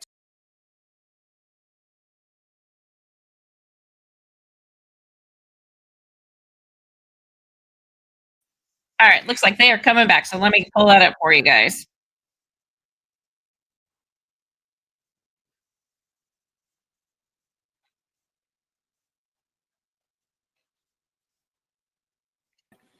In your interview as a quid pro quo, where the Chinese sent millions in exchange for a post-VP job for President Biden. Can you tell us what was Burnham? Yeah, so Burnham was an 85-year-old financial services company based in New York that owned an asset management firm and a securities dealer. But relative to the Chinese, it was an unimportant small player. I give you scale, $1.5 billion versus $300 billion Chinese company. So what was Hunter Biden's interest in working with them, knowing that that was the situation? I think Hunter Biden was already working with them through the fund that was created. The BHR, Harvest was the H, and is described in some of Hunter's emails that I have provided to the committee. He described the activity with BHR, being the harvest activity, as one of his only focuses, and his other focus would be the activity between Harvest directly and Burnham directly in a combination. So his stated objective, in his own words, in writing, was those were to be his only focus, his only priority of working with the Chinese on a go-forward basis. Did you also say that he said the interest in working with Burnham was to make billions instead of millions? Is that right? Yeah, I did say that, and that was on the basis of looking to become a much larger company where his equity interest would be worth a lot of money, billions, not millions. And you said the Harvest Fund was a $300 billion Chinese financial services company. Was it likely connected, or was it connected closely to the Chinese Communist Party and the Chinese government? That's my understanding. Okay. And who was Henry Zhao? He's been described to me consistently by Devin and Hunter as the chairman, but he's essentially the head of Harvest. I think he's had a couple of different roles over the years, but chairman is the best way. He was always characterized as chairman and the decision maker for that entity. Right. So he's the chairman of the $300 billion Chinese entity connected to the Chinese government, the Chinese Communist Party. And he was based out of where? Where was his base of operations? In Beijing, China, PRC. And like you said, you heard him referred to occasionally as Chairman Zhao, right? Most of the time it was Chairman Zhao, out of a sort of a respect for the chairman. Yes. Okay, so now there came to a point where Hunter wanted to bring Henry Zhao, the chairman of Harvest, and their billions of dollars from China into business with Burnham. Is that right? That's correct.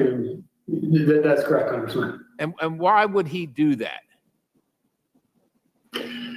It was a financial decision. Chinese offered money, and he offered political access. Okay. It was in exchange. Fair enough. It's pretty obvious what Harvest brings, right? $300 billion. But why would Harvest be interested in Burnham versus other financial institutions? I'm sure there are other ones out there, and like you said, it was fairly small. Harvest is $300 billion. Why would they care about this small Burnham? What was the interest for them? I mean, the self-evident answer is the political access, and then sort of underscoring that is there are at least two emails produced that talk about exactly that, the influence of what Henry Zhao Hunter had characterized as Henry Zhao's interest in the access vehicle. So that was sort of explicit and in writing. Okay, so Joe Biden was going to sit on the board of a Chinese company connected to the highest levels of the Chinese government, the Chinese Communist Party. Stepping back in your dealings with Hunter, what was the value that Hunter brought to the table? It was the access to the inducement to induce companies like this Harvest Group to participate in Burnham. So it was we'll call it relationship capital that he brought to the table, not financial capital. Relationship capital, economic value to the business. Relationship capital that you described as the Biden lift. What was the Biden lift? Biden lift was simply Hunter's access to his father and his father's power and prestige in influencing the growth of a financial services business, which is largely reliant on its reputation and ability to attract other clients. I'm running out of time here, but it sounds like a quid pro quo to me, sir. What did Harvest did in fact invest money in Burnham? You called it a material inducement. Can you explain what that means? And do you know how much the Chinese paid? I believe I was out of the picture toward the end of 2015. I believe that they ended up paying $4 million into Burnham. I believe, though, as a result of the legal entanglements that I encountered, that the transactions didn't happen in the way people expected or that they had written about in terms of what the Chinese were expected to do. All right, Mr. Galanis, I just want one last question. I'm going to show you a draft email that you provided to the committee. Mr. Chairman, I yield. Objection on time. Good job. Chair now recognize Ms. Crockett for 1 minute or 5 minutes. 1 minute. All right. First of all, Mr. Bobulinski, do you know who Elections LLC is? Yeah. Well, it's not a who. Okay. Well, do you know what it is? Yes, it's a LLC. Okay. And is it the LLC that your attorney works for? I believe so, yes. You believe so. Okay. So at this point in time, I'd ask unanimous consent to enter into the record a document indicating that the law firm representing Tony Bobulinski was paid $10,000 as recently as January of this year by the Save America PAC, which you may recognize as Donald Trump's PAC. Without objection. Thank you. Now, so far in this hearing, it has felt like the worst episode of The Apprentice. I'm sure you're familiar with that show. It seems like my colleagues and maybe you and some others are trying to become the next vice president of the United States of America. You're auditioning or something like that, because Mr. Bobulinski, I know that you take exception to the fact that your credibility has been called into question over and over. But when someone comes to testify under oath, whether it's before this committee, behind closed doors, or in person, then we have to evaluate someone's credibility. And sir, I definitely have always had issues with your credibility, as I know that you are very well aware of. So let me remind you of what happened behind closed doors. Well, you should ask Ro-Khanna about my I haven't credibility. asked you a question. Okay. You are? When I haven't. So Oh, when I okay, ask I'm you a sorry. question, that's when you answer. Otherwise, I'm talking. So Excuse me? with my time, because it's my time, I want to be clear that when we were behind closed doors, you called a number of people liars. You called the Wall Street Journal liars. You called Cassidy Hutchinson a liar. You called the FBI a liar. You called Cassidy Rob Walker a liar. Cassidy You called Hutchinson is James a liar. Hillier a liar. You called Hunter Biden a liar. You called Jim Biden a liar. And just today, you added to your list, you called my colleague, Congressman Mr. Goldman, a liar as well. It Oh, seems he like, is. according He's to also you, an the idiot. only person that's telling the truth is you, and everyone else is lying. But I want to move on to something else. Probably Is that true. a question? It's or- not a question. Okay, You'll know when I ask you a question, I promise. thank you. So the other thing that I want to talk about is the fact that my colleague from the other side of the aisle talked about the company that we keep. And she wanted to go through a list of people that she felt like were bad company, because right now the majority has been relying upon the testimony of someone who's currently sitting in federal prison. And we know that your company is the company of somebody who's been found liable of fraud, as well as defamation, as well as sexual assault, and for whatever reason can't pay his bills at this point in time. But I'm you going to mean ask Mr. $500 Prentice, million? so this is a Those question to bills? him. Are you aware if Trump had any associates that have been found guilty of anything? Yes, lots of them, Lots of them. me included. You included. Okay. So when you were called here to testify, 100%, David Hurley. you weren't called here to testify for any other reason than to tell the truth. Is that Yeah. correct? Yes, Congresswoman. Now, we started this whole sham off because of the 1023, and that was debunked by you, was it not? Yes, Congresswoman. Way before we started this impeachment inquiry. And you mentioned a number of times this guy by the name of Rudy Giuliani. Yes. Now, everybody is so stressed about the fact that Hunter ain't here today. But Hunter came and testified behind closed doors for over 6 hours. And every single one of them, they weren't limited to 5 minutes. They could ask whatever they wanted to. And there's a full transcript of his testimony. So I don't know what else they wanted to do besides the fact that they wanted to put on a show. But let me tell you something. This whole thing is based upon something that Giuliani came up with. Yes. And we tried to subpoena him. That's what I remember. If anybody else remember, we asked, we said, hey, we should subpoena Giuliani.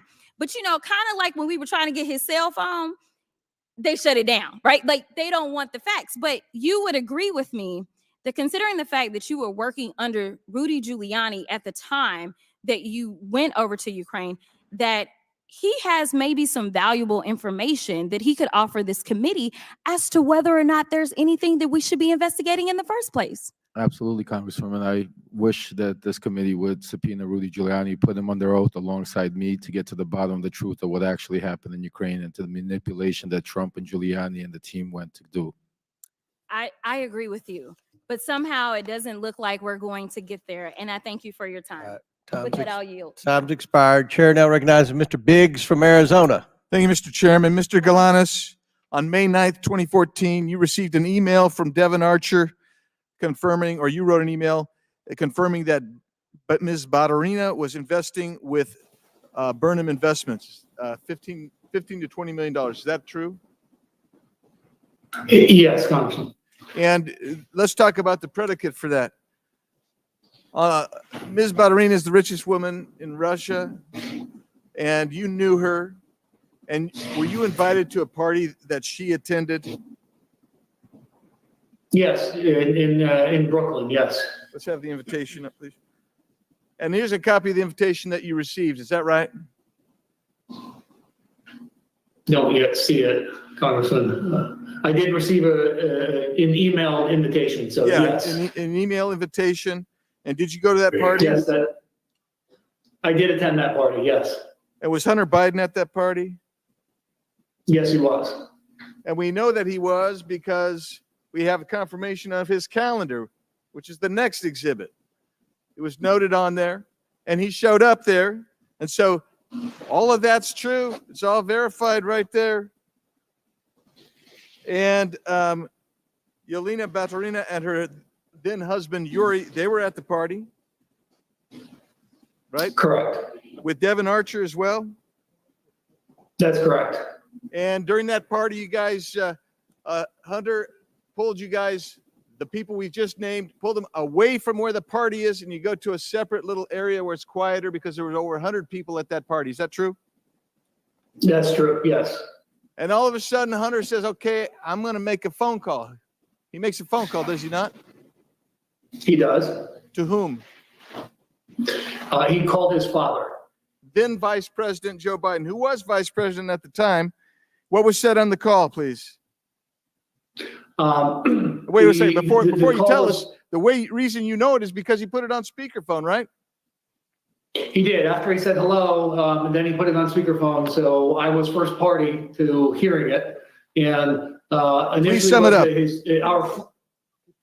I'm sorry, Congressman, I talked over you. Yeah, please sum up. Please sum up that phone call for us, Mr. Galanis. Okay, it was a relatively short call, but it was he indicated that our friends had come in from out of town. That then the exchanges it testified was related to they were going to proceed. Things were going to proceed. And he said the vice president had said to look after my boy.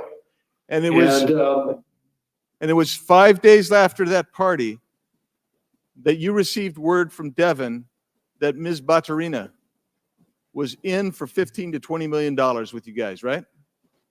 That's correct. Let's go to a different issue. Let's go to the harvest issue. And I'll just refresh everyone's recollection. When Devin Archer was there, because at that time he had to come in. He came on in, and we had this great conversation. And I said, hey, did Hunter ever indicate to you that the Chinese anticipated that after his father was out of office, he might join their company with one of their companies as a paid advisor? Mr. Archer says, did he intimate that? I said, did he indicate that to you? Mr. Archer, I don't recall, but potentially. And I said, you don't recall, but it's not new to you. The concept is not new to you. Is that what you're saying? He said, no, it's not new to me. Why wasn't it new to him? It wasn't new. Because that was. Yeah, go ahead. It was an explicit discussion amongst us that was an inducement to the Chinese to invest in the Burnham business. When you That say, being the VP's position post is a position, official position on a board of advisors, paid board of advisors.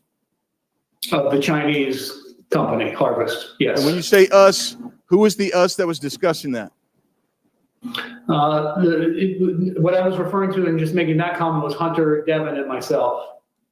Let's go to something There else. was a broader sort of circulation group about that, and that was reflected in an email from a staff member at Thornton Group who circulated the draft email that also reflected he had a similar conversation and drafted a letter based on that understanding. How long have you been incarcerated, Mr. Galanis? I've been incarcerated for 8 years, Congressman. And you offered to tell the Southern District of New York and SEC about Hunter Biden's company, Rosemont Seneca Bohai, and they rejected your offer, didn't they? On multiple occasions, that's correct. Why do you think they rejected that offer? Time's expired, but please answer the question. Answer the question, Mr. Galanis. All I can tell you is what counsel said to me. Which was? Counsel had indicated to me that he had never seen a prosecution reject information, particularly paper-based information that could have corroborated my verbal statements. Thank you. My time has expired. Thank you. Very good. Chair recognizes Ms. Bush for 5 minutes. Thank you, Mr. Chairman. St. Louis and I are here today once again to focus on the real issues that affect our communities instead of this partisan circus. Let me start by saying that influence peddling is absolutely a very serious issue, full stop. But we all know the truth. Donald Trump is the Comrade Bush. quintessential We know. influence peddler in chief. Despite this, for well over a year now, House Republicans have spent dozens of hours of precious committee time hearing testimony from nearly 20 witnesses on their baseless and increasingly embarrassing attempts to link President Biden to actions of his family members and implicate him by association. Even after all this time and effort, they haven't been able to muster up any credible links between the president and his son's business dealings. All they have proven is that they will do whatever it takes, including using their razor-thin majority and chairmanships to waste the people's time. Let's let today's hearing be the final nail in the coffin of this sham impeachment investigation. I urge my Republican colleagues to admit that their quest to impeach the president has completely collapsed. They have fallen short, and with each passing deal, they are losing votes and credibility, even within their own conference. It's time for them to move on. But that's not likely to happen because my Republican colleagues don't care about responsible governance or making people's lives better. They don't have an affirmative agenda. They would rather distract us all with these unfounded accusations against the president. So it's no coincidence that under Republican leadership, 2023 marked the most unproductive year in modern history for Congress.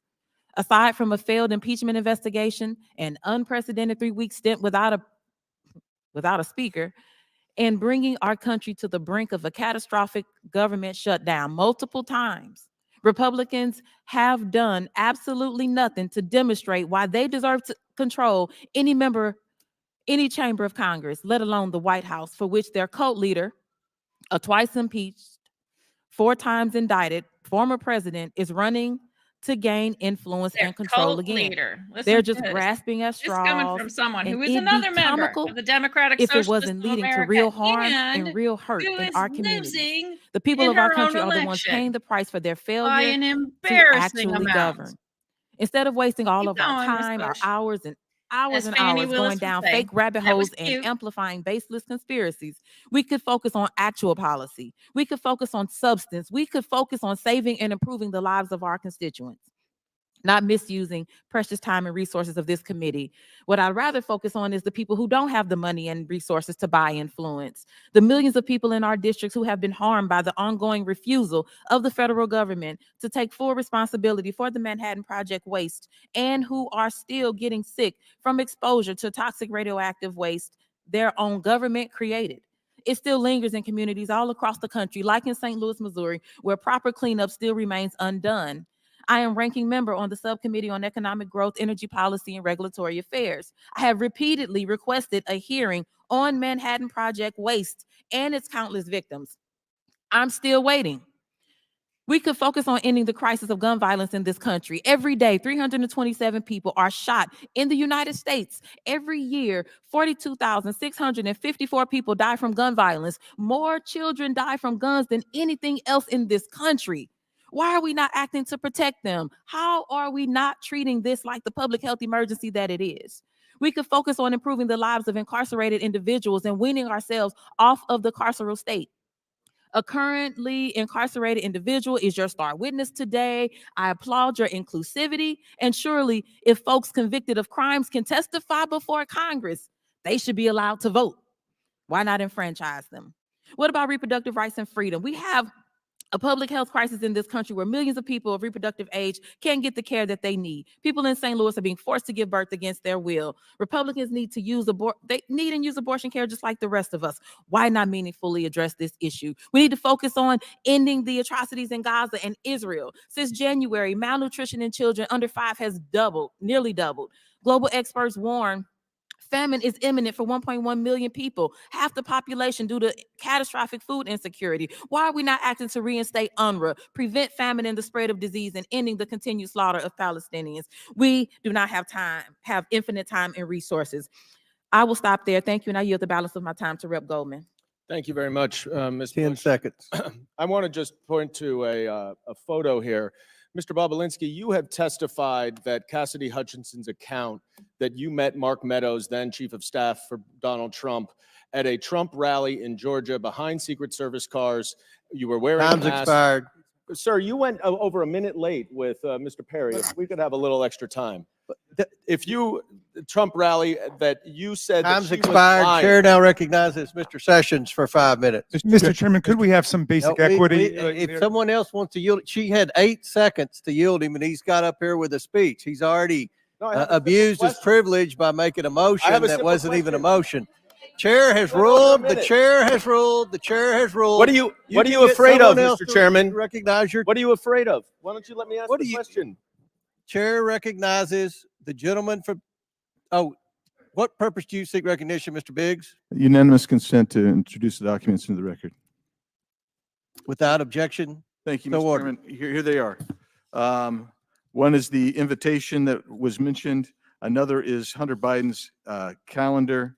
Another is the email mentioned. They are crazy confirming today. that Yelena Ballerina was going to invest $10 to $20 million with him. Another one is page 180 of the Galenis interview, page 56 of the transcribed interview of Hunter Biden, and also pages 41 and 42 of the Galenis interview. Without objection, so ordered into the Chairman, I have record. a Now, UC Chair, motion. what purpose do you seek recognition, Mr. I have a UC motion, Mr. Chairman.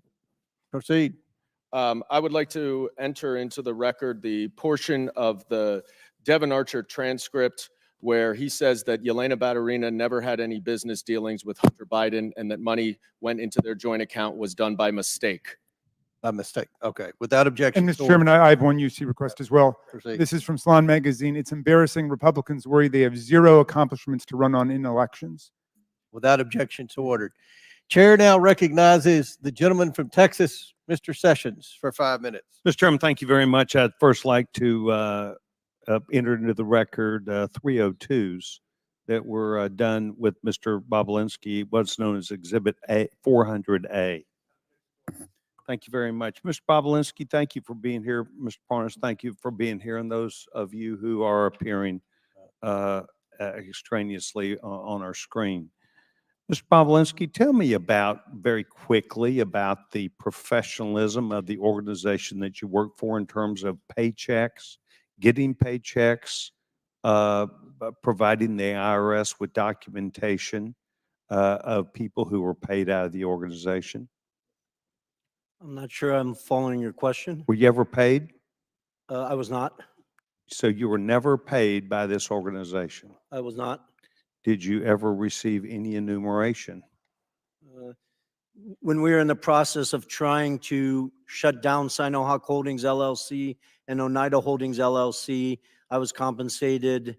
It wasn't a compensation; it was a reimbursement of $50,000 of money I'd come out of pocket, traveling around, paying for hotels and stuff like that. So in other words, people did not get paid, or you didn't get paid that you're aware of. Were you aware that other people were being paid? The Biden family was paid. Hunter and Jim Biden were clearly paid millions of dollars. And how would you think that information would be transmitted about them receiving that payment and going to the IRS? I'm not sure of those specifics. I'm just aware that they received those millions of dollars, obviously based on the brave testimony of Shapley and Ziegler that came public with a bunch of information. And then Senator Johnson and Senator Grassley's report. I never saw. The only bank account I ever saw is the one I set up at JP Morgan for Sinohawk Holdings and Oneida Holdings LLC. JP Morgan was well aware that the Biden family were owners in that business. They authorized it, approved it. And What social security number was utilized to set up that account? For Sinohawk and Oneida? Yes. We had to represent the owners of the underlying entity, so they were aware that Hudson West 4 owned 50% of Sinohawk Holdings, and they provided their information.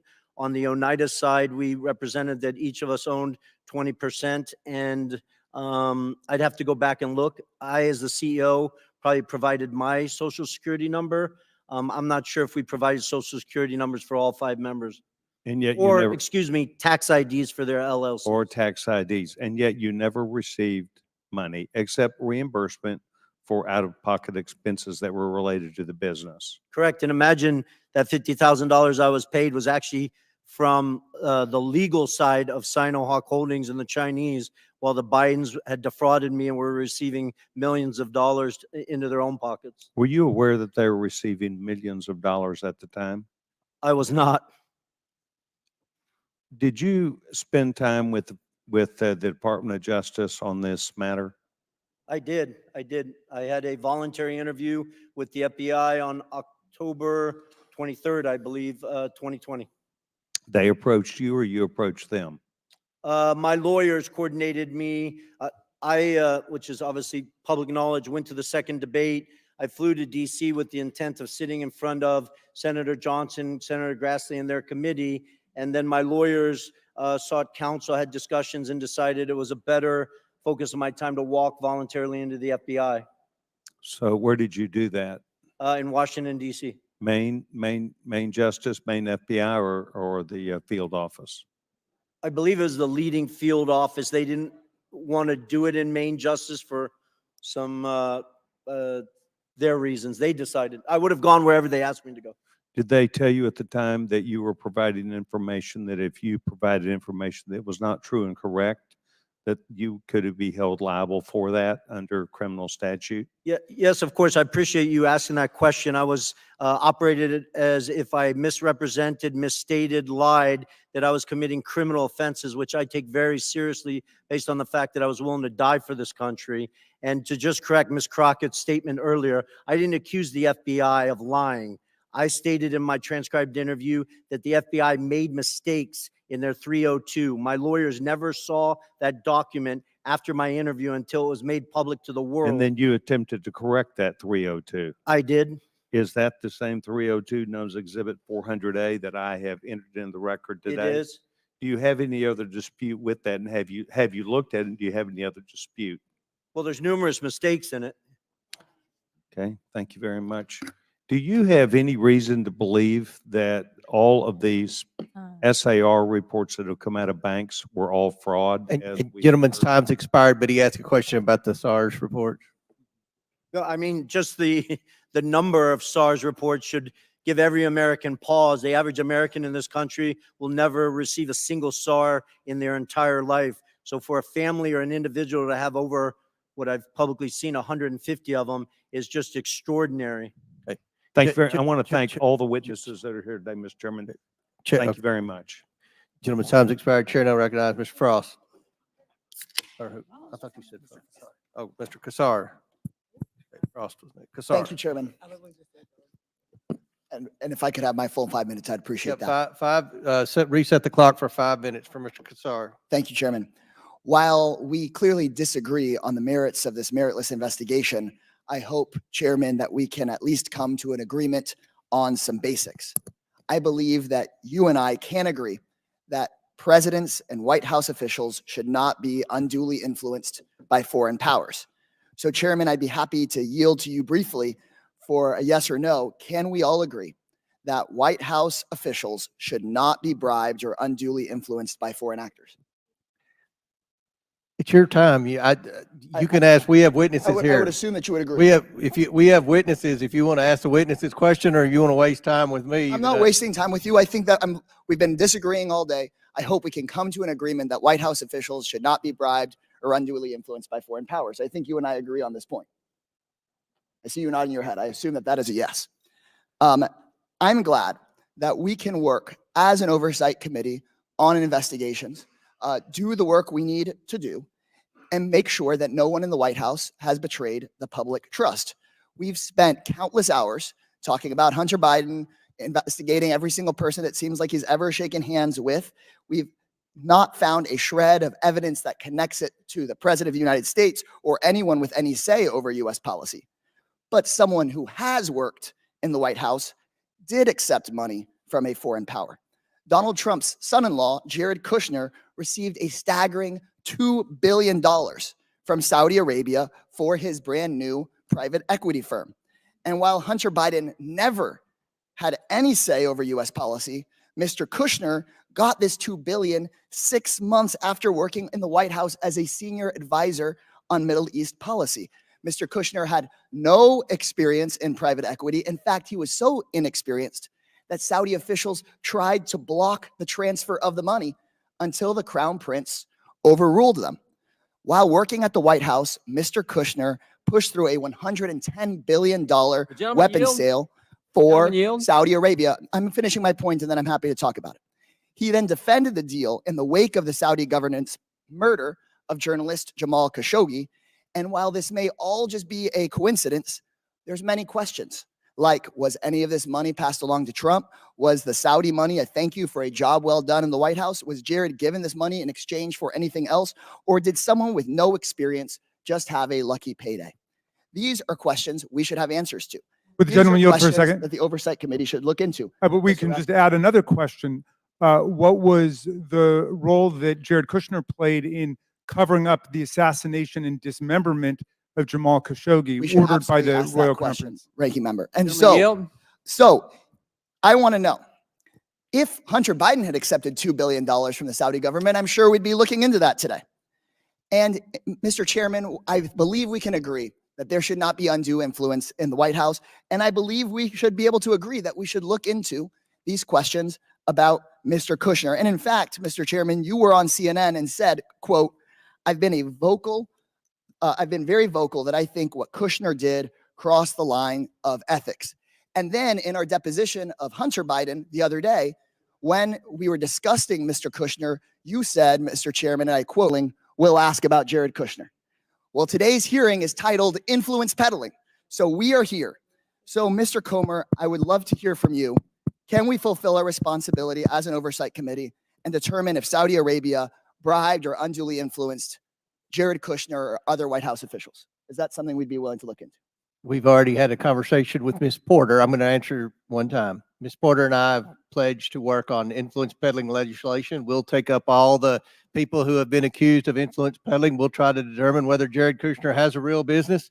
We haven't been able to find a real business that the Bidens have had yet. Now, just still your time, Mr. So could we expect to subpoena Mr. Kushner's correspondence with the Saudi government or his firm's financial records or financial transactions between Mr. Kushner and his father-in-law? Is that something that we would consider doing as part of that hearing you just discussed?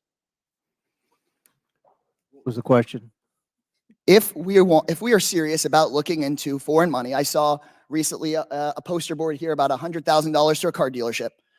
Are we going to be serious about the $2 billion from the Saudi government to Mr. Kushner? My question is, would we be at least subpoenaing Jared's correspondence with the Saudi government and his firm's financial records? Can we commit to doing that?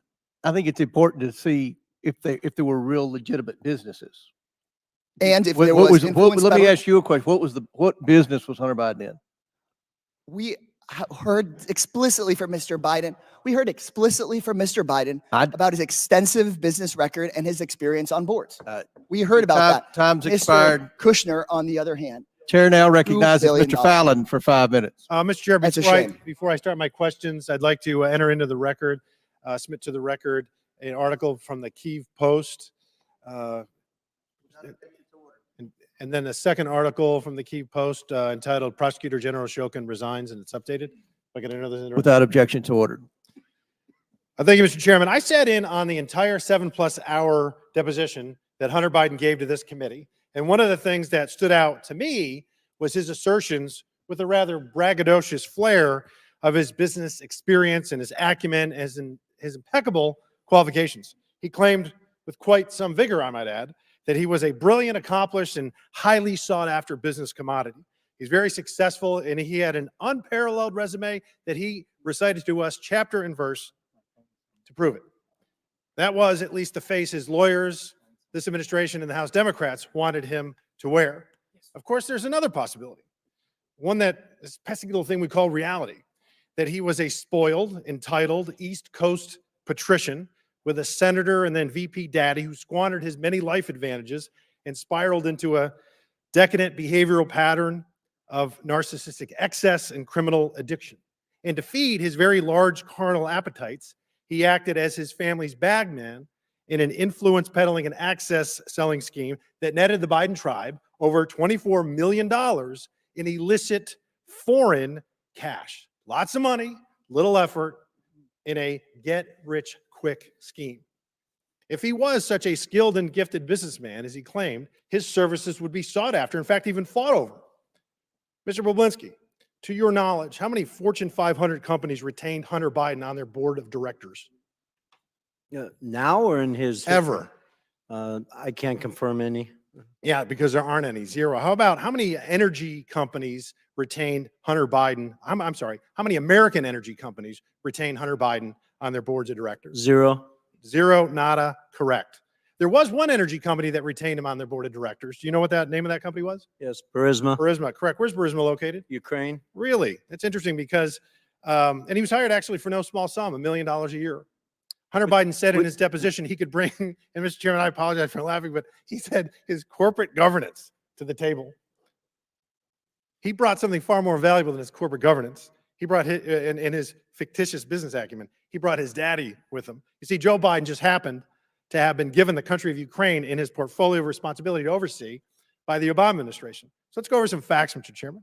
Fact, Burisma and CEO Mykola Zlochevsky had been investigated for corruption. Fact, in September 2015, then U.S. Ambassador to Ukraine, Jeffrey Pyatt, specifically mentioned Burisma as a corrupt entity.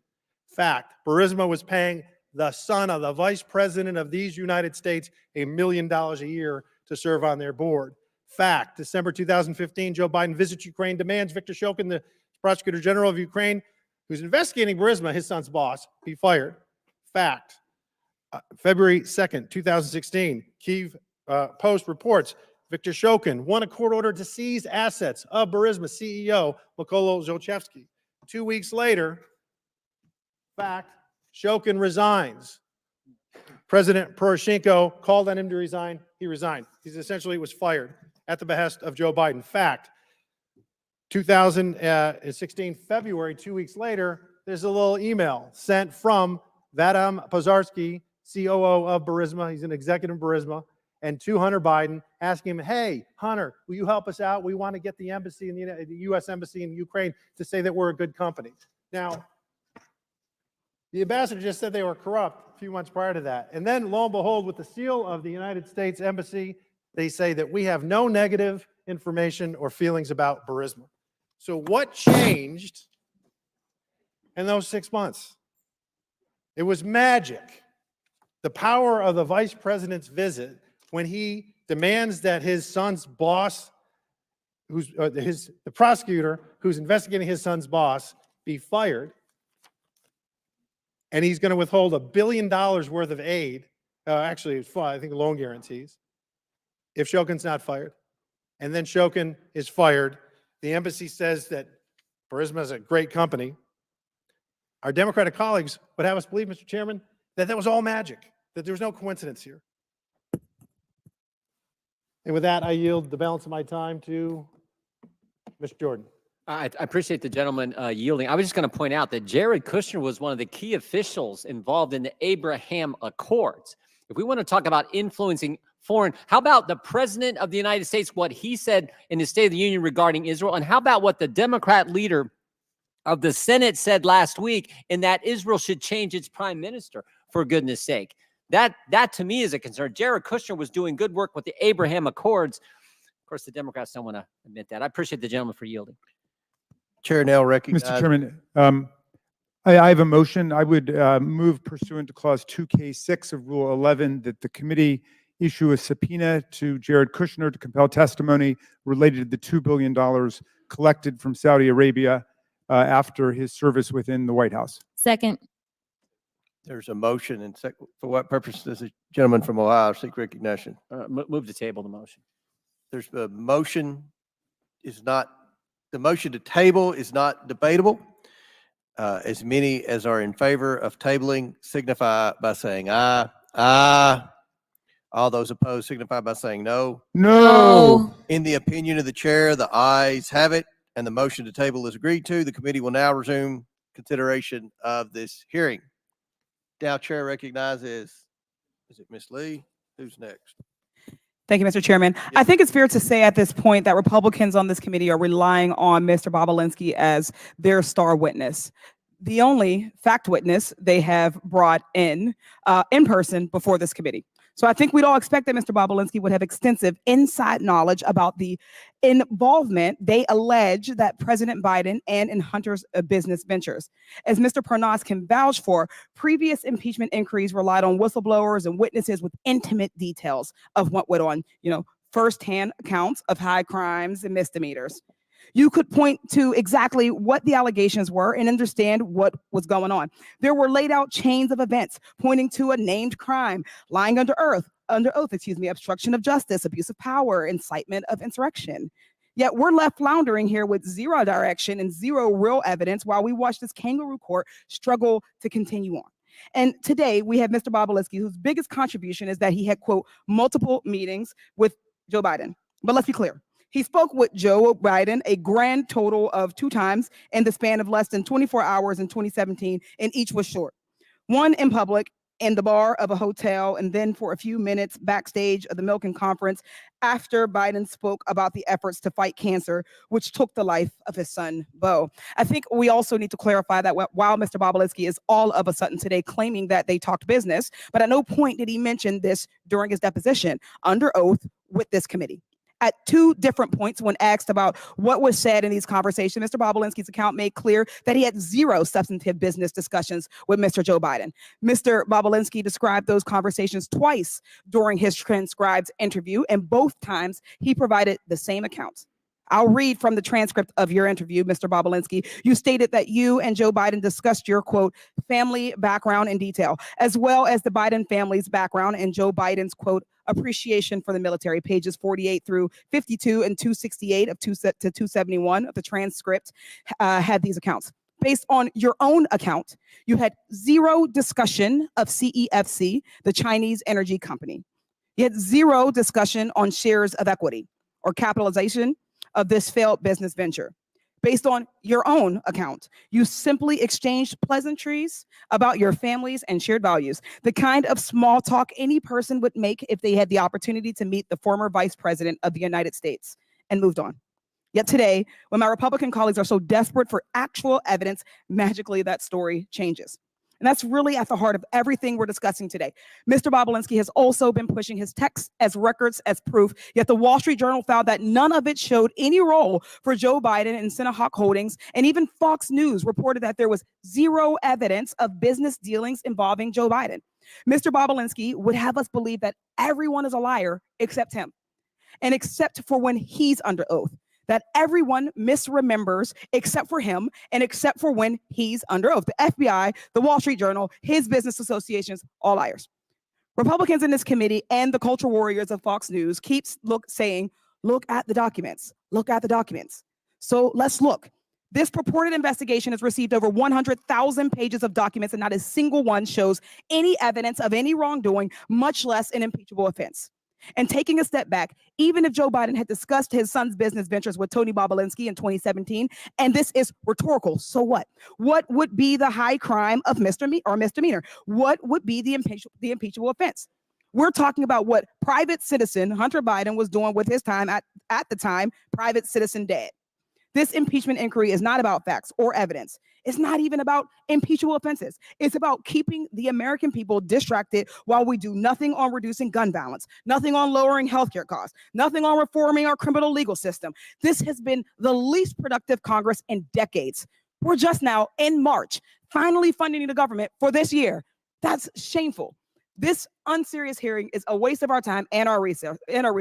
I yield with that, and I yield the remainder of my time to Representative Crockett. Yes, I just want to make sure that I point out, and this is not a question, just in case you wanted to know, that on page 174 of your transcribed interview, line 9, it says this is an absolute lie in reference to she's back again. talking about the FBI. What you stated, I did not call the what was FBI stated agents right liars. before that was, I first said of all, they I misstated said that I'm or made speaking, and I did not mistakes. ask you a question. First of all, it doesn't say Tony Bobulinski told the FBI. This is a summary of 2 agents that took notes through my interview, and their summary apparently that they presented says Bobulinski first met in person with members of the Biden family at a 2017 meeting in Miami, Florida. This is an absolute lie. That is what it says. The final thing that I'm going to say is about this. What we have from Kim Buck, a Republican. I don't think that the impeachment of Biden is appropriate, and so House Speaker Mike Johnson's ability to talk me into staying here is going to be about as successful as his ability about talking me into an unconstitutional. I like her better when she's turned away. I'll let her have 30 seconds over. Chair now recognizes Mr. Burchett from Tennessee. Thank you, Mr. Chairman. On July 30th, 2017, Hunter Biden wrote to his Chinese business associate, Raymond Zhao, "I'm sitting here with my father, and we would like to understand why the commitment made has not been fulfilled." Mr. Bobulinski, why did Raymond Zhao work for the, who did Raymond Zhao work for when this message was sent? Raymond Zhao worked for Director Zhang at CEFC. Is CEFC connected to the Chinese Communist Party? It is. Is CEFC a corrupt organization? It was. From your perspective, what had occurred with CEFC from the end of May to this July 30th text message? Well, it's tough to go through all these details in 20-second clips, but at the end of July, it's important to note Jim Biden was broke. Hunter Biden was broke. Published by the brave whistleblower Shapley and Ziegler. And Hunter made the conscious decision to basically defraud the partners of Sinohawk Holdings and Oneida because he needed money immediately. They've published pages of text messages where he's trying to get money into his bank account. And so that night, for whatever reason, on the 30th, when he asked why hasn't the commitment been fulfilled, the commitment he's talking about is actually the $10 million funding into Sinohawk Holdings, LLC. Really key point.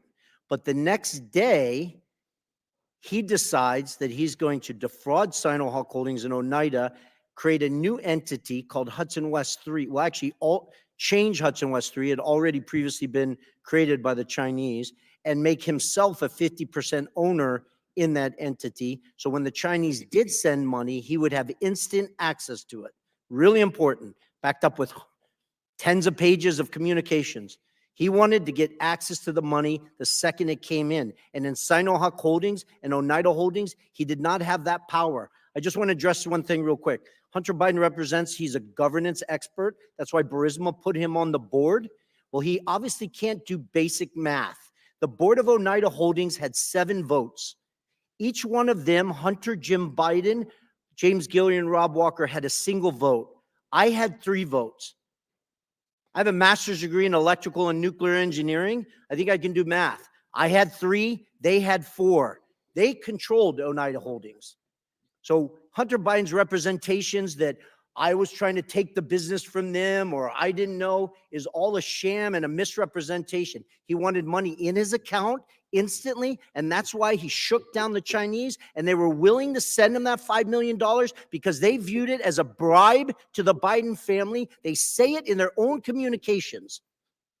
Are you aware or not that they pay taxes on any of that?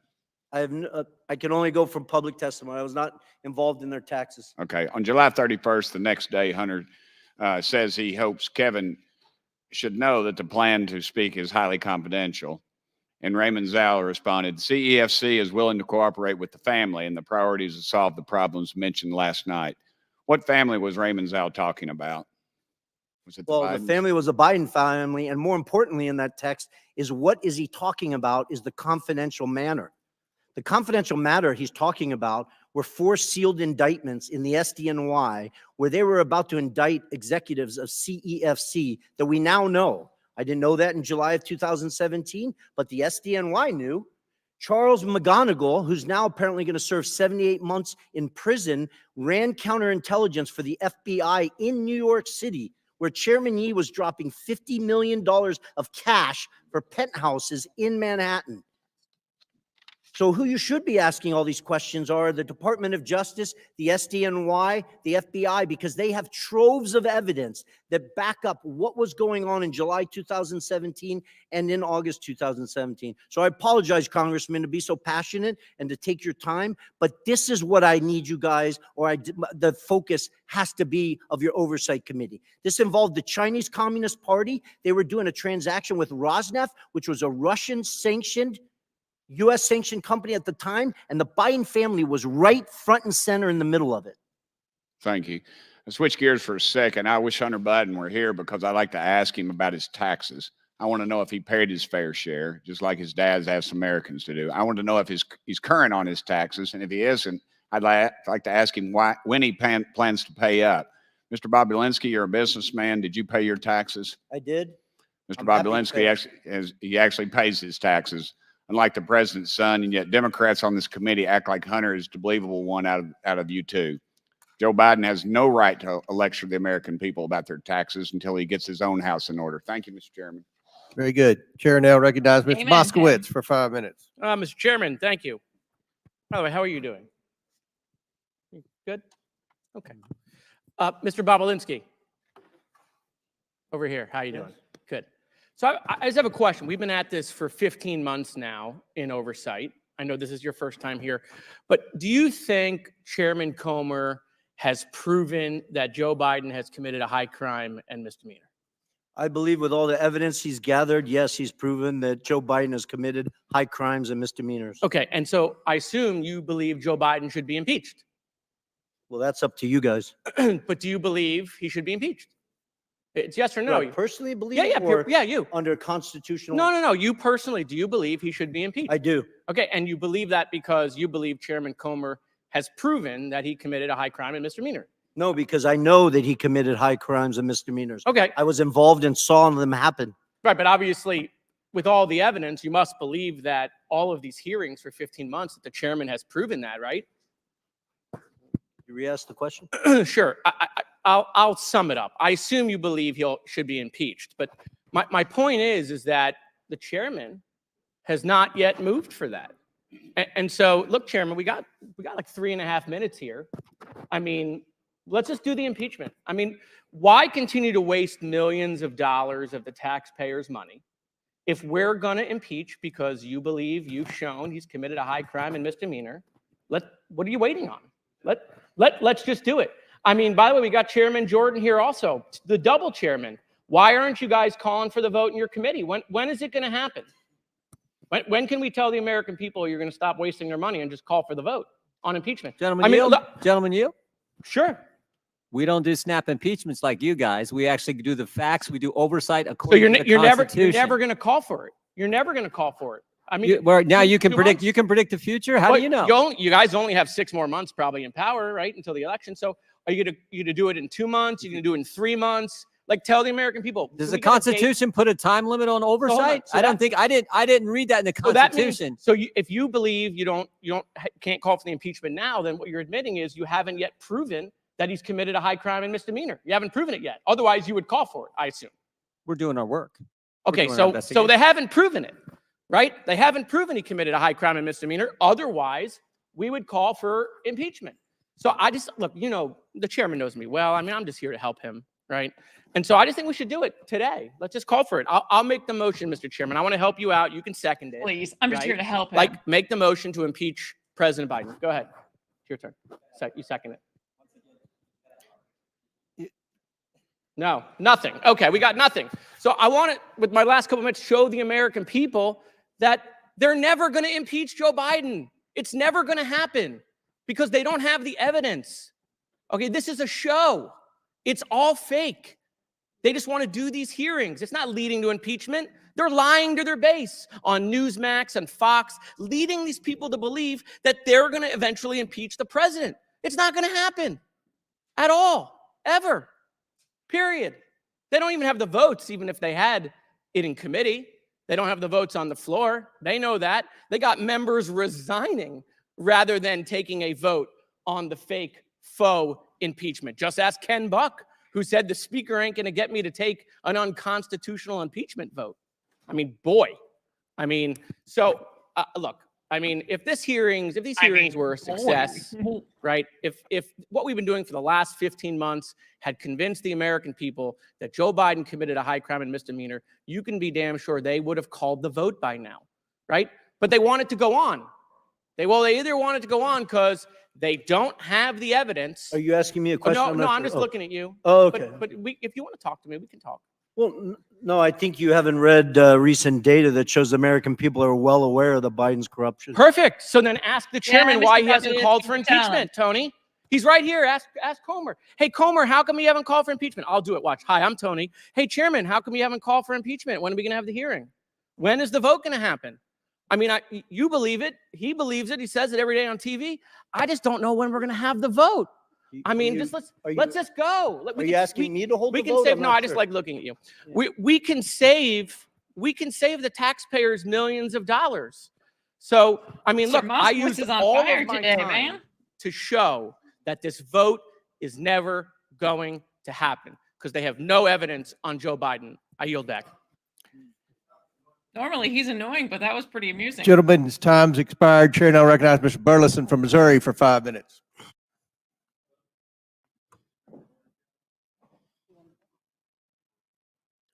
Switch backs, restart the clock. Look at the mayor first. Who served in prison for felon? Not me.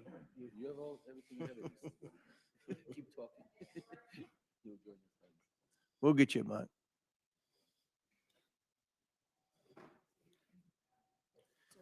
Do you want to go to that one? Apologies. All right, we good? Now we are. All right. I want to start with Galanis. Mr. Galanis, you've heard the expression, say it, forget it, write it, regret it. Have you heard that expression?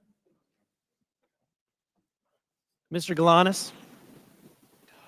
Yes, I'm here. Congressman? Have you heard the expression, say it, forget it, write it, regret it? Yes, I have. It was a practice that we used in our business. In whose business? Business with Hunter Biden and Devin Archer. Okay, so it's their expression. Let me ask you a question. Who is Harris Youssef?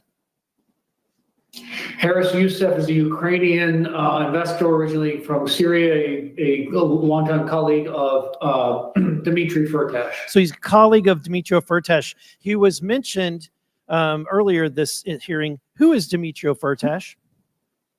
He's a Ukrainian oligarch very close to the Kremlin who made his fortune primarily in trading gas from Gazprom, the Russian state oil and gas company. So connected to Vladimir Putin, correct? Very much so, yes. Yeah, in fact, during Hunter Biden's deposition with the committee, he justified his role. I think you'll find this comical. He justified his role on the Ukrainian Burisma board by saying, in essence, that it was his patriotic duty, that he was serving, freedom, because there were, this is his quote, there were two gas companies inside Ukraine at the time. One of them was a state-owned, which was highly corrupt and connected to people like Firtash, which was directly going into Vladimir Putin's pocket. The only independent company was Burisma, end quote. Now, my question to you, based on this, he's disparaging Mr. Firtash, and yet, are you aware that that Mr. Biden, Hunter Biden, did business with Mr. Firtash? Yes, I am. So let me ask you, what kind of financial transactions occurred between them? What Harris Youssef described to me, and then I was also described to me by others, including Devin and Hunter, was a $5 million payment that was made by Dimitri Firtash, is handled by Harris Youssef through Hunter Biden's law firm. That was deemed a success fee in order to quash an outstanding indictment for which in the United States. So a Putin-connected Russian oligarch wired over $5 million to Hunter Biden's law firm for what activity? What was Hunter supposed to do for that $5.5 million? He was supposed to perform in quashing the indictment that resulted in an arrest warrant for Dimitri Firtash, who is being charged in the United States. Yeah, being charged in the United States in Indiana. So he's supposed to quash that, use his political influence to do so. So my question is, of that money, the $5 million, $3 million made its way to a company that you set up with Devin Archer called Inbloom. Is that correct? That's correct, yes. And finally, from that $3 million, there was a transfer that was made, and I've got a copy of that, the bank record to prove that, of $275,000. Do you recall transfer? I do. And it went to which account? Rosemont Seneca Bohai. Rosemont Seneca Bohai. So despite Correct. what Hunter said during his deposition, based on your knowledge, was Hunter Biden connected to Rosemont Seneca Bohai? Was he part owner? Very much so, and he said as much and had direction and control, and it was a beneficiary of the account. So there are emails that document he directed monies to be dispersed from that account, including to himself. Now, it sounds like, despite what he's saying, what he told the committee, that this guy was a bad hombre, basically, that this Firtash guy connected to Putin, and therefore he had to get on Ukraine. And yet he had no problem doing business for this corrupt Russian oligarch connected to Putin. In fact, had no problem taking $5 million and a direct transfer of $275,000. Would you agree? I agree with that, yes. Okay. Now, Mr. Bobulinski, and I've got just a little bit of time left. Sorry, very little time. So I want to ask you, for God's sake, Hunter Biden is doing all of these transactions, doing all of this business, and yet his father is vice president. And we're to believe that his father isn't aware of all of these. He's been on the phone calls, he's been in the meeting, and yet he's not aware that his son is doing business with people connected to Vladimir Putin? Are we to believe that? It's an absurd expectation. Thank you. My time has expired. Very good. Chair now recognizes Mr. Frost for 5 minutes. Thank you, Mr. Chair. The claims made against the President of the United States have been so completely proven to be lies that even House Republicans now are admitting that it's time to close this case. Mr. Parnas, I have a few questions for you in limited time, so I really want to try to get through these. And I just want everybody to know, especially people watching at home, that you're like one of the most credible witnesses that we've had throughout this entire impeachment inquiry. First off, I just want folks to know, for people who aren't familiar, can you tell me who you were working for between 2018 and 2019? Rudy Giuliani and Donald J. Trump. And to be clear, you answered to Rudy Giuliani? Yes. You answered to Donald Trump? Yes. Directly? Directly to Rudy Giuliani. Yeah. When former President Trump and Rudy Giuliani flew you to Ukraine to look for corruption on the part of President Biden, did you find any? No. And following your Ukraine trip, Senate Republicans, Senator Grassley and Johnson, released their Burisma report, which the New York Times concluded was, quote, unproven allegations that echo an active Russian disinformation campaign, end quote. Mr. Parnas, are the unproven allegations that are at the heart of the Republican report the same fabricated claims that Donald Trump and Rudy Giuliani sent you to Ukraine to go dig up? Yes. Last summer, you wrote a letter to Congress noting that when the media started to get tired of the smoke screens and using this, one of the authors of the Republican Burisma report would be your, quote, guy in the Senate to push all the information, end quote. What did you mean by that? Senator Ron Johnson was our guy in the Senate. He was told to me that when we push the information, he's going to push it in the halls of Congress. So when the media was getting skeptical about pushing disinformation after they've proven it wrong time and time again, the plan was to have a U.S. Senator, Ron Johnson, to push that disinformation even further. Correct, because we had Congressman Nunes already doing it, so Senator Ron Johnson jumped on board. This Congress, both Chairman Comer and Chairman Jordan, have centered this entire sham impeachment hearing on an FBI tip sheet. This tip sheet made wild claims about bribery that didn't even come close to being backed up. And in fact, it's all being proved to be one big lie. Mr. Parnas, is the allegation in the FBI tip sheet based on the same fabricated claims that Donald Trump and Rudy Giuliani flew you to Ukraine to dig up? Yes. I also want to make it clear that the informant allegedly behind this tip sheet is facing criminal charges for lying about the Biden family and was a known fraud for years before that. The same fabricated claim kept popping up and getting smacked down over and over again. In fact, our colleagues at the Foreign Affairs Committee did some amazing work on this investigation and found that this lie dates back to December 2015, almost 10 years ago. Do you happen to know the article that I'm referring to? I don't know the exact article, but I do know that the slide has started way back in 2015. Started about 10 years ago. It was an article entitled, quote, "The Ukrainian Scam of the Biden Family," end quote. And it was posted to a Russian language media website registered in a city in Russian-occupied Crimea.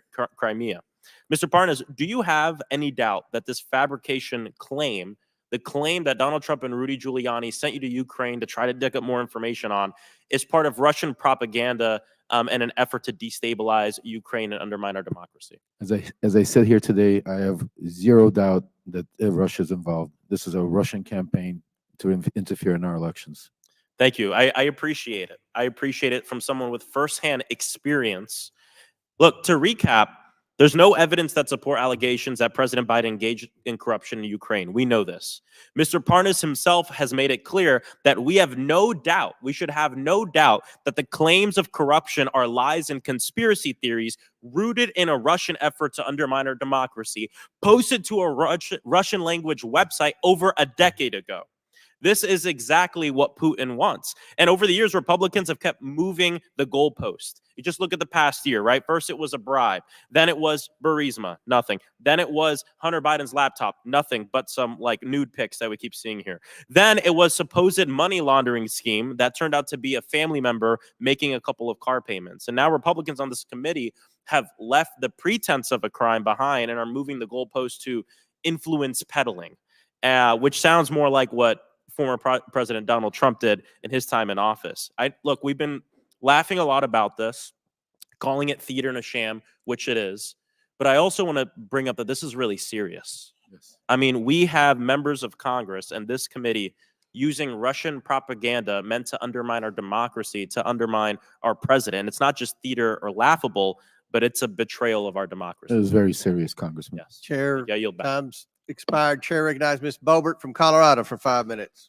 Well, Hunter asked for a public hearing. Here we are, and he is nowhere to be found. I guess Hayden really does run in the Biden family.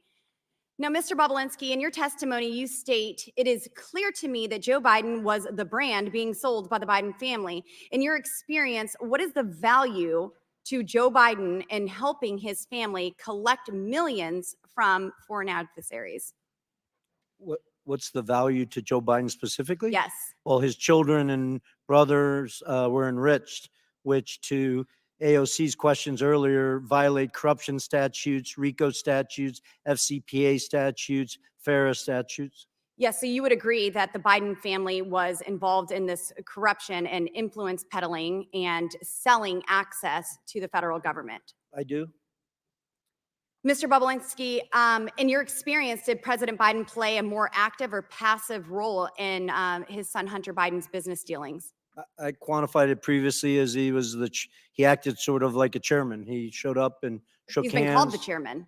Yeah, he showed up, shook hands, and that's all the Chinese, Ukrainians, Romanians, Russians, whoever is need. It's not what the Canadians, the Australians, and Americans need, but But in those parts of the world, that's what they need. Thank you. And now I'm going to switch over to Mr. Galanis. During his 2020 presidential campaign, then candidate for president Joe Biden said his son did not make any money from China. Did Joe Biden lie? Yes or no? Yes. Mr. Galanis, you are aware of the BHR fund that consisted of Bohai, a Chinese state-backed company, Harvest, a China company, and Rosemont, the Biden entity, correct? Yes, I am. And Mr. Galanis, you're aware that Hunter Biden formerly held 10% of that Chinese entity. And would it surprise you, if you were aware, that Hunter Biden held 10% of this entity well into his father's presidency? You know, I'm aware that it was founded as a business that he owned 50% of 20% or 10% directly from the outset, from early on in 2014.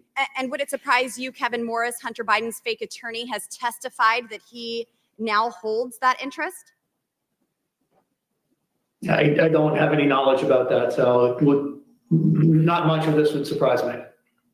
Mr. Bobulinski, in your testimony, you stated the Chinese Communist Party, through CEFC, successfully sought to infiltrate and compromise the Obama-Biden White House during 2015 and continued through when Joe Biden left office. Joe Would Biden you is agree about that right. the CCP compromising the White House is a serious threat I to our do. nation's national security? I do. Thank you. And now Joe Biden has leveraged his elected position to enable the Biden family, their business associates, and their companies to receive over $24 million from foreign nationals and their companies and their related companies. Biden is compromised and is a threat to our national security. After today, it's clear that Joe Biden is a bigger CCP asset than Fang Fang herself. Will we ever come to the agreement that it is far time that Congress holds the resident of the White House accountable for selling out the American people? Unfortunately, my colleagues to my left have a highly coveted made in China product, a brand, if you will, and that is Joseph R. Biden. Mr. Chairman, I yield the remainder of my balance to my friend from Florida, Matt Gaetz. Mr. Parnas, how much time did you spend in prison? 4 months. 4 months. But you were indicted for crimes that could have resulted in you spending 50 years in prison, right? Right, there were false crimes. The judge saw through it. Well, Yes, you Mr. went to Gates, bring it trial up. and you were Bring up convicted, why right? went to he trial, didn't get correct. that And long. the crime was that you were trying to acquire marijuana licenses, and you took money from a Russian oligarch, and you tried to use that money to go give political donations and do what you had to do to acquire marijuana licenses. Is that about right? That's what the crime was. That's what the indictment was. Yeah. Right. So it sounds like everyone here today, the only one working for a Russian oligarch was you. Right? I mean, yeah, it was. I just heard you. I mean, I it's public information. Yeah, no, I just heard you Congressman wax Gates, poetic. I got with paid Mr. Frost about, $200,000. You know how much I got You were really paid. worried about our democracy, and you were here to warn us. But you were working for a Russian oligarch, On wanting to behalf get of President marijuana Trump. licenses. But then you didn't even do it. The fraud you committed against the Russian oligarch was that instead you spent the money on yourself. So, like, was No, that what you that were was not the doing to fraud. fight No, against that was not the Russia's fraud. aggression? That's a lie, Just taking Congressman their Gates. money? Well, that's what you were convicted of. No, But instead of spending 50 years in prison, you got 4 months. As this hearing continues, I look forward to hearing what Mr. Galanis thinks about how he was treated by the DOJ for telling the truth, as opposed to how you're treated for lying. The DOJ didn't listen to the truth, because if they would listen The to the question- truth, you the guys question would have been all Mr. in Gates jail. had is They didn't for wanna hear Mr. the truth. You can't handle the Galan- truth, Matt Gates. Look, well, the truth for you is taking money from Russians to buy marijuana businesses and then going to jail and then coming here to lie about Trump. You should know better than anybody. Gentlemen's time the has DOJ is expired. about. Chair You now. should know better than anybody. Gentlemen's time's expired. Chair now recognizes Ms. Tlaib from Michigan. Thank you so much. It's so exhausting. Comrade This is really incredibly Tlaib. exhausting, and I can't imagine our residents sitting at home. I still, every time I look up and I see our former chairman, forever chairman, Elijah Cummings, our first ever hearing in Another this, one of our in this room socialists. was about the high cost of insulin.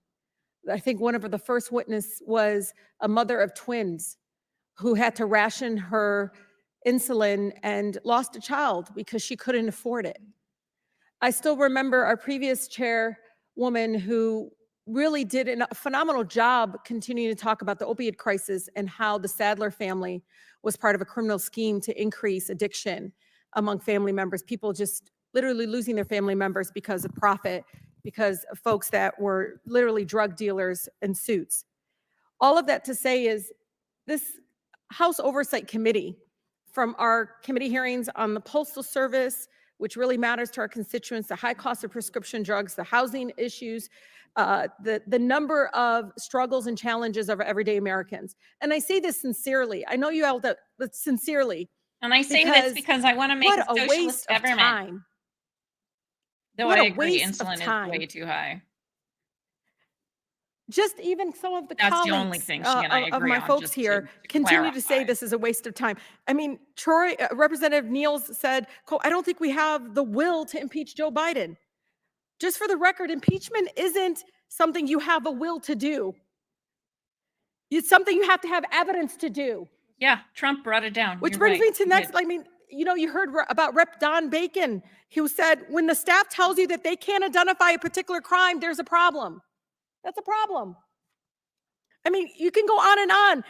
One top Republicans admit that there's no conclusive evidence of impeachable offense that shows Biden acted improperly while in office to enrich his family members. I mean, it goes on and on. Former Oversight Chair Darrell Issa, who serves on Judiciary Committee now, said, I think he goes on and says, there's no clear sense of where the impeachment inquiry is going. It goes on and on. I mean, look, you all, this is an incredibly important committee. We could be doing some phenomenal things and holding currently the Biden administration a number of issues. Like, I want to know about the American Rescue dollars and where that money is being used. Is it being used towards public health? Is it being used towards the crisis that continues to happen in many of our families being impacted by long COVID symptoms? I mean, these are things that we could be doing right now in this chamber. We're not. We're doing this over and over again, and it's a waste of time. I literally, every time I talk to my constituents about this, they don't bring this up. They said, God, when is this going to be over with? I tell them, my colleagues do not know how to lead the campaigning at You the say, steps please, of the want to Capitol. create a communist society. When we for come in here, we president. have That's to what literally we as put that Americans aside and really work for our want. constituents. Work on getting some sort of understanding where we can prioritize making sure that we have access to clean water. What is going on with the lead abatement program within the administration? Talking about the specific challenges that we continue to see in our healthcare system. It's very All of moving, that. Chris. Again, Very we can moving. hold the Biden administration together, Mr. Chairman, on a number of issues we can see eye to eye on, and saying we need to use this committee to open it up to be the watchdog committee that we are. Yeah, she's Instead, mad we're because it's still a republic, we a really constitutional sincerely are republic, wasting and the not time of the American a people doing socialist this. This is awful for them to see us government. going back and forth like this. It's so disenchanting for them. Yeah, there And should you be all no back wonder and why forth. We should just get to the tell them what numbers to out do. there of That's favorability really towards what we need. Congress is so low. They really have no faith in us because of this. This is the kind of stuff we do. When literally my folks are literally fighting for the right to breathe clean air and to fight to sit there and figure out how they're going to afford asthma Come inhalers. on. Yeah, we're My here folks wasting the people's time. They're just fighting to breathe clean Will the air. gentlelady yield? Please. Yes, Mr. Chair. And I say this out of somebody got that's a your social time. worker at heart. We could do so many things in bipartisan in this committee. I know it. And I think we're right now really missing out an opportunity to do that. We really are. Ms. Tlaib, I yield to Mr. well, it's for a question. I just wanted to ask you, because you've had tremendous success in trying to clean up dirty water across America. We can actually get things done, right? Absolutely. And, you know, I know my Here colleague comes, on the you other hear side, that? we all That's have the a trotting crisis of of their the high water, horse clean water coming in. crisis. We could literally bring in folks in the EPA, bring folks into this chamber right now and ask, where is the Biden administration on the development of their lead abatement initiative? These are the things that I think very much many of my mayors, my local electeds, many of the state folks are asking, what can we do as members of Congress to basically have more transparency in where the priorities are? But again, I really say this sincerely to all of you. We can do better. We deserve to do better. I remember Chairman Cummings constantly reminding us that we can be better. Gentlelady's time's expired. Before I recognize Representative Fry, for right what purpose does Representative McClain seek recognition? I'd like to enter something in the record. My friends on the other side of the aisle are desperately trying to deflect from the Biden family Are you going to keep it peddling the same scheme way? by attacking President Trump and his Is this her family. 5 minutes? I would like to enter into the record an article. it even. Actually, Jared Kushner and Hunter Biden are nothing alike, and here are the facts. Thank you. Without objection, so ordered. Chair now recognizes Representative Fry for 5 minutes. Thank you, Mr. Chairman. One of the inconsistencies that I have kind of seen is what is on a text message, Mr. Bobulinski, with Raymond Zhao, and what Hunter Biden testified to in his own deposition. And so this is infamous. We've talked about this a lot. Z, please have the director call me, not James, not you or Jim. Have him call me tonight. I am sitting here with my father. We've talked about this a lot. We've kind of got ad nauseum to it. And in response, Raymond Zhao says, copy, I will call you on WhatsApp. So in Hunter Biden's testimony on page 105, he states that the Zhao that he sent this to was not the Zhao that was connected to CEFC. What do you say about that, Mr. Bobulinski? Well, I think what he's simply saying is he made a mistake. Not that he meant to send that text message, because it's crystal clear that that message was meant for Raymond Zhao, who was the interpreter for Director Zhang at CFC. But I think he tried to obfuscate in his testimony that technically maybe he made a mistake and texted it to the wrong person. I can't speak to whether then he corrected that, but I do know based on the communications that he got on the phone with Raymond Zhao and set the record straight and exactly went through what he thought he was sending him in that message, because it's followed up where they say, they sort of snap to and say, we'll cooperate with the family. Why were they willing to cooperate with the family? Because effectively they were bribing the Biden family to get them to help them with the 4 unsealed indictments in the SDNY, which is the only thing that mattered to CFC. And Raymond Zhao, you said he was an interpreter, but he was a little bit This more hearing than is that. so good, He was like a guys. chief of staff. Can't even interpreter. tell you. Correct. So he was Makes my kind heart of the happy. handler for the CEFC business. Is Yeah, that he correct? spoke good English. Director Zhang spoke very little English. Right. So to the extent that this was the wrong Zhao, I mean, I'm no rocket scientist, but if I get a text message and it's somebody that it's a different Russell, I'm going to say you've got the wrong guy, correct? Yeah, I believe Henry Zhao probably, his argument is he sent it to Henry Zhao. I'm assuming there's a text message somewhere where either Henry Zhao responded, hey, I think you meant that for somebody Right. else. Instead, we just see copy that. I'll call you on WhatsApp, right? Right. So Yeah. if you were perplexed as to why you received a random text message that wasn't applied Well, to that's actually Raymond Zhao Right. saying, I'll call you on That's what I'm WhatsApp. saying. Yeah, yeah, yeah. So the purpose, the issue that he brings up though, is that he was confused and it was the wrong Zhao. I want to ask you a couple more questions real quick. Hunter Biden's transcript on page 42, he said, I officially began to work for CEFC when I received a retainer from CEFC in early or spring of 2017. Is that true? Well, it goes back to the word official. He's parsing words. Hunter Biden started working for CFC in the fall of 2015 and worked for CFC throughout 2016. That was confirmed to me by him, by James Gillier, by Rob Walker, numerous face-to-face conversations on it, Right. numerous So this meetings. so this is not true. On page 48 of his transcript, Hunter is asked, he's never interacted with any of your business associates. Is that correct? The he's referring to is Joe Biden. Is that true? That's a lie. Hunter lied to the committee about important details concerning his money demands and threats to CEFC based on this WhatsApp message right here. On page 105 of his testimony, Hunter states, quote, my father had no awareness of the business I was doing. Is that true? That's a lie. You also talked about how Jim Biden also lied extensively throughout his own testimony, and that Jim was selling plausible deniability for many years so that he could not tell the truth from a lie. On page 100 of Jim Biden's transcript, Jim is asked, do you recall having a meeting with Hunter Biden and Tony Bobulinski and Joe Biden? Jim's response was absolutely not. Jim states that Joe Biden never met with Tony Bobulinski. Is that true? That is a lie, and I'm shocked that his lawyer sitting next to him, a former U.S. attorney, allowed him to say that lie 3 different times in that transcribed interview. Right. When pressed, he continued to double down on that. He got excited. His lawyer had to calm him down, and he continued to lie about it. On page 124 of the transcript, Jim Biden states, quote, it was Hunter Biden, myself, Gilliar. I don't know. It was the 5, okay? And everybody was 20% okay. You know what?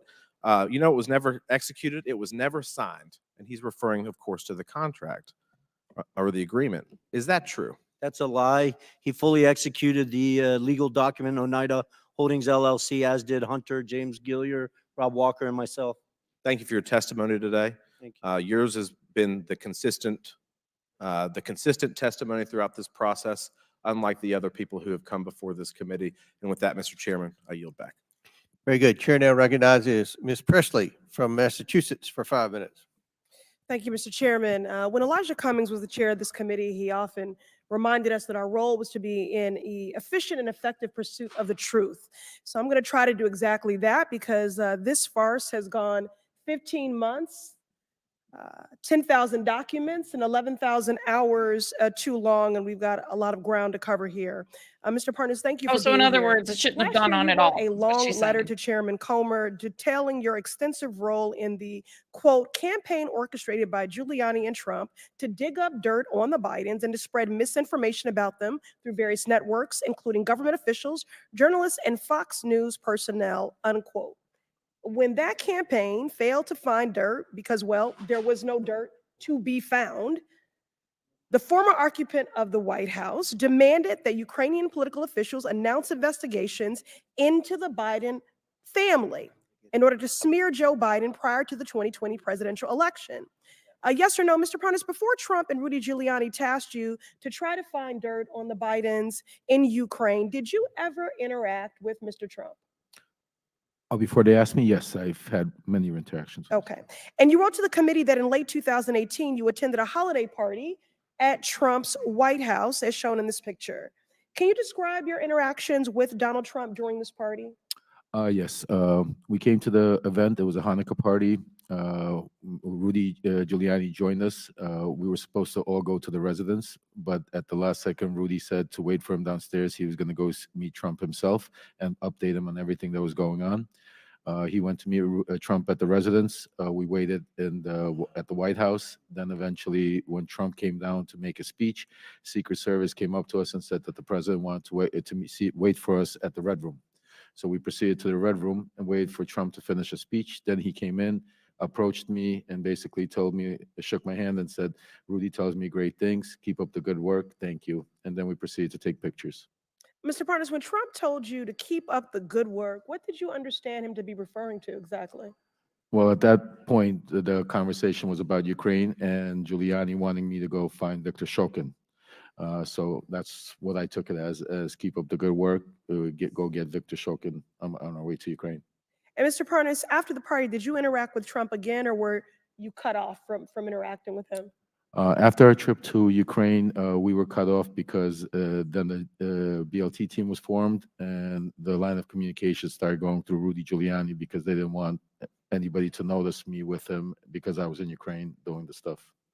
I see. So is it fair to say, Mr. Parnas, that you think you were no longer invited to interact with Trump to create a buffer between President Trump and your work with Giuliani to generate evidence of Joe Biden's misconduct in Ukraine? Oh, I was told that. Not that I wasn't invited. I was told that you're going to stop going to the events, to the private events and stuff like that because while you're doing this. I see.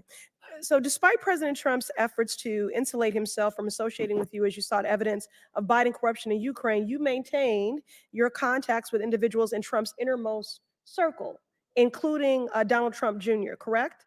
Absolutely, yes. Well, you know, as the saying goes, a leopard can't change their spots. And so, Mr. Parnas, you're a prime example of Donald Trump's habit of welcoming people into his inner circle and then creating distance or the appearance of it from them as he relies on them to commit improper acts. Now, Donald Trump has demanded that Joe Biden be impeached, has enlisted Oversight Republicans to do his dirty work in an attempt to try to win the 2024 presidential election by promoting the same lies about President Biden, lies that are firmly rooted in Russia's disinformation and propaganda effort to influence U.S. elections and undermine Ukraine in the midst of a vicious Russian invasion. I yield to Mr. Goldman. Thank you very much, Ms. Presley. I want to get back to this photograph here that I got cut off from before. You, Mr. Bobulinski, you called Oh God, is that Denim Dan? liars, 6 FBI agents, I did on not the call Wall this Street. as 6 FBI agents Sir, I'm liars. talking. If you go to page. Well, you know better, Mr. Goldman. Okay, go to page 174 of the transcript, and you said it's not an accurate statement. It's a lie related to an FBI report. I didn't call them Sorry, liars. I The don't have time. statement Be is a lie. quiet. Now, So this is fucking a photo rude. Jeez. that was provided by Cassidy Hutchinson after you called her a liar when she said that you met with Mark She is a Meadows and liar. received an The guy envelope. that she said Do you told see her this the photo? story about the Do clavicle. you acknowledge that lied. is Mark She's a Meadows liar. in the red hat? Didn't you tell me to be quiet? I don't. I asked a question. Do you acknowledge that that's Mark Meadows? I don't. Maybe you're a person can walk it closer so I can see it.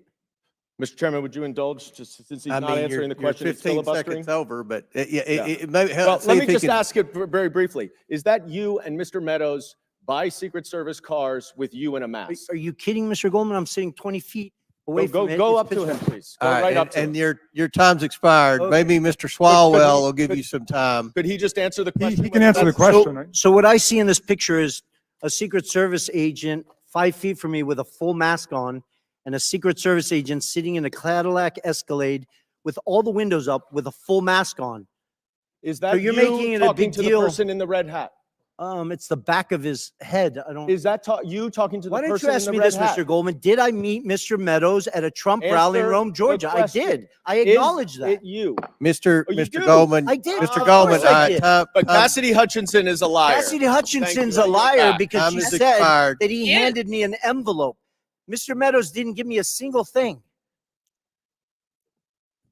Now, Chair recognizes. Glad we have the clear No, story. your Mr. Chairman. time's expired. up, Maybe Dan. Mr. Swalwell will yield you Like some you said to time. him, shut up. Chair now recognizes Mr. Langworthy from Buffalo for 5 minutes. Thank you very much, Mr. Chairman. Glad it's so quiet in here. On the first day of the Biden presidency, then Press Secretary Jen Psaki claimed that President Biden's objective Dan and his Goldman. commitment was to bring, quote, transparency Terrible. and truth back to government, to share the truth even when it's hard to hear.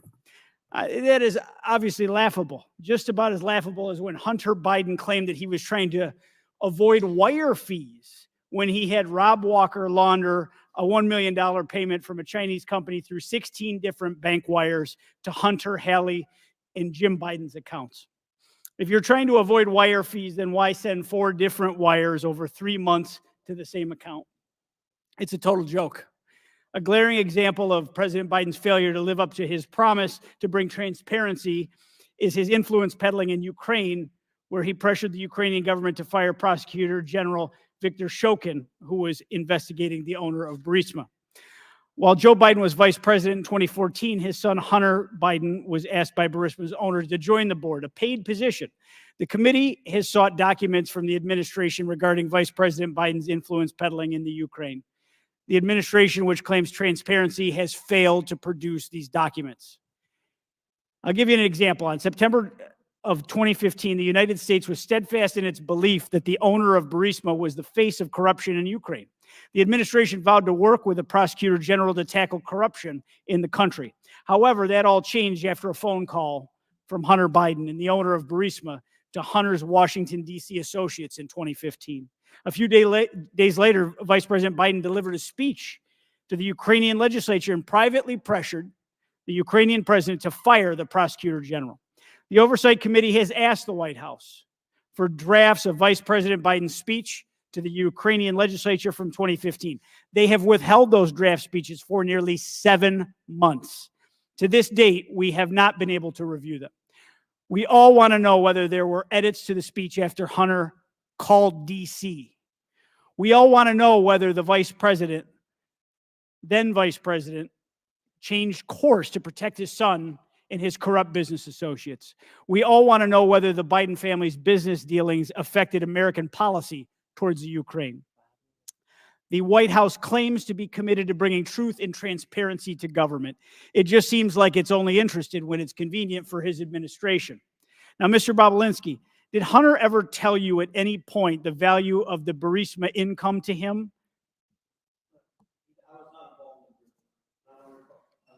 Call him ever mentioning that to me. Okay, did he ever say it was his only income at that time? Oh, okay. Actually, I stand corrected. There's a text message. I never discussed it with him. I was in Monaco at the Grand Prix. He was in Monaco for the Burisma board meeting. He set up a meeting with me. He didn't show up at that meeting. Obviously, you can imagine I wasn't too happy. And he responded to a text me asking him what's going on. And in that text, he states he's on the back of Kola's yacht fighting for the only income he has, but it wasn't from Burisma, it's from the Kazakh deal that he's talking about. I never discussed that with him after that. That was a single exchange between him and I. No. Corruption and a lack of transparency from the Biden family have been common themes through the House Oversight Committee's investigation. And even when asking for simple drafts of then Vice President Biden's speech in the Ukraine, the White House has been anything but transparent. President Biden has done and will continue to do everything in his power to cover up the truth, especially when it's hard to hear. And I yield back, Mr. Chairman. The gentleman yields back. Mr. Bobulinski yields back to me for 1 minute. Is there anything that you want to I love that Mr. respond to? Bobulinski is Don't yielding back. worry about Mr. Goldman. We don't pay any attention to Mr. Goldman either. But is there anything that anyone said up here that you want to take about 55 seconds to respond to?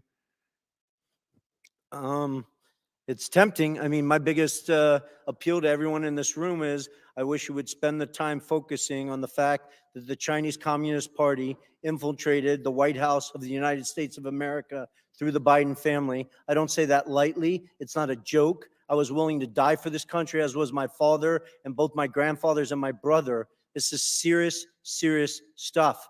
We should be asking how that happened. Take the Biden name and the Biden family completely out of it. How did the Chinese Communist Party infiltrate the White House of the United States of America? Let's start there, focus on those facts, what they did, how they did it, why they used money, why they used private enterprises instead of military stuff and other stuff. That is huge to our national security.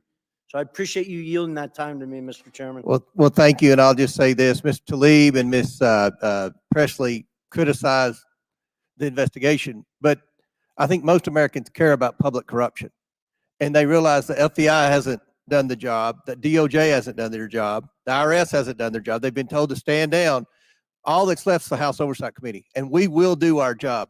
And pursuant to the previous order, because votes have been called again, the committee stands in recess subject to the call of the chair. The committee will reconvene 5 minutes after floor votes. Okay. Well, they're still in recess. Oh my gosh. It's so good, guys. This is so good. I can't stand it. Okay. I don't know how long these floor votes are going to take. Do you guys want to just keep going with this, or do you want to call it a day? I'm going to leave it up to you because we've been going over 6 hours. But it's it's so good. I think that sums it up. Intergalactic Angler. Well, sheesh. Yeah, keep going. Keep going. Oh my gosh. It's so good. I can't even stand it. Oh, you had a nap in hour 4. I know you can. Like, as long as it's during recess, because it's been like this the whole day. I mean, I'll be honest, there are plenty of hearings where it's a bit of a snooze fest, or you're just like, ugh. Like the one I don't know what that was. The one yesterday about the withdrawal from Afghanistan. I'd say for the first hour and a half, it was a bit of a snooze fest. It is live. It is. This one, no, sir. Every moment has been wonderful. So good. And Bobulinski. Oh my God. Okay. I don't know. I'm going to say it again. I'm just going to say it. God love him, but he's got that like Frankenbeans kind of air about him. You know what I mean? But like, he's cracking me up with his, like, when he says an answer and then he says, I yield back. You're a witness, my man. You don't need to. All you got to do is answer the question. Unless you're a congressman, you don't need to yield back. You're not constricted by time. It's so funny. Oh my gosh. So far, they're getting to the point where they could start throwing punches. Snoopy said, I know, right? Ooh, Mr. Goldman was not a happy camper. And that, it just makes my heart so happy. I can't stand him. You have no idea. You have no idea how much I really dislike Denim Dan. So I call him Denim Dan because those of you that don't know, he's one of the heirs to the Levi Strauss family. That's why I call him that, or say he graduated from the Levi Strauss School of Law. He basically bought his way into Congress. He just poured tons and tons of money, of his own money, into the campaign because he's got Levi Strauss money. I mean, the guy's probably got more money than he knows what to do with. And just flooded the airways with Denim Dan. Well, he doesn't go by Denim Dan, but that's what we call him here. But he just flooded New York with Denim Dan kind of like advertisements. And people, they see enough of it, they're like, oh yeah, that guy must be good. Let's vote for him. Everyone else is voting for him, right? Yeah, let's do it. Uh he's just, well, yes, he is. That is accurate. Yeah. I wish Porterhouse was able to have seen that. I know. I can't stand her either. Oh God. And then the one that has the like strawberry blonde hair. I can never remember her name. What is her name? Stansberry? Is that what it is? Miss Stansberry? She's another one. Can't stand. He really should. Denim Dan is a good campaign.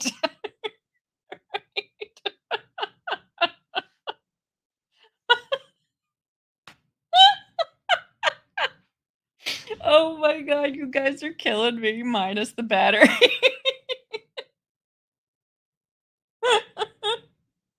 Oh my God, that's so good. He's the worst. He's the worst. I always say to my husband, I'm like, I can't stand him because, like, first of all, he argues like a first year law student with these weird arm movements that are very, like, you guys can't see them, but very emphatic and awkward.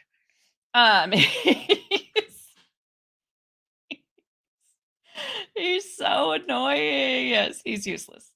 That is accurate. Yes, yes. Oh God. God. Yes. Miss oh God, I can't. They have a mental block on her name. It's just like the same as the like drug lord. Escobar, right? Yes. Yeah, yeah, yeah. Wasn't Pablo Escobar a drug lord? I don't know. Anyway. Yeah. I am here and I represent the wonderful city of El Paso, which is one of the safest cities in the US because it's on the border. Yeah, Escobar. Yes, yes, yes, yes. Drug lord. Yes. Pablo. I don't know about her. I'm sure I don't think she's a drug lord. She'd be very unlikely. Uh, Clinton has the same argument. Denim Dan. Yep. He's just. Oh, watch him the next time. I mean, he wasn't really doing it so much today because he's just frustrated, which is amazing. And I sit back and I'm just like,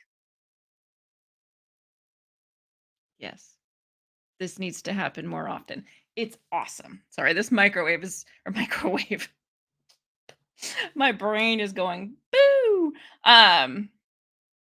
What's it called? Microphone. I don't want to hit it. I have a tendency to do that and then like just blow out everyone's eardrums. So I'm trying to like very awkwardly, I'm doing Denim Dan kind of movements, trying to not hit it, you know. Oh my gosh, the silver potato. Yes, that's what it's now going to be called, the silver potato. It does kind of have that look about it, doesn't it? It's like a silver potato or Denim Dan, if you know what I mean. It's a shape. It's a shape. The thing. Exactly. See? R3D gets me. You know the thing? The thing that does the thing? Yeah, that's exactly how I talk. Uh it's funny how that guy Denim Dan, yeah, it was Denim Dan, thought someone could recognize a person while everyone is wearing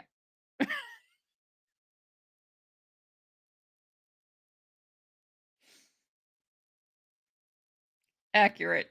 That's why he's so angry. Okay. Yes, that was so good. Oh my God. I love Tony Bobulinski when he's like, "Is this you? Is this you in this picture?" And he's like, "I thought you didn't want me to talk." Oh my God. I thought my head was gonna explode. Oh, that was awesome. Awesome. And I can't see it. And then I love it. I love it. He's like, "Can you bring it?" I still can't see it. And then once he gets it, like, "You mean the guy in the van with the tinted windows that are rolled all the way up? And the other one who has his back turned to us and he's wearing a hat? And the other guy is in another one with tinted windows and a mask? That you want me to identify?" It was so good. It was so good. I was I know. It was so good. It was I was like, "I love this man. I love our little Franks and Beans guy. He's so good." Oh my God. And then it just tops it all off with "I yield back."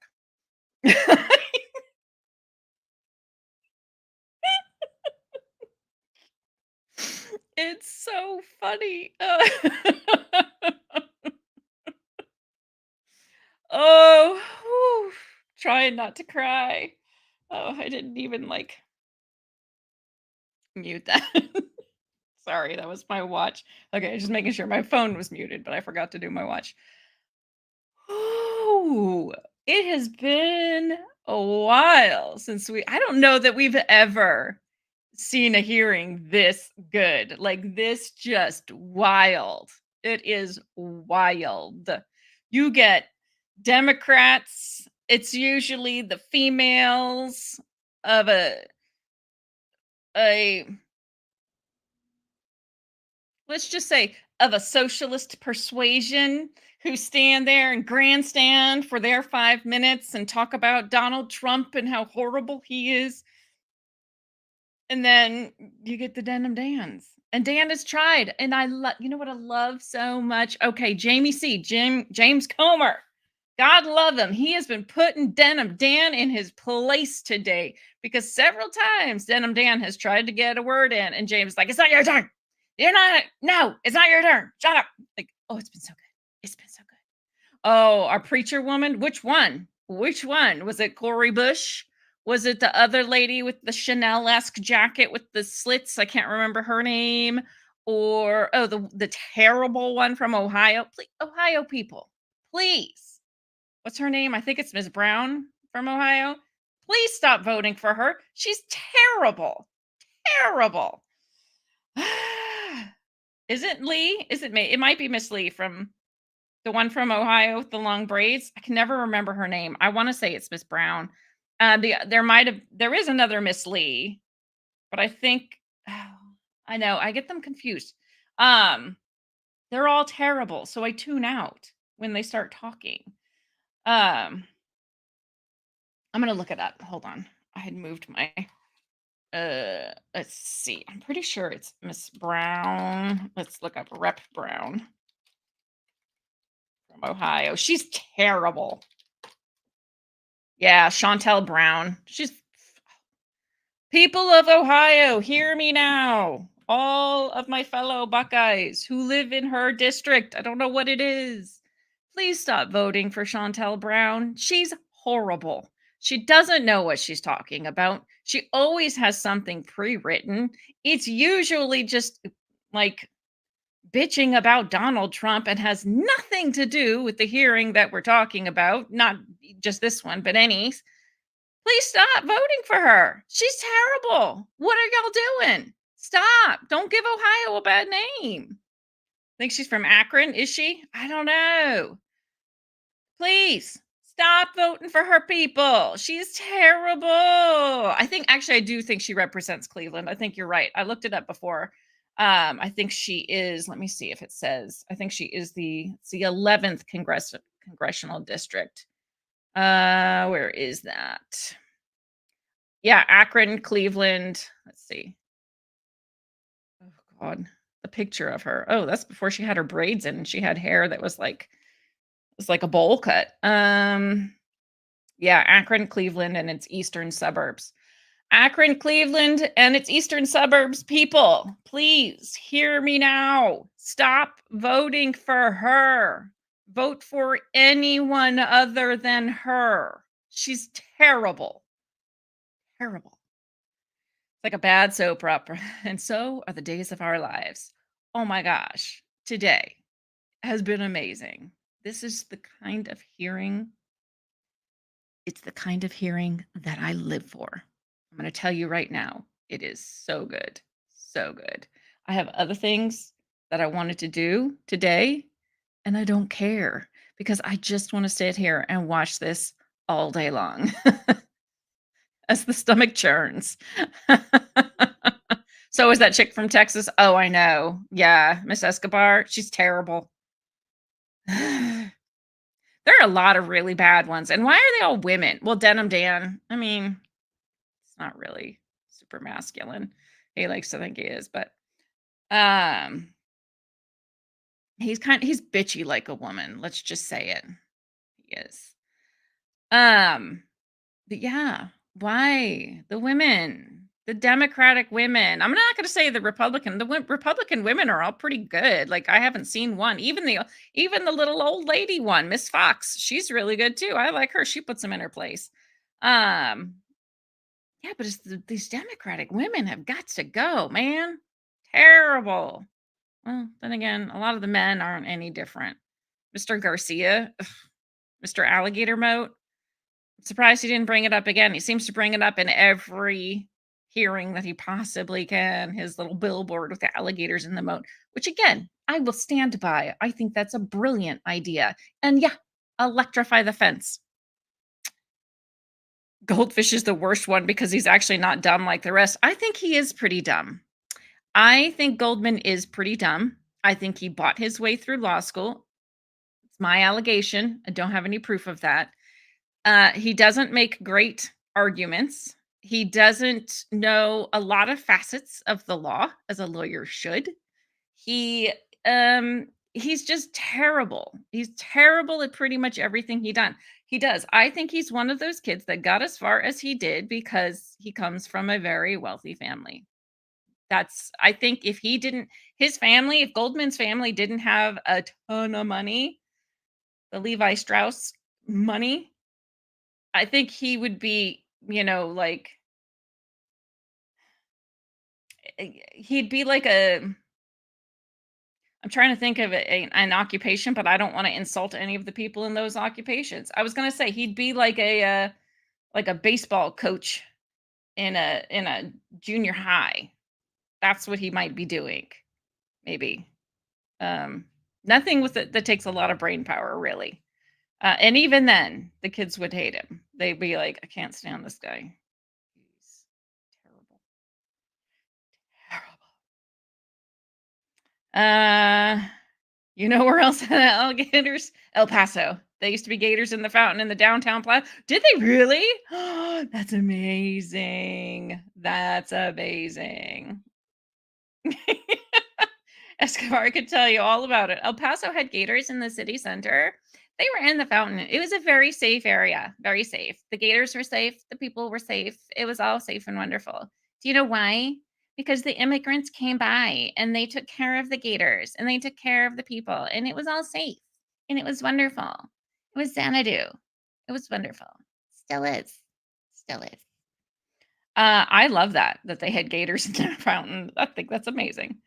He's smarter than the rest. He's just agenda-driven bullshitter. I mean, he might be smarter than he looks and sounds, but I don't think so. I think the one Democrat and I said this before, and I will say it again, that I do have respect for is Mr. Ivey. Mr. Ivey is very smart. He is very well spoken. He makes his points precisely, concisely, and he has a conversation, whereas Denim Dan is telling the witness to shut up. Yeah, he's just move the alligators to the border. I do love the idea of an alligator moat, and I want a live camera feed coming from there. Is that wrong of me? I think it would work. I think it's a good deterrent. Like if you can get past the alligators, you might then get fried by the electric fence. If you get past the electric fence somehow, if you get through the alligators and the electric fence, you might get your kneecaps shot off by the Border Patrol. That is a secure border. Come on. Come on. Ninja Turtles are better. Yeah. Let's throw them in there too. I think we have them all. A Gator Park experience like in Florida.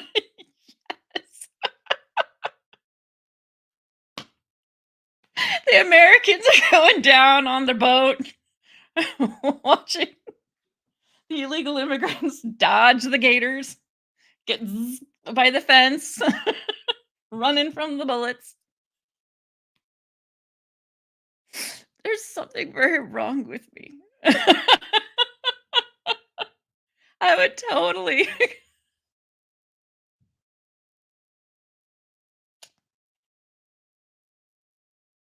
Yes, yes. Sponsored by Gatorade. That's why I married that man right there.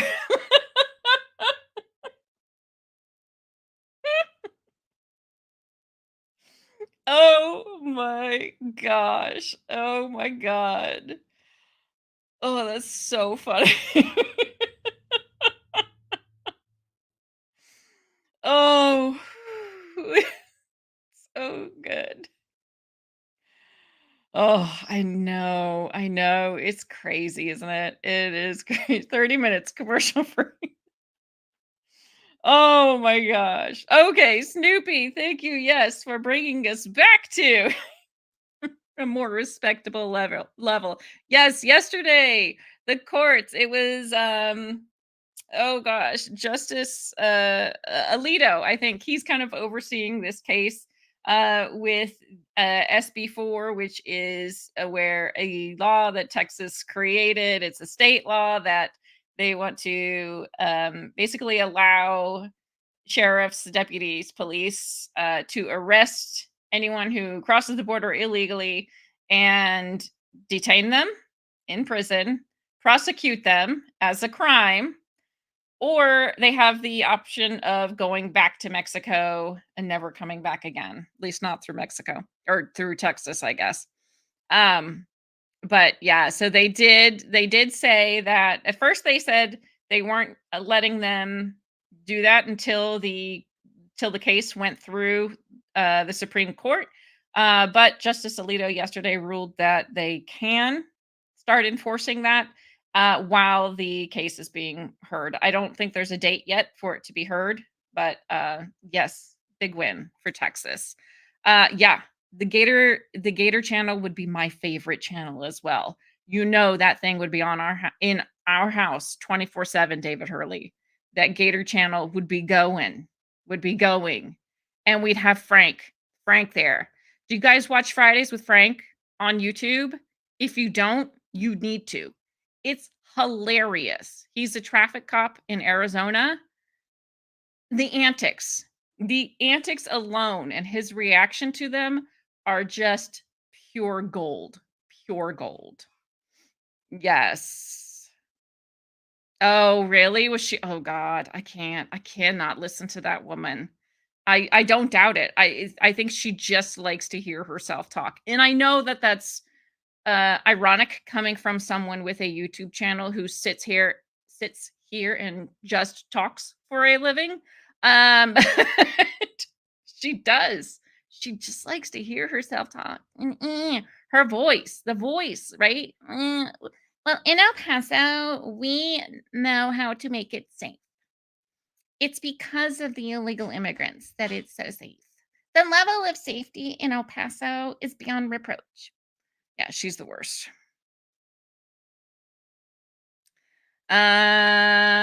Texas Hunger Games, Gator Games. Yes, Gator Games. That's the name of the channel right there. Sponsored by Gatorade. This episode of Gator Games is sponsored by Gatorade. I love it. I love it. And musicians, we know that gear is heavy. How do you carry it? With Gator gear. Oh my God. I can see this whole channel. This whole channel. I need to have it. I would stream it. I would totally stream it. It'd be streaming 24/7 on my channel. it would be amazing. I think it needs to happen. I think so. People of the world, hello, hello, hello. If anybody can do this, Donald Trump, if you're listening, not at all. We want the Gator moat. We want live Gator game feed. We need this. We need it. How good would that be? So good. The Democrats would be crying every day. This is inhumane. Well, Glenn should go in the river and rescue them. Go for it. We'll watch.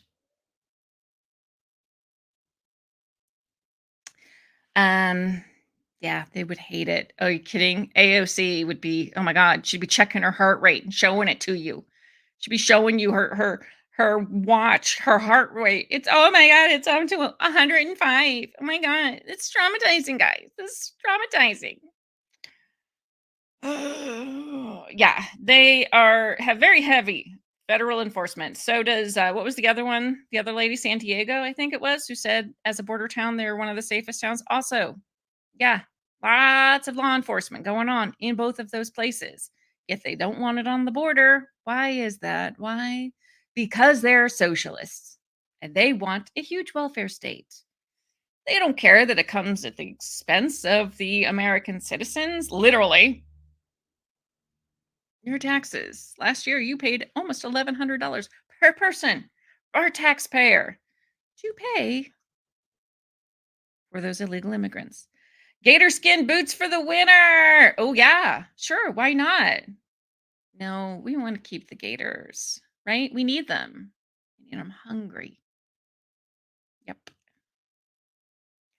She would just take pics of her crying at a completely unrelated fence.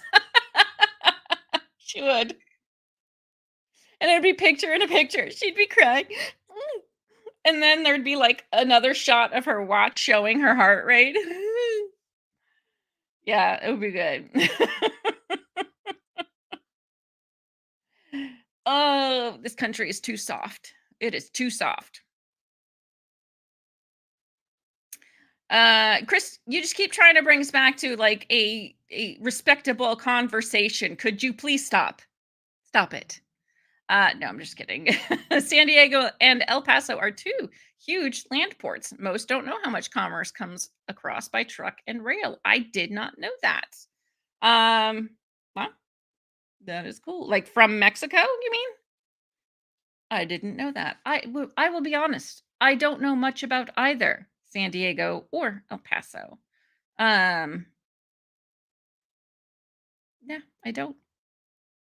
I don't. I spent a lot of my summers in San Antonio, but I don't think I ever went down to El Paso. But it's safe. It's safe. Gotta say it in that voice. Yes. I did not know that. Look, I have no problem with people coming across legally and working and contributing. But if you are not a citizen, 1, you do not get a vote. 2, if you're working, you're still paying some taxes, and yet you still don't get a vote. Do I care that you're paying taxes and think you deserve a vote? I do not. You don't. You're not a citizen. So until you become a citizen, you don't get a vote. Listen, I wouldn't go to another country, work, pay their taxes if necessary, and then say, I should have a vote. No, you shouldn't. You don't get a vote unless you're a citizen. I have lived in multiple other countries. I never expected to vote. People are crazy. The Riverwalk is safe too. The Riverwalk is beautiful. Oh, I love the Riverwalk. And Rudy's Barbecue. I can't remember what town that's in, but it is so good. So good. The brisket with the Wonder Bread, amazing. Like, change your life good. Those of you who know, you know, you know. Can see the cows behind her. Who? AOC or Escobar? All over Texas. Oh, is Rudy's all over Texas now? It's been a while. I was a teenager last time I was there, so it's been been a bit. I think there were only like, well, I think we would go to the original one, and I think they had just opened up another one, but that's awesome. Rudy's is delicious. It should be nationwide. It's so good. So good. Oh, really? Oh, well, good for Rudy's. Good for Rudy's. It was great. You would go, you'd order your meat, by like the pound. Uh, and you get some white bread, whatever else. And you go sit at these like almost like community tables. They were just long tables. And you would just sit down and eat. And it was so delicious. Dang. Like you didn't care that, you got like Jose from Chihuahua sitting next to you on one side and then, Mr. Escobar on the other side. You don't care. Why? Because you're eating that damn brisket and it's delicious. It's delicious. No, I really wouldn't care either way, but it is delicious. It is really good. So if anybody goes to Texas and you see a Rudy's, try it. Is it still good, Chris? Please tell me it's still good. I'd be so disappointed if Rudy's went downhill because they opened up more. Because dang, it was delicious. Oh, breakfast burritos. I don't think they had those when I went there. They're the best on the border. There's Rudy. Everything was so good. I just had their brisket most of the time. Like I'm gonna be honest, Rudy's is who got me into brisket. It was delicious. Now up here we have City B. We got City Barbecue. Yes, it's I know. I want to get some. It's so yummy. Now I'm making myself hungry for brisket. Oh, the fake fence AOC and cows, not people. There's one on my way to work and I lost stopping there. Oh dang. Well, the next time you eat brisket, think of me. I'll be with you in spirit. So yummy. So good. Like I said, we've got CDB here, which is pretty good. What am I saying? It's very good. It's very good. It's not Rudy's good, but it's good. Their brisket's a little too fatty for me. Rudy's, it's just like, like when it's been cooked properly and it's not that fatty, it's like the fat just melts into it and it's delicious. Just haven't found anybody who does it as well as Rudy's. It's so good. Yay. Yeah. I'm gonna get them, and then, you know what my response will be like, "F off, Chris. You know that I want that." No, please do. I'll live vicariously through you. Mhm. Yeah, please do. I wanna see if it still even just looks as good as it used to, is what I remember. Because, like I said, it's been a bit. It's been a bit, probably about 30 years since I've been there. Trying to think of when my mom moved out of San Antonio. I can't remember. I know I was probably, yeah, like right before I graduated high school or right around the time I graduated. So it's been a while. It's just been a moment. Yes. I would love to. I love brisket. I would try it. If I was down there, I would try it, man. I love a good brisket. Brisket and pulled pork. Both of those are things that have brought me out of being a vegetarian and or vegan. Pulled pork, that's my gateway meat. It's delicious. That, and I will be honest, a Big Mac. A Big Mac has also brought me out of being a vegetarian twice. I love a good hamburger. And I know what you're going to say. A Big Mac is not like a real hamburger, but it's delicious. Let's just say that, okay? We're not like the Democrats. We don't have to come riding in on our high horses thinking that, like, oh, that's not green meat. Oh, those Big Macs have a huge carbon footprint. No, they're delicious. They're delicious. You may hate yourself an hour later, but it was delicious going down. Yes, it was. Eating beef is secondhand vegetarianism. That's true. That's true. Because cows are vegetarians. That's true. So there you go. Right?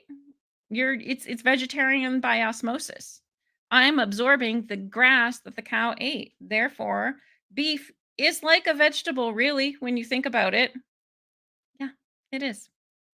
It is. Let me see what's going on the floor really quick. I'm just yammering on about absolutely nothing. Um, okay. Yeah, they're still voting. What are they voting on? Let's see. Um,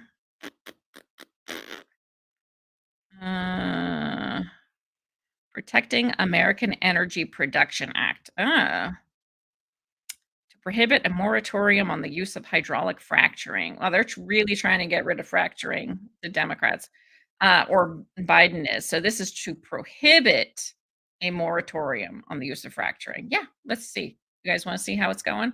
I'll put it up on a little like, hold on. Elk is really good too, Chris said. I have had elk. It is good. It is quite good. I agree. Let's see. Let me do this. Here we go. We'll just leave it like that. That's fine. Ring it. Yeah. Okay. So, oh yeah, look at most of the Democrats. No, we want to stop fracturing. Fracturing is terrible. You're hurting Mother Earth. You don't realize what you're doing? But they also want to stop. Well, I mean, you need to fracture in order to get. On this vote, the yeas are 229, the nays are 188. The bill is passed without objection. A motion to reconsider is laid upon the table. Yes, yes, yes. Thank you, sir. Pursuant to Clause 8 of Rule 20, the unfinished business is a question on the agreeing to the motion to recommit on H.R. 6009, offered by the gentlewoman from California, Ms. Porter, on which the yeas and nays were ordered. The clerk will redesignate the motion. Motion to recommit H.R. 6009, offered by Ms. Porter of California. H.R. 6009. What is the question is on agreeing to the motion to recommit. Members will record their votes by electronic device. This is a 5-minute vote. Motion to recommit and by vote. Recommit to what? So this is at the conclusion. Okay. 6009. Let me see if it says to require the director of the Bureau of Land Management to withdraw the proposed rule relating to oh, dear God, could they make this? Let's see. I'm gonna copy and paste this because this is a very ridiculously long title, and I'll just show you. This is what I think they're voting on right now. Where am I? Here we go. Porterhouse is up. Let's see. Are they talking again? Hold on. Not on mine. What are you watching? She's up on what, Chris? I don't see her. She must be on something else. Yeah, I mean, it's corrupt as heck, right? Like, we know that. I don't hear too much about them or from them anymore. Are they still around? They probably are. They were making millions. So they probably are. But, you know, the thing that drives me crazy is how they are viewing, what do they call us? Radical, right wing, or no, wait, extreme, MAGA.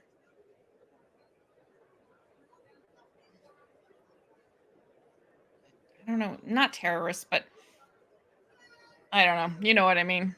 How they think that we are terrorists, like domestic. We're like the greatest threat to the nation at this point. Like, it's going nay fast. Well, let's see. Yeah, there's a lot of Republicans voting nay, a lot of Democrats voting yay. What was this one again? Oh, I didn't post it, did I? Okay. Here it is. To require the director of the Bureau of Land Management to withdraw the proposed rule relating to fluid mineral leases and leasing processes and for other purposes. Well, I don't know what the proposed rule is, but if the Democrats are voting nay,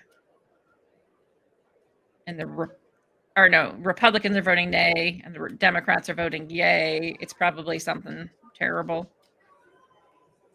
that will limit maybe the sale of natural gas. That's going to be my guess. I know that's been something they've been dealing with a lot lately, is natural gas. Let me see if I can look into it and see if it gives me anything more than that. Probably not.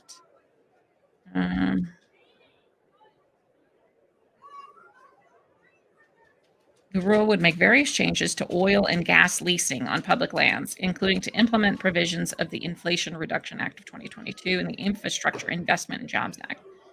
So oil and gas leasing on public lands. Just says various changes. I would have to go through. It's probably hundreds of pages long. They usually are. Can't mess with fracking. It's a no. It's a non-starter, right? If they want to mess with everything that could make us any money whatsoever. They don't want oil. They don't want liquid natural gas. It's part of the Democratic Socialists of America's initiative.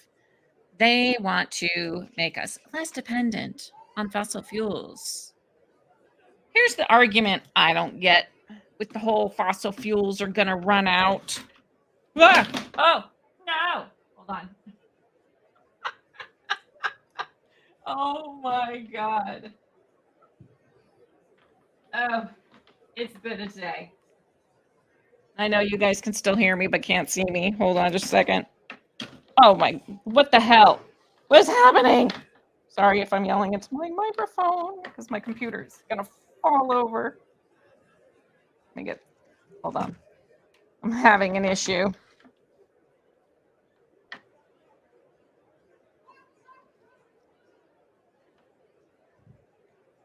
Oh, for the love of God. Okay.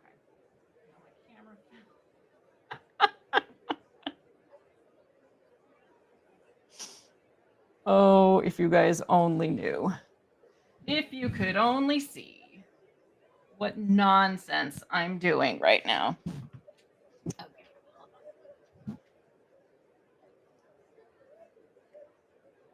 I got to get it all resituated. That was awesome. Okay. I'm back. I have not been day drinking. I have to have it like propped up, like everything propped up. Otherwise the like camera's like here. Sorry, that was very close too. And whoopsie. On this vote, the yeas are 204, the nays are 211, and the nays, the motion is not adopted. The question is on the passage of the bill. Those so in favor, good. please say aye. That's so good. Those opposed say no. The ayes have it. Mr. Speaker. What? Yikes. For what purposes does gentlewoman from California rise? Thank you, Mr. Speaker. I request the yeas and the nays.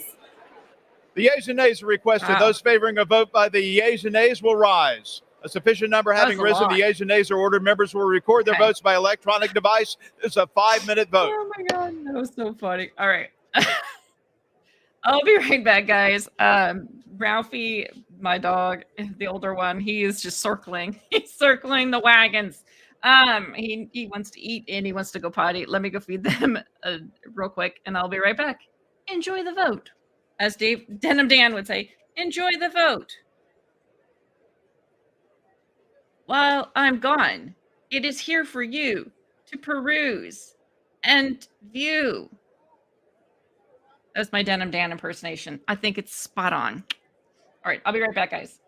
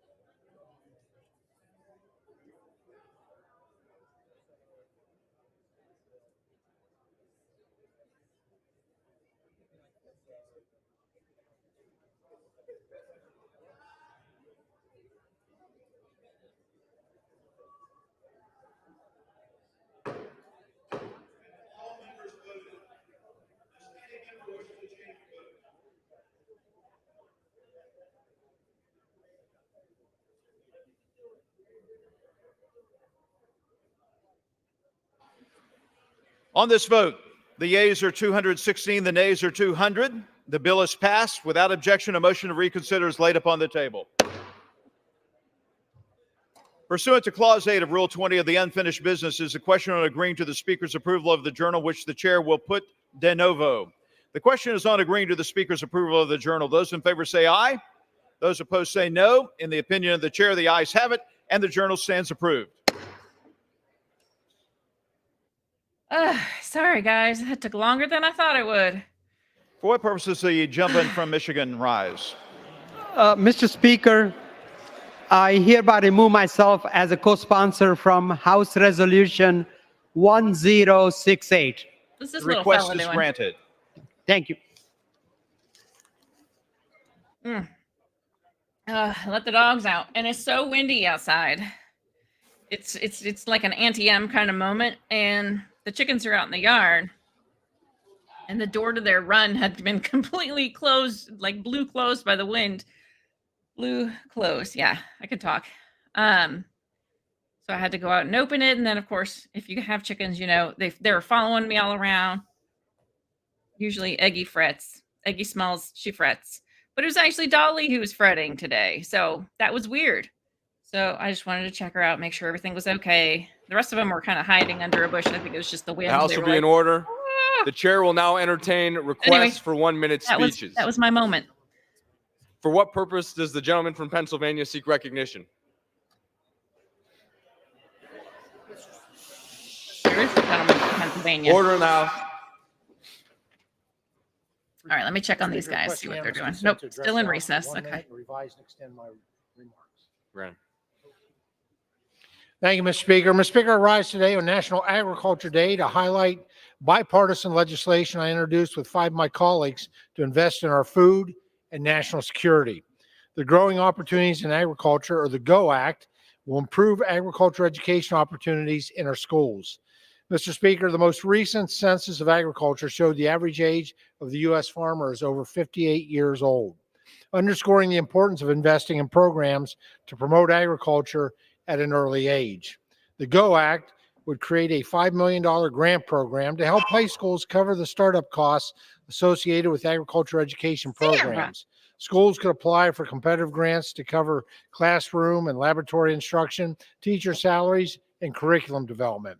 I've seen firsthand the impact agriculture education has on our communities. In my district, FFA and 4-H programs provide students with the opportunity to discover different careers across the agriculture industry. I hear directly from these students and educators how valuable these programs are and the role they play in shaping our next generation of leaders. Mr. Speaker, investing in education is the most common sense way to prepare individuals who are passionate about a career in agriculture, and I urge my colleagues to support this legislation. Thank you, Mr. Speaker, and I yield back the balance of my time. For what purpose does the gentleman from New Jersey seek recognition? Without objection. Without objection.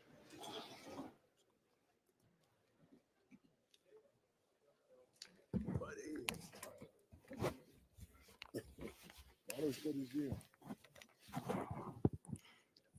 Mr. Speaker, I rise today to present a solution to the McDonald's ice cream machine problem. Angry customers have flooded social media with posts about broken machines. McDonald's even jokes about it, but it is not a joke. and it is a problem McDonald's refuses to fix. The company limits franchise owners regarding who can repair their machines and denies them the right to find local repair workers to save them time and money. Now, President Biden wants to give the American small business owner more repair freedom. It's called the right to repair, and it would loosen copyright laws to permit small business owners to repair their own machines. If successful, the move would save customers and small business owners millions of dollars per year, and McDonald's customers could finally get their ice cream consistently again. It is another way President Biden is fighting for the American people and for the right to have ice cream. Time has With expired. that, I yield back. For what purpose does the gentleman from South Carolina seek recognition? Without objection. Thank you, Mr. Speaker. The House Republican majority is delivering on behalf of American families. We're fighting to tackle inflation, create jobs, defend national security, make national America energy independent again, secure the southern border, preserve our constitutional freedoms, restore the voice of the people, and more. Highlights of Republican accomplishments include passing the Secure Border Act, the Fiscal Responsibility Act, the Lower Energy Costs Act, the Parents' Bill of Rights, the Condemn War Criminal Putin Kidnapping Act, the Protection of Women in Sports, No Funds for Iranian Terrorism, Born Alive Act. House Republicans will continue with the leadership of Speaker Mike Johnson to reduce inflation, create jobs, and keep American families safe. In conclusion, God bless our troops who successfully protected America for 20 years as the global war on terrorism moves from this Afghanistan safe haven to America. We don't need new border laws. We need to enforce existing laws. Biden shamefully opened borders for dictators as more 9/11 attacks across America are imminent, as warned by the FBI. That's right. For what purpose does the gentleman from Texas seek recognition? Without objection. Mr. Speaker, I rise to commemorate the life and legacy of the amazing Darylyn Rouse Davis. She was born in Corsicana, Texas, and graduated from college in Tyler, valedictorian, and made her way to Fort Worth, where she became a legend in education. But while she was in college, she joined the Alpha Kappa Alpha sorority, and she rose over the years to the position of South Central Regional Director, which is a very prestigious position. Darylyn did so much throughout her life and activism. She helped found the Texas Coalition of Black Democrats. She was an entrepreneur, did so much. And I will tell you, one of the most amazing things that Darylyn did, and it makes me sad that she passed when she did, was when the AKAs had their annual convention in Dallas back in 2000. Darylyn was like, the AKAs are going to come and see Fort Worth too. And she pulled together 3 or 4 buses full of AKAs and brought them to the stockyards and historical Black communities in Fort Worth. Because as someone said, Darylyn was a doer and knew how to get things done. I give my deepest condolences to her daughter, Jefflyn, and all of her friends and family that loved her so much. Darylyn, we are going to miss you. Thank you for all of your greatness and everything that you did. Mr. Speaker, I yield back. Thank you. For what purpose does the gentleman from Georgia seek recognition? Unanimous consent to address the House for 1 minute to revise and extend my remarks. Without objection. Mr. Speaker, I rise today to congratulate Mr. Alan Burns, who is retiring after 16 years as the Executive Director on the Coastal Regional Commission. Mr. Burns obtained a BS in Sociology from Georgia Southern University and a Master of Science in City and Regional Planning from Clemson. He started his career in the city of Clemson as a community development specialist in 1980. He served South Carolina for 28 years, specializing in economic development and planning. For his work, he obtained numerous awards for community development statewide. In 2008, Burns became executive director of the Coastal Regional Commission, the CRC, where for the next 16 years he led growth of coastal Georgia. The CRC developed successful plans that improve transportation, local growth, military preparedness, and efficiency. As Mr. Burns enters retirement, I would like to thank him for all he has done for the 1st Congressional District of Georgia. Thank you, Mr. Speaker, and I yield back. Thank you. For what purpose does the gentleman from North Carolina seek recognition? Without objection.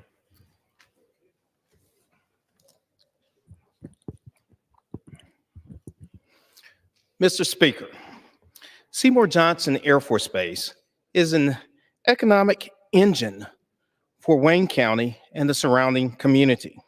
Even so, there's discussion the Air Force may dissolve an entire fighter squadron at the base, consisting of 26 F-15E aircraft. Doing so would rip away about 520 jobs from Wayne County, one of the most economically distressed counties in our state, in a congressional district that ranks 422 of 441 in median income. Adding insult to injury, the potential job loss of another 6,000 jobs from a menthol ban with no plans to replace them. As a former Air Force officer who grew up working in the fields, I must admit I'm left scratching my head right now. These decisions will hamper us, a part of the state that is already struggling. I urge the administration to reconsider these positions. Mr. Speaker, I yield back. Thank you. For what purpose does the gentleman from California seek recognition? Without objection. Thank you, Mr. Speaker. So the Biden administration has released yet another round of extreme regulations that are going to hurt consumers and the American economy. This one is on an extreme climate regulation plan. I think we're having one of those moments manufacturers where to transition to electric any vehicles. speaker can come up and they all have a in order minute to get talk rid about of carbon anything they dioxide, want. which I remind you is only 0.04% of our atmosphere.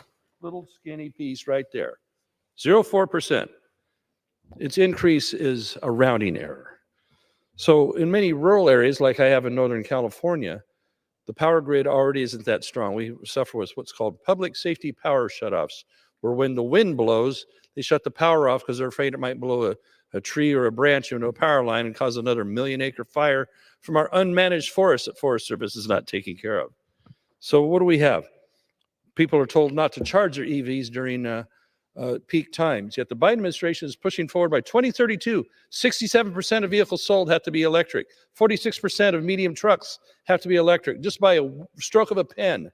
These guys are not on your side. I yield back. Thank you. For what purpose does the gentleman from Illinois seek recognition? Speaker, I seek unanimous consent to adjust the House for 1 minute to revise and extend my remarks. Without objection.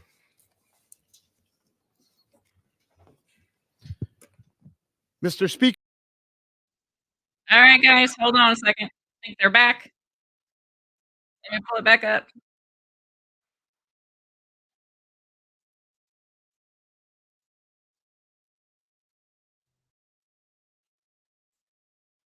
Ugh. Well. Spouses in the White House as vice president or president. I did not. I can't speak to that. Did you ever observe, while observing the Bidens install a family member to be the co-chair of the DNC? I'm sorry, ask the question again. Did you ever observe the Bidens install a family member to be the co-chair of the Democratic National Committee? I did not. Did President Biden or anyone in his family take $2 billion from the Saudi government? Not that I'm aware of. Did President Biden or anyone in his family get fined $355 million for tax fraud? Not that I'm aware of. Mr. Parnas, as you've observed Mr. Bobulinski today and his fealty and dedication and loyalty to the Trump family, is that something you recognize as somebody who was also in that cult before? Absolutely. Is there hope for our man Tony here? Very little, I think, until he hits a brick wall. And in your experience, on a scale of 1 to 10, how eager was the Trump campaign in your interactions to manufacture dirt on Joe Biden? 1 to 10, 10 being the highest. 10 plus. 10 plus. Would it surprise you, Mr. Parnas, that the Russians and in their disinformation campaign outlets have often cited Chairman Comer's testimony and allegations against the Biden family to make their own allegations against Joe Biden? No, it doesn't surprise me because that's exactly what they want to happen. Mr. Chairman, it's over. It's over. It's time to pack it up. And I want to give you the top 10 reasons why So dramatic. impeachment is dead. He's a Number turd, 10, too. your key witness today is testifying Exactly. from the slammer. Number 9, key evidence of a bribe that you all relied on. Your key The guy who witness said that has has already been served indicted his for lying time, about that bribe, which was and he's a shortened Russian because asset. he agreed Number to 8, help testify against another Trump. key witness has been indicted as a Chinese agent. Number 7, during the Hunter Biden interview, You would know Mr. about Chairman, Chinese you agents, didn't even wouldn't stay you, for the Eric? whole time. Number 6, Chairman Jason Smith didn't show up at all to the Hunter Biden interview. The same day, number 5, Darrell Issa said it's a big nothing. Number 4, today Jim Jordan began his remarks not by relying on any evidence for this investigation, but he went off attacking the DOJ about what they're doing with the Catholics. Number 3, you all still have not sent the articles of impeachment for the Mayorkas impeachment to the Senate, and that happened last month. Number 2, you're now talking about a criminal referral, but if you had evidence for a criminal referral, then you have evidence to impeach somebody for high crimes and misdemeanors. And number 1, and I'm sorry to say this, Fox News isn't even carrying this today. In fact, one of their anchors, as they broke away 10 minutes in, said, this is the same hearing over and over and over. At what point are you going to fish or cut bait? So I just have to tell you, it's over. Impeachment's over. Dunzo. Bye-bye. Rigor mortis. Lights out. Curtain drop. Mic drop. Peace. Adios. Sayonara. Oh Au my revoir. Or a language that you all understand. Doi sivdanya. Did I say that right, Mr. Parnas? Yes. I dare you to impeach, but you won't because you don't have the evidence. And because you don't have the evidence, you don't have the No, votes. if they don't impeach, Guys, it's because it's dead. you guys, So, there's not I'm here enough to people pronounce who the would time of vote, death. evidence or not.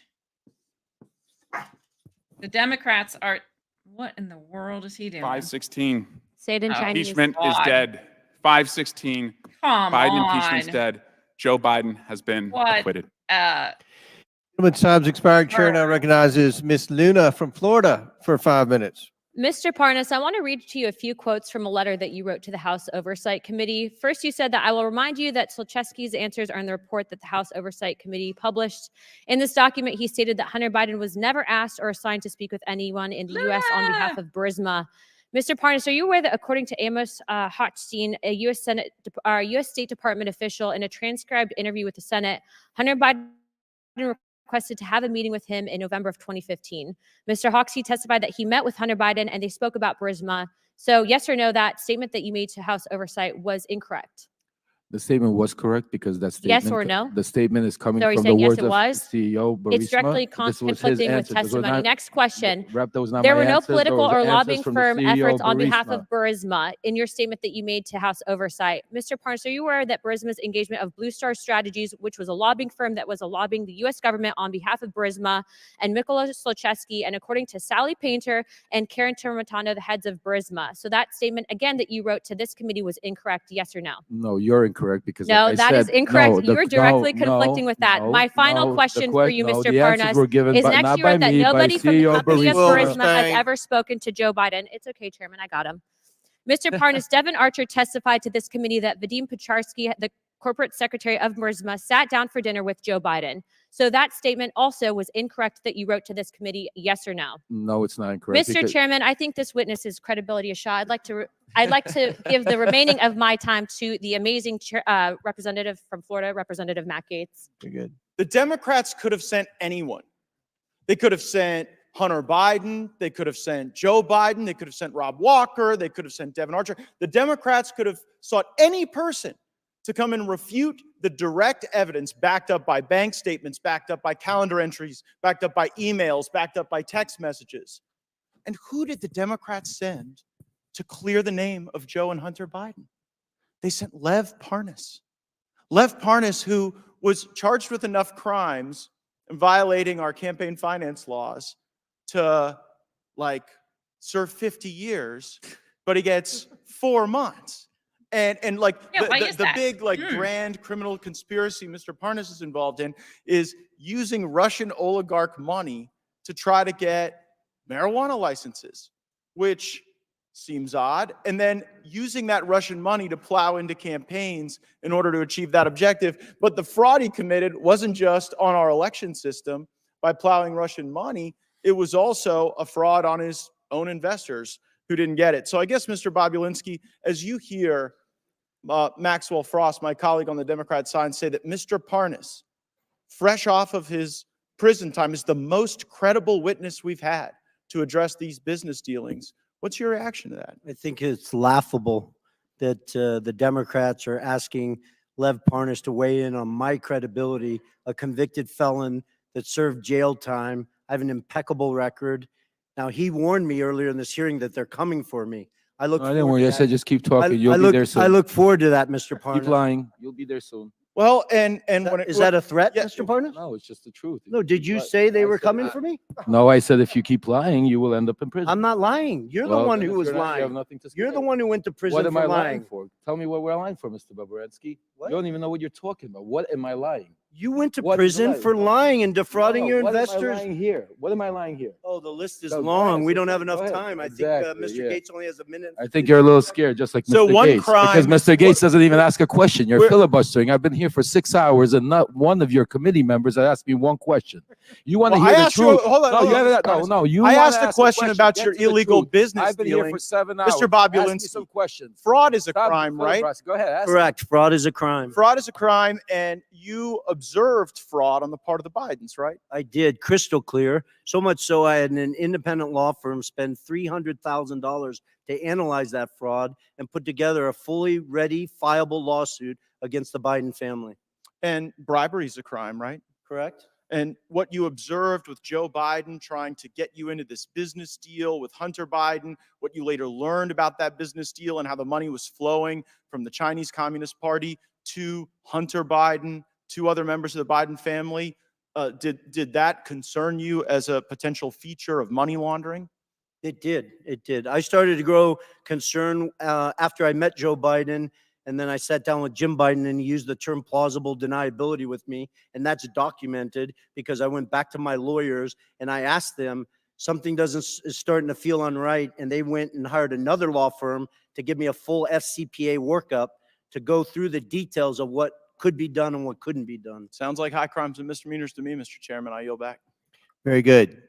Chair now recognizes the chairwoman of the House Education Committee, Ms. Fox from North Carolina. Dr. Fox. Thank you, Mr. Chairman, and I want to thank my colleagues for what you have been doing here today, unraveling these issues. Mr. Galinas, in your written testimony, you state that your, quote, objective was to build a diversified private equity platform which would be anchored by a globally known Wall Street brand together with a globally known political name, Biden, end quote. Is it correct that Harvest Fund Management, a $300 billion Chinese financial services company closely connected to the Chinese Communist Party, CCP, was interested in partnering with you and your business partners? Yes, that's correct. Thank you. Why was the CCP connected Harvest Fund Management interested in doing business with you and your partners, Hunter Biden and Devon Archer? The only plausible reason, and the reason that we even discussed, was because of the access that it provided. There was a quote that was attributed to Henry Zhao, the chairman, that talked about the access that it provided. So there's documentation that was contemporaneous that said what their interest was, and that interest was political access. Thank you. Is it correct that Harvest Fund Management believed that Joe Biden would take a seat on that company's board after his vice presidency ended? Yes, that's correct. And there were emails to that effect around that time that were circulated by people who were there as part of those conversations, including the golf outing. Thank you. Are you aware of Hunter Biden ever speaking to his father, Joe Biden, about the plan to have him join the board of Harvest Fund Management? Yes, I witnessed that, yes. It seems clear that Joe Biden was aware of his family's use of his office and influence to do business with America's adversaries, and therefore a choice to pursue personal gain over national security. Mr. Bobulinski, is it true that former Vice President Joe Biden met with Xi Jinping, the chairman of CEFC China Energy? It is based on Rob Walker saying yes to that in a transcribed interview. I personally was not at that meeting. When did this meeting take place based on what Mr. Walker said? Yeah, in my understanding, it would have been February 2017. After they had a meeting in Miami, I believe James Gillier got on the corporate jet of CFC and flew with Yi Jianming and Director Zhang to DC in preparation for that meeting. After this meeting with former Vice President Joe Biden and Chairman Yi, were any payments made to the Biden family or associates? Yes, well, it gets to that point of obfuscation. $3 million was wired to Rob Walker's account on March 1st. Actually, they sent two wires. The first wire got kicked back, and then they sent a second wire on March 1st, 2017 to Robinson Walker LLC. And then as your committees walked through today, they parsed that out to the Biden family in numerous different payments. Thank you. Mr. Chairman, it is clear that Joe Biden is the common element in all of Hunter Biden's attempts to do business with China.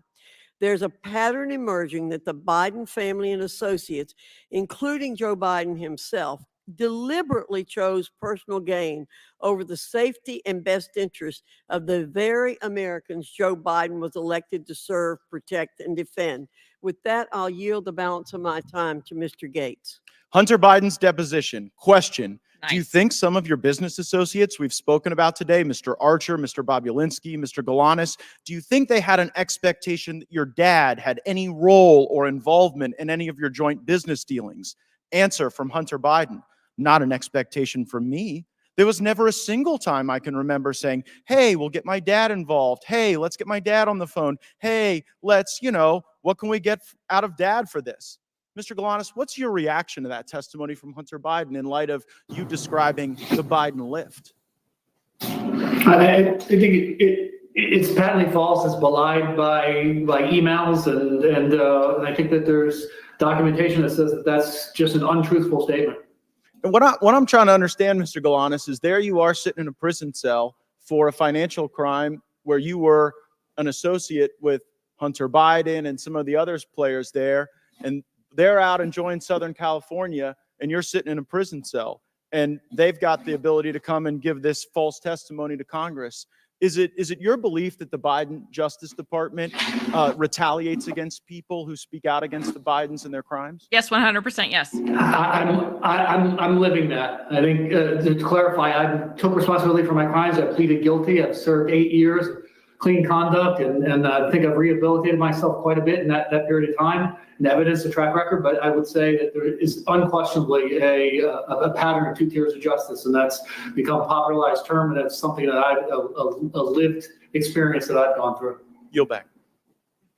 Before I recognize Mr. Waltz, for what purpose does Mr. Bigg seek recognition? I want to include an article in a record.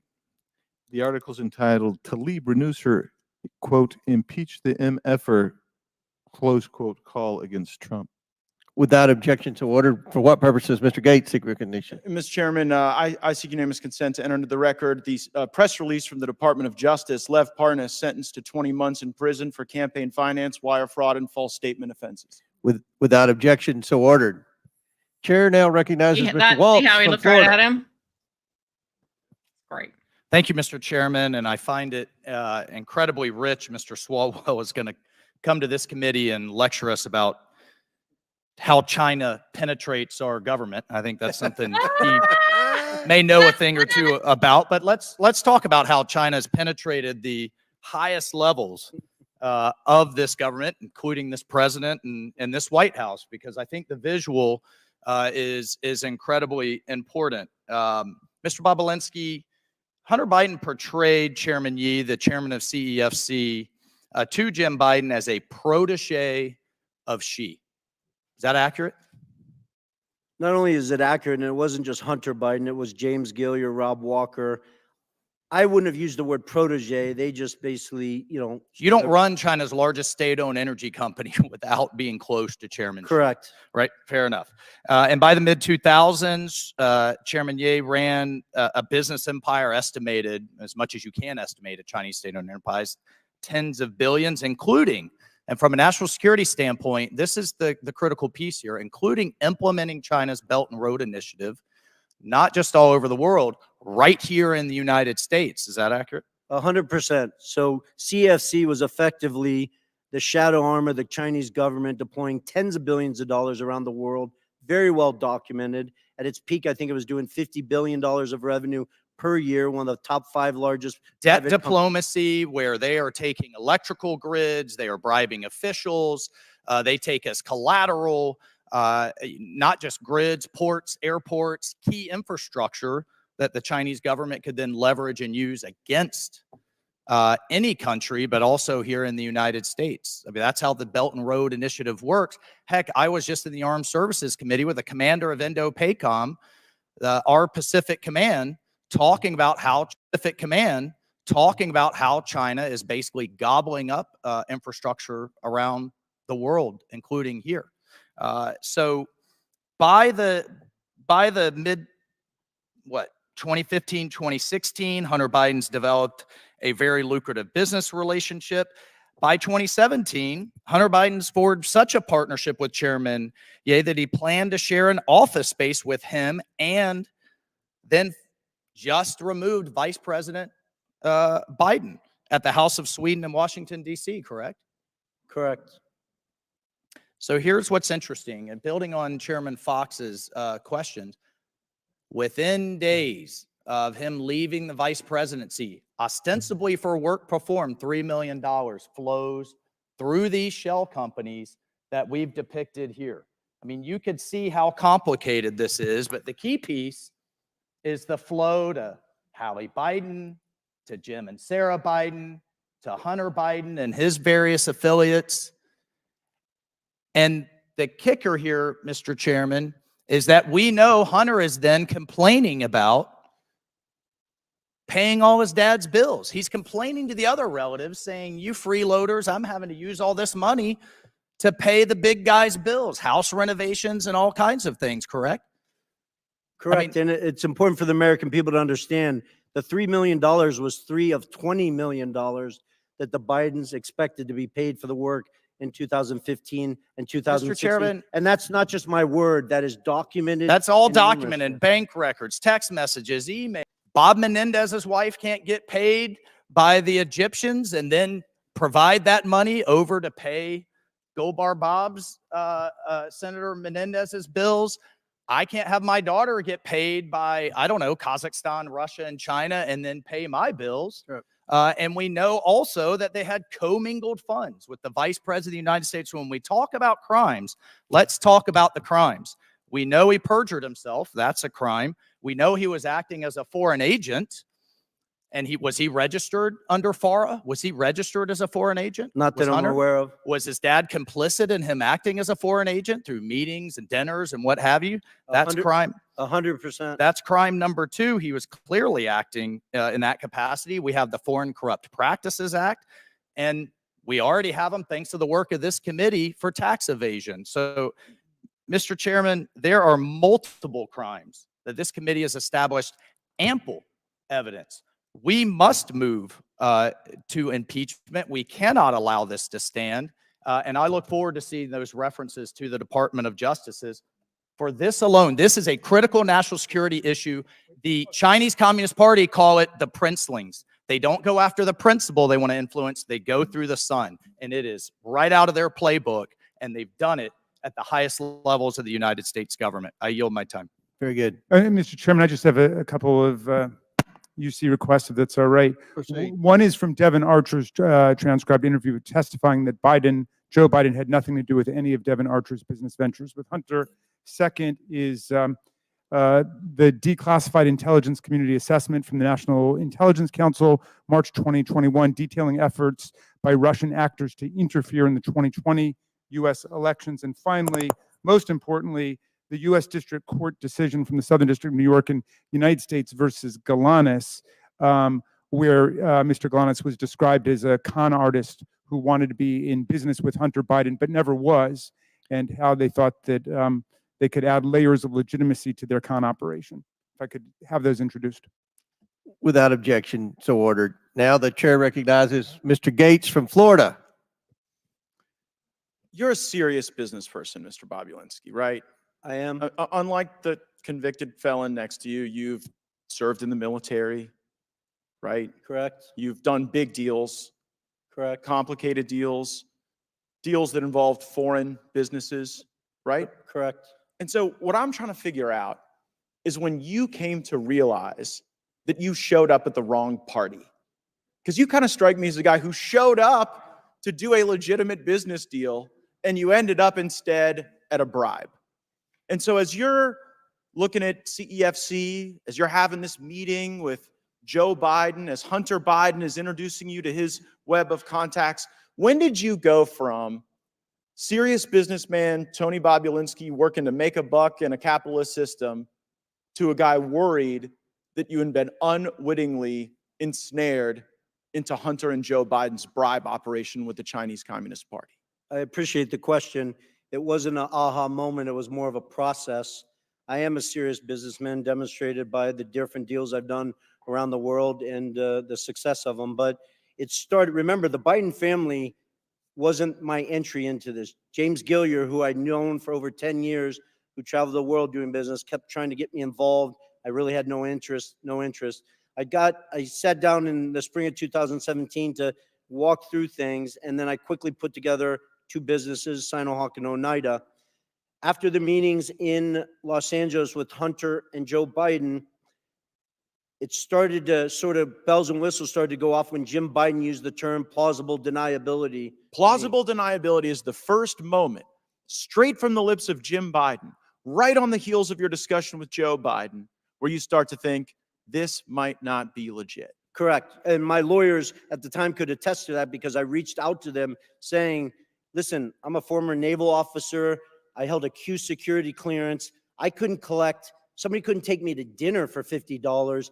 This just does not make sense to me. But you proceed, and then later this thing starts to get a lot uglier. What's the moment you go from, okay, your spidey senses are up, you're analyzing this, to now you know this is a crime that you are bearing witness to? The end of July, when the Biden family put them right front and center in the middle of a $9 billion transaction between the Russian state-owned energy company Rosneft and CFC, a surrogate for the Chinese Communist Party. And was there ever a time in the deals you were involved in where you started to see the money move around the legitimate business enterprise and toward the pockets of the Bidens? Well, the challenge, Mr. Gates, with that is at the time they moved the money, right? You guys have the text messages where Hunter Biden shook down Director Zhang, but I was not aware of that. I spent a year asking questions of, this doesn't make sense to me. Where's the money? I stepped in and had lawyers work to dissolve the two entities.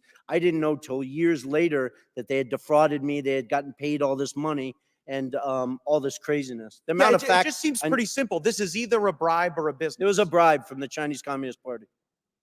And I don't say that lightly. There's 1,200 pages, 8 days of testimony in the Southern District of New York. I encourage everyone watching me, hearing me say this, they're publicly available. Go read them. Our Department of Justice outlines in intimate detail the corruption and bribes that CFC was deploying to political officials all over the world. It wasn't so just in I'm the here United to States. believe that they did this in every other country, but with the Biden family, it was pristine. It was an actual clean business. That's absurd. And you came to know that, and that's when you blew the whistle, right? That's when you started to get worried when you saw Joe Biden. I stepped away from it. There's the whistleblowers. I can't give them kudos enough for the bravery and the risk they put their family in. They publish stuff where I am voicing the concern of the Rosneft deal. And you animated your concerns when you saw that this wasn't just a corrupt bribe, a corrupt business deal happening to a guy who used to be vice president. When you see that everyone's made a big deal like you're a bad guy that you showed up at the debate, or you're trying to give life to these facts that you've observed, that it's so bad that you did that during a political contest. But observing this, it kind of seems like it would be unpatriotic for you to stay quiet. Of course. And so, I mean, Joe Biden running for president clearly motivated the Chinese to consummate this bribe. Did it also motivate you? Well, I didn't want to go public. I wanted to simply unload all the facts, personal experiences. It's funny, there's 18 people on this committee with law degrees, including, I think, Mr. Swalwell. Evidence, firsthand testimony is the most powerful evidence you have. I've given it, Mr. Galanis has given it, along with a whole host of other witnesses. Then on top of that, I have thousands of documents and pages of legals and stuff like that. That's what's I interesting, wanted to Mr. simply Bobolinsky. give this information. Yeah. But that's Congressmen the and thing. senators. No and one let them do questioned their any of job. your facts. No one brought a single piece of evidence that even for a moment discredited any of the truthful testimony that you've given us. No, I see they my did time's not. expired. I yield back. Gentleman yields back. That concludes our questioning. Again, want to thank the witnesses. We are going to close now, and I will yield to the ranking member for a brief closing statement. Great, and I'll take an extra 32 seconds as Mr. Gates did. Well, and while we're on Mr. Gates, he seemed to be upset about a couple different things. One was fraud, which was fascinating to me, given that his hero, Donald Trump, has just been convicted civilly of bank and insurance fraud in New York in a civil case, and now owes, I think it's $454 million, unless that's gone up with interest. I think he's having a hard time making that, but I'm sure that Mr. Gates's constituents will help him out as they're shaking down Republican voters. You can pay either for Donald Trump's criminal lawyers or his civil lawyers. That's the big political choice, I suppose. Yeah, and why is he being He's also prosecuted so upset much? That's so odd. about China. You think? Well, if you check out the Democrats' report, White House for Sale, how princes, prime ministers, and premiers paid off President Trump, you'll find that China actually gave more than $5 million to Donald Trump while he was president of the United States, in direct violation of the emoluments clause, which says that nobody in federal office shall accept a present, an emolument, which means a payment, an office, or title of any kind, Really? whatever, And why didn't from you a go king, after a him for prince, that? or a Could you foreign go after him state. for everybody else? And we spent the day, everything again, jawboning about Hunter Biden, who has never held public office, and he's never done business with a government. And yet we have right in front of us, in front of our very eyes, mammoth corruption, unprecedented U.S. history by Donald Trump as president. And my friends don't say a single word about it, but he wants to lecture Mr. Parnas about the illegal donations he made on behalf of pro-Trump super PACs. I've noticed something interesting with the people who have finally disenthralled themselves and gotten out of the Trump cult, as Mr. Parnas puts it.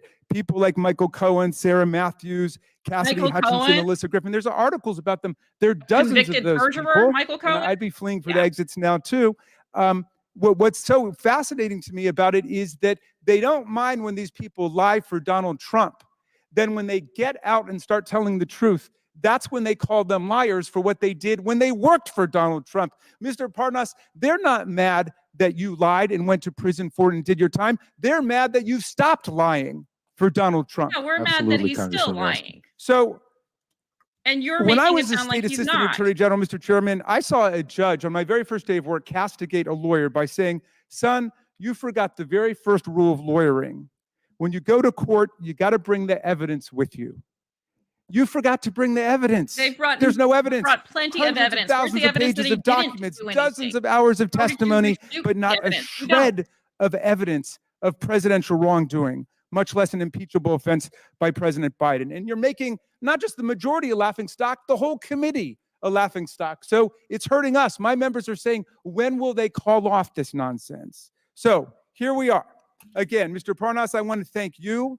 You have explained to America that the allegations at the very foundation of this inquiry were predicated on Russian propaganda and disinformation, just as they were at the start of the hit job that you and Rudy Giuliani were sent to do back in 2018 and 19. And I want to thank you for showing America what real intellectual honesty and personal honesty look like, and how you can grow out of the deranged Trump syndrome that so many of our colleagues are still suffering from today. It's time to call this investigation for what it is, Mr. Chairman. It's not just an embarrassing failure and an historic failure at that, but it's an historic betrayal of democracy, freedom, and the rule of law, as Vladimir Putin tramples the freedoms and the democracy of people in Ukraine. We should be spending our time standing up for democracy and not tarnishing it with spectacles like this. I yield back. I should have brought my waiters from the farm. I want to thank our witnesses for being here today. Mr. Bobolinsky, Mr. Galanis have delivered testimony in front of the American people directly implicating President Biden and his family's influence peddling schemes that brought over $24 million into the Biden family and their business associates' pockets. For what? I never heard the minority say what they did or what business the Bidens were in. Mr. Bobolinsky and Mr. Galanis have provided documents supporting these claims and provided hours of testimony to this committee. Mr. Bobolinsky and Mr. Galanis have not changed their stories. Mr. Bobolinsky and Mr. Galanis did not ask for this hearing, but they showed up for it because they have nothing to hide. I also invited Hunter Biden to this hearing, in part due to his own request that he be allowed to provide transparency and testimony before the American people. Or at least he did request this hearing, and then he sat for a deposition with the Oversight and Judiciary Committees. Now he's nowhere to be found. Mr. Bobolinsky, Mr. Galanis, and others have implicated Joe Biden in the Biden family business. Hunter Biden denies his father's role in the Biden family business. This is a material discrepancy among witnesses of the highest order. I attempted to solve this problem by getting the witnesses in the same room together to straighten out any misunderstandings. It should be clear to the American people that Hunter Biden's word is as valuable as the fake services he was selling. And this committee will not play games or belittle the institution of Congress by allowing Hunter Biden to call the shots about who he testifies with or when he does it.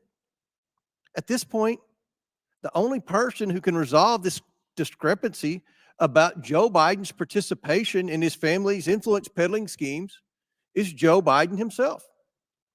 As I said at the beginning of this hearing, Joe Biden was either used by his family over and over again and paraded in front of his business partners to rake in millions of dollars, or he knew exactly what he was doing to enrich his family. Joe Biden was either complicit or incompetent. And the American people deserve to know which one it is, which one it was. But neither is acceptable for the leader of the United States. I don't think anyone believes that this is acceptable behavior for the family of the President of the United States to receive tens of millions of dollars from our adversaries around the world, and they can't say one single thing they did to receive the money. Nobody supports that. I don't care if you're Democrat or Republican, if you're from a big city or a small town. That's not what this democracy is about. That's not what the founding fathers set up. They set this up that we have public servants come and provide their public service and then go on. They did not set this up for public servants to enrich themselves through their family, through influence peddling. No one is denied. Is anyone denying, Mr. Raskin, that the Biden family was influence peddling? Nobody denies that the family was influence peddling. What we have here is a major discrepancy on what role Joe Biden played. We know the three former Biden associates say that Joe Biden was actively involved and knew full well what the schemes were, what the family was up to. But we have Hunter Biden testifying under oath that his dad didn't know.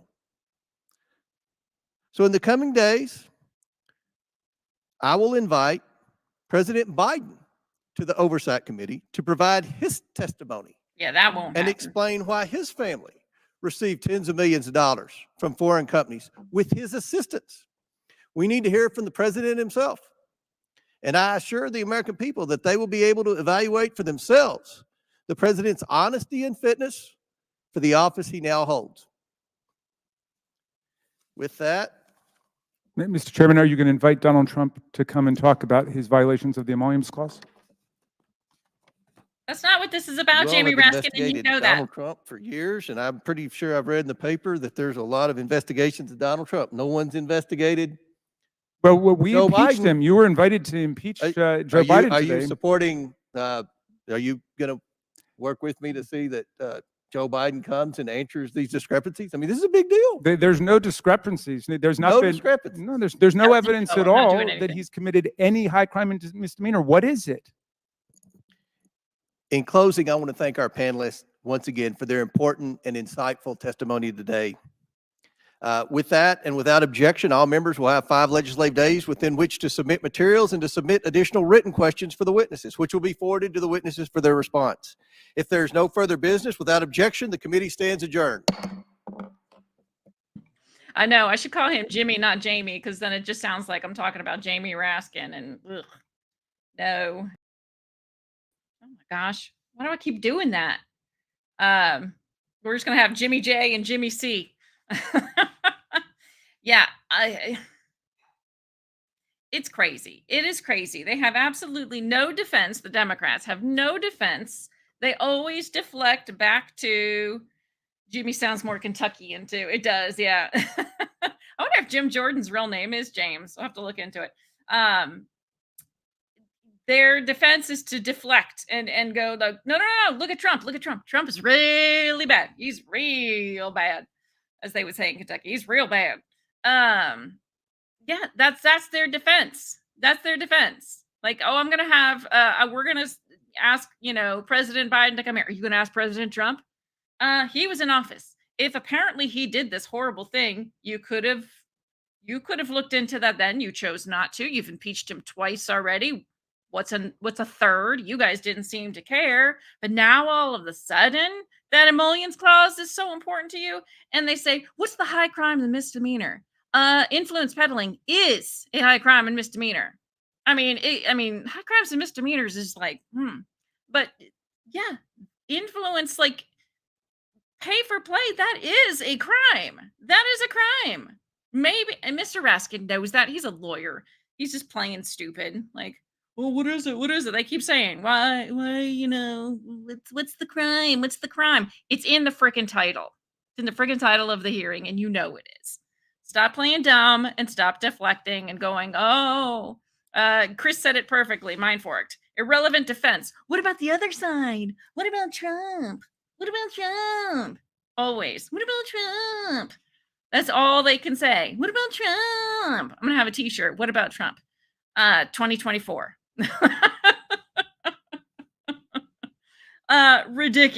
Ridiculous.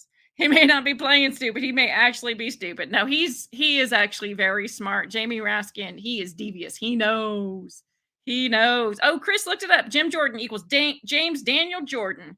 Yes, JD. JDJ in the house. I like Jimmy J. So we got Jimmy J and Jimmy C now. All right. We'll go Jimmy J and Jimmy C. Yeah, because Jamie Raskin, we never want to conflate James Comer and Jamie Raskin. Two totally different vintages. Yeah.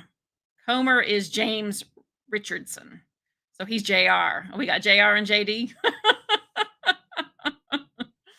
Oh my gosh, that was so good. I mean, have you ever seen a better hearing than that? Like, we've been doing this for almost 8 hours. Normally, I would be exhausted by hour 3. Like, I'm going to be honest. It gets exhausting sometimes. It really, really does. 8 hours. And I'm like, oh, they're ending it? Oh, man, they're ending it. Dang. JD and JR plus 2 Florida men. Oh, my goodness. That was crazy. And the witnesses going back and forth. Oh, my gosh. So good. It was so good. You got the little Ukrainian fella and then, Frank and Beans, and they're going back and forth. Oh my gosh. I thought fisticuffs were going to occur. I really did. Oh goodness. It was so good. and perhaps one of my favorite moments. Oh, what was his name? You guys, oh my gosh, I can't remember. The one, the representative who brought down Eric Swalwell and said if anyone would know about penetrating China, it would be Eric Swalwell. Oh, dang. That was so funny. So funny. Oh, he was so good though when he was like, I should have brought my waiters. Waltz, thank you, Chris. Oh my gosh, that was hilarious. Oh, he's Florida man number 2. It was so good. I was like, oh, that the angels were singing down from heaven above. Oh my gosh, that was so funny. There was just so many moments in AOC with her lies, lies. Oh my God. It was so good. Fannie Willis style lies. Oh my God. I don't know. I don't know. Okay. Do you think there's any chance that they will actually get Joe Biden to come and sit in front of the Oversight Committee? I'm going to go with 100% no.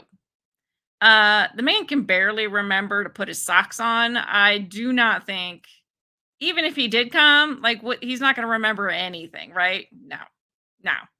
And grilling your own witness. Yes. Oh, that was good too. That was what's her name? Miss Stansberry? Is that what it is? There's too many of them. I forget some of the names, but oh my gosh. Oh, you missed some good stuff. Caught most of it. Great streams. Thank you for being here. Oh my gosh. There was not a dull moment. There really was not a dull moment in almost 8, well, let's say 7 hours because they took some breaks.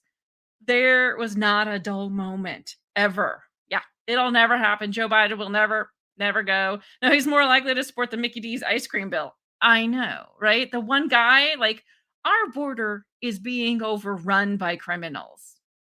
But Joe Biden wants to make sure the American people can have their ice cream. Come on. Come on.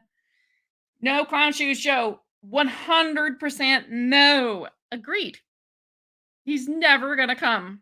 But hey, props to Jimmy C for saying he's going to try. I mean, it would be great. It would be amazing. Like it'd actually probably be silly. Like it's not silly. It would be sad. It would be sad because you'd see, can you imagine him sitting there for 8 hours trying to answer questions? Like he has to ask his aides if he can answer questions about to the press. And usually it's a no. They walk him off. Yeah. They just need to call it like an ice cream social. We're gonna have a little oversight committee ice cream social. Joe, we would love to have you here. We're gonna have chocolate chip because we know you love it. And just have a seat. Yeah, this table. Look, we set out this table. We got toppings. We got waffle cones. We've got it all right here at this table. So we can be face to face. We'll just have a little family conversation. That's all. That's all. That's what they need to do. I think that's the key right there. And yeah, he'd be like grandpa, falling asleep in the middle of dinner, right? Yep. Ice cream social. I'm telling you, it's the way to go. Right? I know. Well, that's why they have the bill. They want to make sure those ice cream machines are fixed. But yeah, it's the Biden ice cream social. That's how they get shit done in Washington. It's the truth. With sprinkles. Oh, man. Guys, that was so good. I can't even, I didn't even take notes. That's how good it was. I was so enthralled that I did not even bother to take any notes today. Usually I do, so I can hit some points for you guys, but no. It was just all good. I mean, if you missed it, you got to go watch it. I know it's 8 hours long. You can fast forward, do it on time and a half or whatever, but it's so good. The whole thing, ice cream social gate. Yes. I'm going to change the name of this. I'm going to change it to Biden impeachment, ice cream social gate. I think that's what we have to do, right? Something like that. People will be like, what in the world is this video?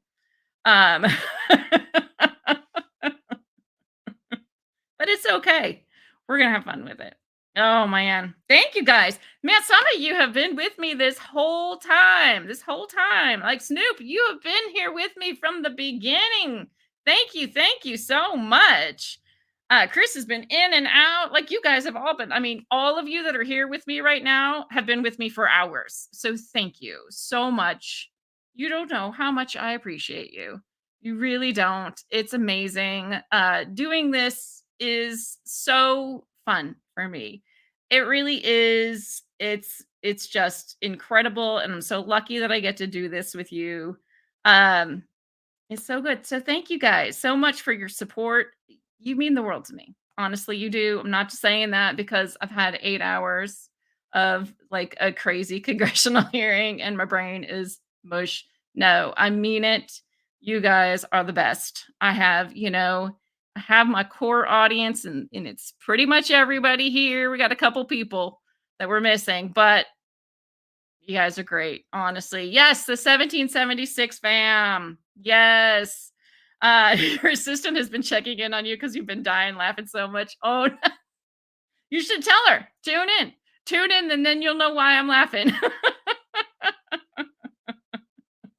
Oh, thank you so much, Jonathan. Appreciate you and everyone in chat. Feels like I'm watching with friends. It is. Yes, we are. Right? Because it's so important. Like, I cannot stress how important it is to watch these hearings. And it is like they have become watch parties, haven't they? So, and it's just, we just hang out with friends and we watch it, right? And I'm so lucky that this is what I get to do. It's so good. So, thank you guys. Like, we're just so excited to have with you and Christopher, your newer members of the family, and we love you guys, and we're so glad that you're here. And it's just gonna get better and better. I just know it is. Yes, Mindfork movie night Friday. That's right. What is today? Today is Wednesday. Is it Wednesday? I've lost track. Or is it Tuesday? Where are we? Yeah, it is Wednesday. Okay. So yeah, Mindfork movie on Friday night. What time is it on, Chris? I can't remember. If you guys don't watch Mindfork movie nights, they are a lot of fun. It's a great crowd there as well. She does classic movies. It's like we all sit around, and it's very similar to this, but we're watching movies. She does great old commercials, old cartoons sometimes. It's just a lot of fun. It's a lot of fun. Yay, learning a lot. I'm so glad. And I'm learning right along with you guys. It's important, right? Like before I started watching these, I had no idea what these politicians were really saying. Like, this is where you really get a good idea. Like I say at the beginning, we want to know what these sneaky little politicians are saying in the intro, but that's true because you really don't know unless you start watching them regularly and you really get to know their personalities. You don't really know what they're like. Like, maybe what they stand for, but if you look it up, but you don't get to see their personalities, and that makes a big difference. Okay, Chris, yay. All right, so Friday, 7:30 p.m. Central. So 8:30 Eastern, 7:30 Central. Movie night with Mindforked. That'll be so good. Cartoon trailers, commercials, and the feature. I saw one of the commercials. It's a good one. Yeah, I love it because I get to preview the commercials and such a lot of time, and they're great. They're so good. Yes, you have to, Chris. You will love it. You will love it. Lev Parnas came from the USSR to the US when he was 3. Really? And he has that strong an accent? That's crazy. Wow. He must have gone back and forth quite a lot, right? Because he still had a lot, like a thick accent. 6:30 Mountain. Thank you. Yes. So that would be 5:30 Pacific, is that right? Let me go back in time. No, Pacific is 4 hours earlier, is that right? 3 or 4 hours earlier than now. I'm so confused. Maybe it's maybe 5:30. Yeah, that's right. 5:30, right? Yes. Chris is my brain. Yes. 8:30 Eastern. Everybody else figure out your own damn time zone. I don't want to confuse anyone. 5:30 Pacific in Arizona. Man, why they got to make things confusing, right? They don't even change. Yes, we are in Eastern Standard Time now. That's right. I had to look that up the other day. I was like, are we Eastern Standard Time now or not? It's crazy. But yes, 8:30 Eastern. That's what I'm leaving it at. That me being anyone's brain is dangerous. I've known Chris for years. It's been a long time, Chris. I was trying to remember the other day. Chris is very smart, and I would let Chris be my brain any day. Yeah, so yes, great. You can be my brain when I get to this point where it is mush. It has been a long time. I was trying to remember the other day. I was like, how long have I known Chris? It's been a long time. Years. I mean, at least maybe almost, is it 5 years or has it even been longer than that? I can't remember. Oh, Chris Martin. Sorry, R3D. Chris Martin. I know. I keep forgetting. There's 2 Chris's here now. I'll call Chris Mind Forked. I'll call her either Akashi Chris or was this, yeah, Spaced Out Radio Days. I know. Even that, I'm surprised at how long ago that was. For those of you that don't know, I used to work on Spaced Out Radio. I was the weekend host there. Yeah, that was that like 5 years? Other Chris, she Chris, he Chris, and she Chris. I like it. Anyway, it's been a long time. I love Chris Martin. He's awesome. And I love the other Chris. She Chris is wonderful too. I love her too. We just went on vacation with her and her husband. They were great. Anyway, so yeah. I'm just babbling at this point because I'm so excited by this hearing. If you can't tell, I'm amazed that this many people are still sticking with me. So that's incredible too. Thank you guys so much.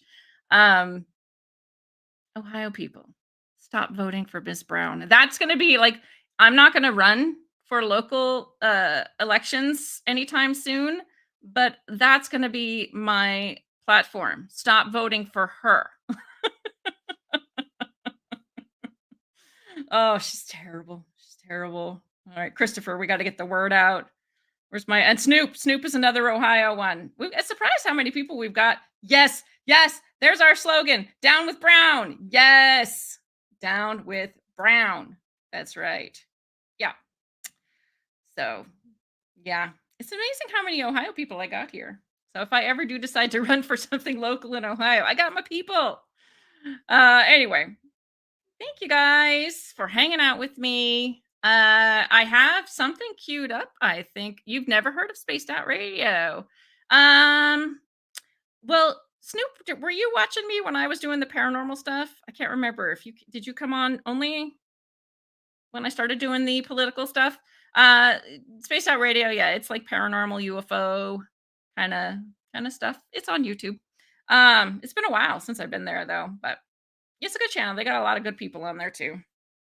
Well, actually, I don't even know who they still have on there at this point in time, but well, that's just because I'm not on there. Like, let's be honest. No, I'm just kidding. Dave Scott is great. He is wonderful. It's all the woo. Yeah, I know, which is surprising, but you know, Dave Scott loves the woo. He does love the woo. Like, I'll be honest. He seems very much like, I want to be, you know, like I want to be a hard-hitting journalist, but he actually really does love the woo. So, hey, you know what? He can go. All you know is Dave Scott. Yeah, there's been a bunch of different shows. So I don't know if he still has the Bigfoot girl on in the weekends. She's not my favorite, I'll be honest. Yep, he is Canadian. He's over in British Columbia, pretty sure. Anyway, anywho, let's see. I've got something queued up. So let's see what music this is. I have no idea because Miss Sarah, our kitten, Sarah bin Laden, decided to jump on my keyboard right before starting. So we'll see what comes up. But anyways, oh, no. Hold on. Before we do, I haven't even looked at tomorrow because I was so excited about today. Let me see what's on tomorrow. And we're going to, dang. What in the, there's like 20 shows on tomorrow. Okay, let me look and see really quick if one pops out at me. And then I'll tell you. Oh, that sounds good. Countering China on the world stage, empowering American businesses and denying Chinese military our technology. Oh, wait, hold on. No, that's not what I thought it was. Okay, there's a lot of them, so I'm gonna have to look at these afterwards because I don't want to bore you guys with hearing accountable assistance, reviewing controls to prevent mismanagement of foreign aid. Ooh, that could be a good one. That's the Oversight Committee again. which is always great because it's all of our favorite players, or at least all mine.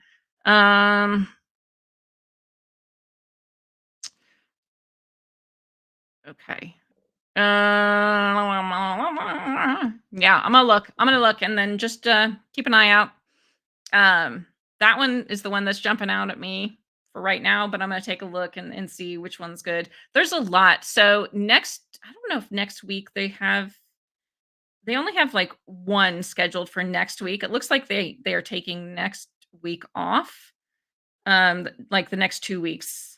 So there are a lot that are going on today and tomorrow. Each day has like 20 hearings. Like literally, people who say Congress does nothing doesn't look at their schedule, because there is at least 1 or 2 days every week that they're in session where they have like 20 different hearings. It's pretty crazy. So we'll take the next couple of weeks to kind of catch up and watch the ones, because we can only watch so many at a time, right?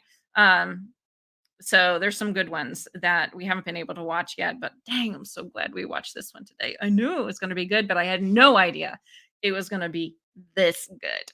So, all right, I will put something up. I'll make sure it's up by tomorrow morning at the latest. But just from looking, I'm going to say probably that Oversight one looks really good. Yeah, okay, I'm not going to make any commitments. Like I got to look through them. I can't be impulsive. I do it all the time, but I can't be impulsive. I'm going to look through because I want only the best for you guys. So I'm going to look through and find something good. Like I said, I'll have it up by in the morning. That's Lynn time frame. In the morning. In the morning o'clock. So it'll be there. All right, let's see what song I have queued up, because like I was saying, I think I got distracted. Osama bin Laden jumped on my keyboard right before I started and screwed everything up. So it's a surprise. It might be loud because usually, oh no, it looks like it's turned down. Okay, so we might be okay. All right. Thanks, guys, for hanging out with me. Much love to you all. Thank you so much for hanging in with me. It was a blast. It really was. Best so far. Best hearing so far. And I will see you guys tomorrow at some time o'clock, right? That's what we're going with. All right. Have a great night, everyone. And don't forget to put a comment down. I want to know. Okay. I got to start doing things to get comments because that helps with the algorithm. After the show, comment down below what was your favorite part of this hearing. I know that's a tough one. I know, because there were so many good parts. But after we're done, tell me, what was your favorite part of the hearing? All right. And I'm going to go. All right. Eggy the Patriotic Chicken is going to take us out.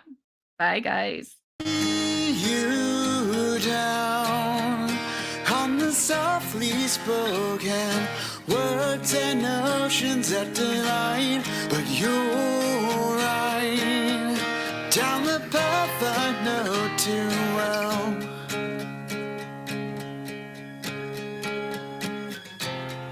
You're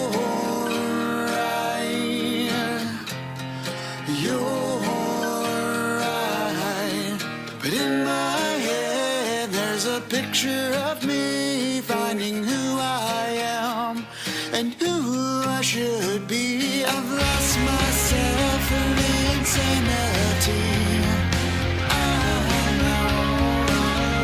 Now I'm finally free.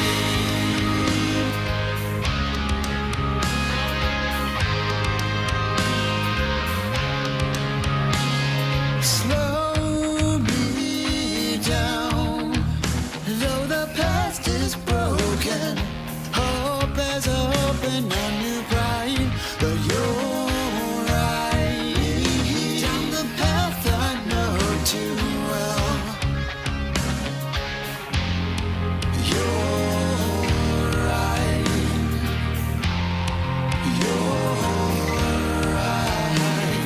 But in my head there's a picture of me finding who I am and who I should be.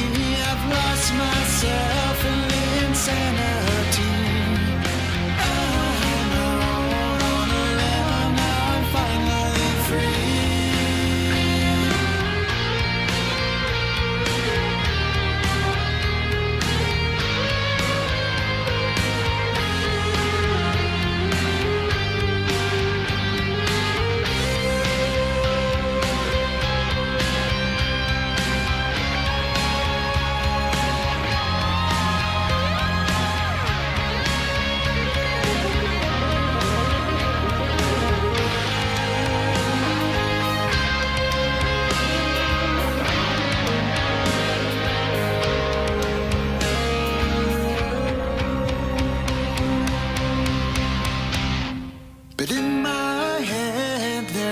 picture of me finding who I am and who I should be. I've lost myself in the insanity.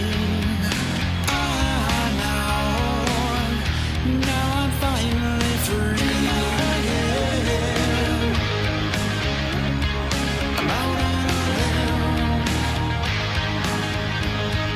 And in my head, I'm out on a limb.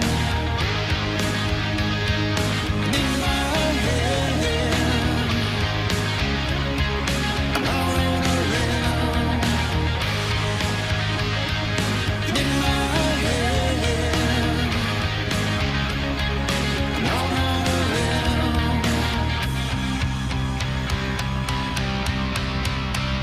I've lost myself.